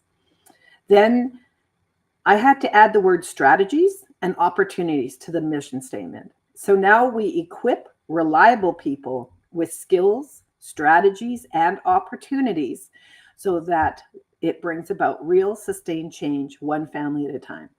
We literally have taken some of our businesses that are not the passion of our heart because we can't do it in a specific way, and we have gifted it to somebody who can. This is not ours. We were given the idea. We are born to share it, and it will bring so much love and healing to so many, and it will strengthen the financial capacity of many. I also added the word adventure. Dare to dream. We've always promoted hope and possibility. We've always challenged people to dream. Our kids were raised, every single light switch had tape to it. It's kind of fun to do the impossible. We've raised them that way. We have spoken out loud that we're expecting a modern day miracle because the world needs to see and understand that miracles still happen. We also are restorative in our faith base and in our mission statement. You know, that first mission statement that I shared with you, we are the dream team. With God as our captain, there is no problem so great we cannot get through it together. Money breeds greed. There's so many things that can happen to families. There's so many things that can happen to your business. There's so many things that can happen to you. I just want to make you that honored promise that all things are possible for those who believe. It is a restorative God. It is not a punitive God. God is of restoration. There's no other words. When we hear the word reconciliation, that's not just a corporate entity. Reconciliation is people coming together and walking hand in hand and working side by side and coming together united by something they have in common. And we believe that that is love. And so what I want to do is I just want to open you guys to the concept of how important it is to do mission statements, how important it is to have a life that you allow yourself to be still and to listen from time to time. That change is not destructive. Change is powerful. And it doesn't mean you failed. We succeeded in each of those other elements. We succeeded. We came in second in the world with our cattle. We were offered TV shows and radio shows with our family training center. A New Day Begins. Fire Song is one of 275 luxury resorts worldwide. But now what's going to happen is we are opening the doors, that we are going to start hosting people that want to learn and go through that evolution of restructure like we are. We're going to start inviting people into these different groups that are welcome to come here and be trained, be equipped, experience nature, the wilderness, listen to the loon. We've developed a program that's called The Cry of the Wild, The Call of the Wild. And it is a 4-day retreat where you come here, and at the very end, we stand on this deck that you see behind me, and we use the spirit flutes. And we actually have a First Nation chief who uses those spirit flutes and calls in the loons, and they interact with us. They come out of the mist in the morning, and we have a final morning that is a morning to remember for the rest of your life. It is a morning where you are reminded how important you are, that you have been given a dream, a purpose, a cause, and that you are called to that cause. I thought my cause was over. I thought that I'm supposed to be in a support role for the rest of my life. But what really came out of this last meeting is that I'm still a leader, and I'm called to lead, and I'm supposed to lead. And I just really want to encourage all of you that you never know who's going to speak into your life, and you never know when they're going to speak into your life. But if you're not praying for a modern day miracle, if you're not praying for people to come into your life to speak, you're not going to see it. And this is what's happened to us. We went expecting a miracle. We found a miracle. We found resources that were affordable and that we could manage. We found people whose belief system matches ours. We found somebody who has designed a family corporate structure that is based in that matches perfectly with our blend of family, legacy, sustainable, enduring perseverance, adventure, and restorative by nature. All of you have access to the very same things that we have access to, because we come from a place of hope and possibility. And I want to leave you with a few messages. One, I have nothing to tell you how to communicate with me except to send me an email. And you could send me an email at firesongcanada@gmail.com. This is where we host the retreats. This is where I live, and this is where I dream. And so I am the one who receives those messages if you want to get hold of us in any way. We want to remind you that if you are building a family, if you are building a project, or you are building a nation, there is a model that takes you from point A to point B that you need to participate in. And that starts always with hope and vision. It requires huge courage And then more courage. One of the things we call Fire Song is Home of the Brave. And this is where people come to break cycles, to change, to have the courage to change. Then you need to do some team building. That team building might be your family, getting them on board, but it also might be, if you're the leader of a nation, you may need to bring some core people that are going to buy into your dream and your vision. Then you have to have team readiness, equipping and training. Then you have to have community readiness, because if you're going to bring in change or programming or businesses that are going to strengthen a nation, you have to have a community ready. And there's certainly a means to do that. It's very straightforward. Then you implement change. Then there's these 12 areas that you have to monitor and make sure that those needs are met. And they range everything from education through. But what I want to do is I want to remind you that everything that you do in the family, which is one of the first systems ever created, the same thing happens in the nation. The same thing happens in a business. Make sure you know that you are building on a firm foundation: love, trust, truth, respect, and integrity. Make sure that you know who you are serving. Make sure you know why you are doing what you're doing. And make sure that you're giving all of the glory to your Creator. Make sure that you understand that this is the opportunity for us to reach out and love one another, and to do it in a way that brings about great success for many, not just for one. And I want you to always take time to think about, whose song are you singing? Are you singing your song? Are you singing somebody else's song? Have you just given in to the way that everybody else is thinking? Or do you still have that quiet whisper talking to you? And if you do, know that you're the one that I was supposed to talk to today, because we want you to listen to the whisper of your heart, to find your real purpose, and to have you come and let us coach you so that you can find your way, and listen to the whisper of your heart so that you can sing your own song, and the song you were born and created to bring to the world. I just want to share one more thing with you. My favorite and posted card that speaks to me all the time. And I had to pick it up in preparation for talking to you today, because I thought that I had finished climbing the ladder and that I was supposed to just be in a support role for the rest of my life. And this weekend, I realized I'm supposed to still lead. At last, the ladder, which had been built slowly, one hope at a time, reached up to the clouds, and the dreamer began to climb. Peter J. Daniels told me not to speak out loud my real dream until I was prepared to do it. And you are the first group that I dare to speak out loud to, that my real dream is to reach people so that they can truly come into their own, but to do it in a way that is honoring to our Creator, honoring to the community, and that it forces us to work from a place of love, compassion. Remember, firm foundation: love, trust, truth, respect, integrity. So think about, whose song are you singing? And if there's anything that I've shared with you that you're interested in, feel free to give me a call. Take care.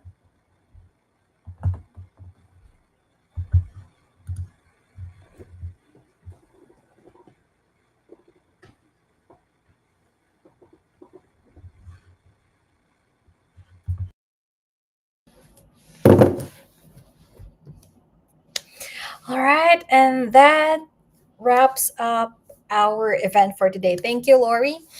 As we close out the very first She Speaks Live, I just want to say thank you to every speaker who shared from the heart. You brought wisdom, truth, and fire.